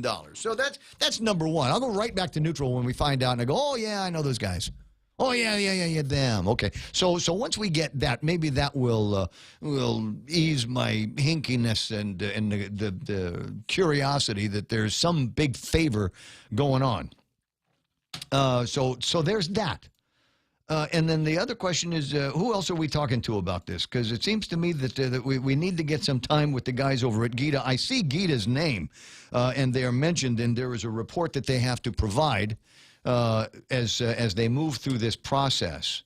But my question is if this is a good idea for this contractor, then it should be a good idea for all of the contractors. And if it's a good idea for all of the contractors, then maybe we need to stand up another qualifying certificate program. And if we're going to do that, then obviously there's more work that needs to be done over at the legislature in order to finish that up. So we don't need to be setting up a little bit of what's going to be referred to as an unfair competitive advantage to this unnamed contractor so that they can have their $2 million forgiven for essentially doing what it seems to me every other developer has done over the years. You got to build in the infrastructure if you're going to put houses on it. And since you are causing the demand, if you're causing all of these changes, well, then you ought to pay for it. And not take that out of the taxpayer dough. And somebody's going to call and say, Ray, it's only $2 million. It's only $2 million. We are not so prosperous that it's not time that we can step over these dollars. Especially when one of the questions that we need to answer is, what are we going to use to fix Simon Sanchez High School? So that's number one. Speaking of Simon Sanchez, nice to see Superintendent John Fernandez here in the last couple of minutes of the program. Welcome home. Hey, thanks, Ray. You've been very persistent this morning. I know you guys wanted to catch an update on a lot of things. But yeah, you're right. We got back last night and a full day of work ahead, so I wanted to make sure I checked in with you before I got on to the rest of the day. No problem. Okay, first thing, good news. Congratulations to is Jonah? Jonah Gumatauta. Jonah Gumatauta. Yeah. Yeah, your teacher of the year. No, absolutely. Unfortunately, we weren't able to be there, but I did go out of my way to film a little skit for them, and I heard it went well. I haven't seen it myself, but in congratulating the teachers, I went out and did a little substituting of my own, just to let everyone know that teaching is not an easy job. So I really commend all the finalists, the semifinalists, finalists, and of course Ms. Gumatauta for her victory and this year in the competition. I think it's terrific, and the cool thing is it is at least here in this program, it got us thinking about some of the teachers that were influential on our life, and if we enjoy any degree of success, it's to obviously our regular family, but the family of people that guided us through our school years, and I'm sure that there's a teacher somewhere that cut through it all for you, and so when we start talking about teachers of the year, it's nice that there's a chance to reflect a little bit on the people that made a difference. Oh, absolutely. We want to thank the Foundation for Public Education for the support of the event. And then, these aren't teachers that I select. Actually, they're selected by their peers. So former teachers of the year get together, and of course, they raise that bar really high. They're an exclusive club. So for any teacher that gets through to the semifinal and final round, much less wins the competition, they're obviously doing something right in the classroom. Well, I'm glad that we have an opportunity to talk about this. Now on to some of the other business that you've done. You and Mark Mandiola, whirlwind trip to Washington, D.C., talked to everybody and made a presentation of the plan to move forward to delink the Department of Education from the third-party, I want to say receiver, the third-party agent. Well, I think it's okay to say receiver. I mean, as we start looking at the relationship between USDOE and this third party and ourselves, even though we are all working collaboratively to move forward and recover the control and responsibility over federal funds, right now that control does rest with the third party fiduciary, and in all sense of the word, it is pretty much like a receivership. Right. Except, luckily we're not in have to go through the court process in some ways, but on the other hand, our job is to try to extricate ourselves and put Guam DOE back in the driver's seat. And so the plan that you have developed and provided to them, do you have a sense now, as you guys were at the airport thinking, okay, gathering your thoughts about the trip, how confident are you that we might be able to get something positive from Phil Maestri and his team in the next couple of months? Well, what we're going to do is we're going to brief our board, and then we're also going to sit down with other media partners at one and answer any questions. But overall, what we're doing is we shared a draft request for reconsideration with them, and this is, of course, as a courtesy to them, and at the request of Phil Maestri. They want to take a look at how we were approaching it first. But what I am confident about is that now that we've got their input, over the next 2 weeks, we will finalize that letter of request, so it'll be official, and it will trigger the reconsideration process at USDOE. And in addition, it's our hope that as we continue to brief our other elected officials here on island, that we will get their support, including the governor, including the legislature. I know we just met with our congresswoman as well, and hopefully with our public auditor. So we're going to be going on the road with here locally to make sure that we take a one Guam approach to this request. Ready for it when it happens, and I hope that everybody pulls on the same side of the rope, because then we can use that savings. I think we can use the savings and the third party, number one, to continue the mission that they started all of those years ago, and then number two, to be able to roll through and use those monies for other things. I think improving Simon Sanchez needs to be a priority. I'm sure you agree. Yes, so let me, before I wrap up that part, I just want to say I want to thank Congresswoman Bardalio's office. They really helped with our visit this past week, meaning we got the audience of the Deputy Secretary, Jason Botel, to host a meeting in his office, and he brought in Phil Maestri, who is on Risk Management Services. He also brought in the General Counsel and a program office, another Assistant Secretary to sit in. And then, and in addition to that, the Secretary of Education herself popped into the meeting, which is not something that normally happens. Right. According to staff.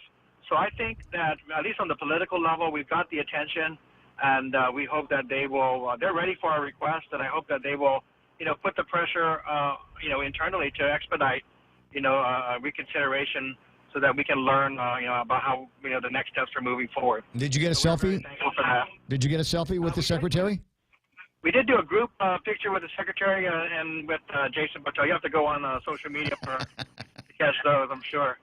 All right, I'll find it. We'll see if we can post it up on our website. And then finally getting into the conversation about Simon Sanchez. The legislation, I think, is going to be debated over at the legislature in this round of bill hearings at the legislature. And I know you've got your fingers crossed that it is able to pass the body without too many significant changes on it, so that DOE can be in the driver's seat of the procurement that finally, maybe is the last nail in the coffin of the old Simon Sanchez, and we can start talking about rebuilding.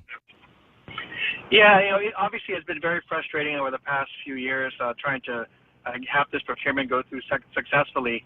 I know this last round, due to that frustration, we were asked whether we'd be willing to take the lead on this. And we said, of course we will. I mean, this is our school, it's our community. We want to be there to push this issue forward. And we worked with Senator Frank Ogden and the committee to come up with a bill that made sense. And I'll be honest, the way we're approaching it is we're trying to make sure we don't have too much special language in this bill that would complicate our efforts. Every time you add some type of special condition or criteria into procurement legislation, sometimes that's what you end up dealing with and when it comes time to protest and appeal. So we know the vendors have weighed in with the committee. I've given them my blessing on a version that that we can support. And we're hopeful that it goes through. The legislature passed a law to require procurement training of all the various people in your agency who are involved. I've got my whole procurement staff, gone through the modules being offered at GCC, our internal auditors, our lawyers. I've had to attend myself. We're ready and geared up to go. So we hope that it'll get a successful vote in the legislature, and then we can make a big push for our Simon Sanchez community. Well, it would make me feel a whole lot better. And you mentioned the classes. Remember those classes originated by Senator Tom Adda and John Thomas Brown. So it would be awesome if you could have those guys just take a pass at it and make sure that there aren't any places that are going to trip you up, because that is always the root of all of our issues here, is that there's been some luxury or some liberty taken with procurement language, and that ends up slowing things down, and in some cases terminating them. You'll recall what happened with John F. Kennedy all those years ago. John Thomas Brown is our instructor, and I know we seem to ask a lot of questions, and I hope he knows that underlying all those questions is that Simon Sanchez procurement. So we've been picking his brain unbeknownst to him. So no, that's the brain to pick. That is the brain to pick. I think if he gives you the seal of approval, you're good to go. Hey, John, I got to let you run. I've got a bigger name online too. I'm just kidding. I've got. That's great. Thank you, Ray. All right, buddy. I'll see you pretty soon. Now, who could the bigger name online to possibly be? This is a great way to end the show. And if for no other reason, I want to commiserate with Benita Manglona over at the Guam Memorial Hospital. 5 patients over the course of a couple of years now that have racked up bills in excess of $3 million, and it doesn't look like there's any sign of stopping. What do we do at Guam Memorial Hospital? You cannot turn these people away. And you got to give them the treatment, and you got to give them the care, even though in this cases some of the treatment and the care comes with a pretty hefty price tag. Good morning, Benita. Hey, good morning, Ray. So what are you guys going to do about them? Is there some place that you can send them? I wish. I mean, we work diligently with social workers and also with the families to try, those that have families, to try to get patients out. But some of them just don't have the means, because some of these patients are physically challenged, and they need extra care, and so we can discharge them. I mean, we're also working with Guam Housing or Sura to get some patients out. Some of them are on the waiting list. So we do everything we can to get them discharged, but some have remained with us. There was one that was mentioned that, this person, a patient that was not from here, and stayed stayed with us for several years, and we had one of our staff assigned to work with some nonprofit organization here and the consulate office to get this patient sent to their home country. And so we were successful in doing that about a year ago. So that cut down on the losses of how much we've had to incur just taking care of this patient. Notwithstanding the cost for the medication and the procedures themselves, is there a way that you can work with some of the drug manufacturers or people that otherwise might be involved that can cover the expenses of the medicines that they're taking? Because I know that in some cases that can be pricey as well. Yeah, well, that's probably something that maybe we can look into. I mean, it's tough when we're talking about lifeline medication and lifeline treatment for people that have got chronic issues that just keep them in the hospital. That would be terrible, even if you could afford to pay. But the burden now is on GMH to continue to provide these services to these individuals with literally no end in sight. Yeah, or sometimes we can discharge them and then they come right back into the hospital and we see those kind of patients. Wow, that is a tough spot. So you try to work with them, their home countries. What about people that are from here, but just have no means to pay? What happens with them? So we're stuck with the patients.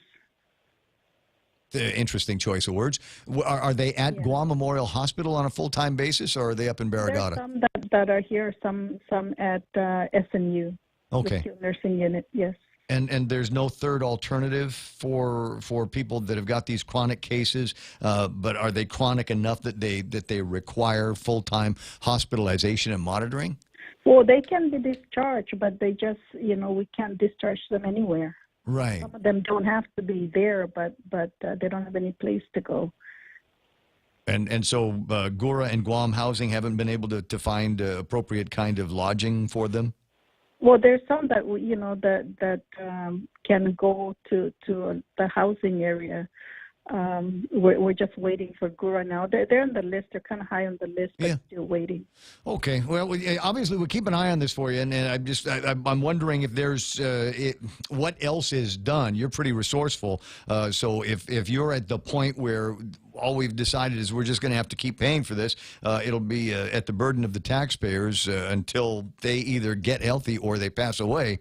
There doesn't seem to be any other stone that you can turn over to get some relief. Like I said, we try to bring families in. We even that custodian, the public custodian that take care of people.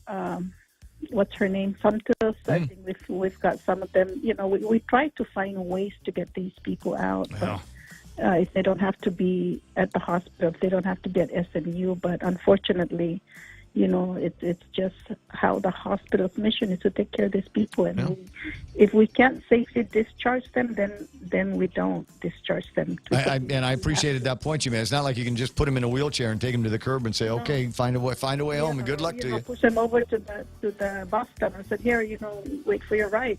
We're not like that. No, we're not. Okay, well, let me know if this changes, situation gets any better. I'll see you pretty soon, okay? Sure. Okay, thank you. Benita Maglonia from Guam Memorial Hospital. Tough spot. You want details on that? It's in this morning's Guam Daily Post. Or was it in yesterday's? Or was it in Saturday's? I don't know. The weekends all run together in my head. We're KUSG Agana. Here's Fox News. No hesitation. I'm Paul Stevens, Fox News. Police are calling 29-year-old James Shaw Jr. a hero for saving lives early today at a Waffle House restaurant in Tennessee. Shaw making a split-second decision to challenge a lone shooter who started firing after he burst in. I just knew it was me or him or that type of scenario, so I chose to go with what I wanted to go with, and it worked. Shaw was slightly injured. 4 people were killed. That lone suspect, 29-year-old Travis Reinking, is still on the loose. Police think he may be armed. He was wearing only a green jacket when he ran out of the restaurant.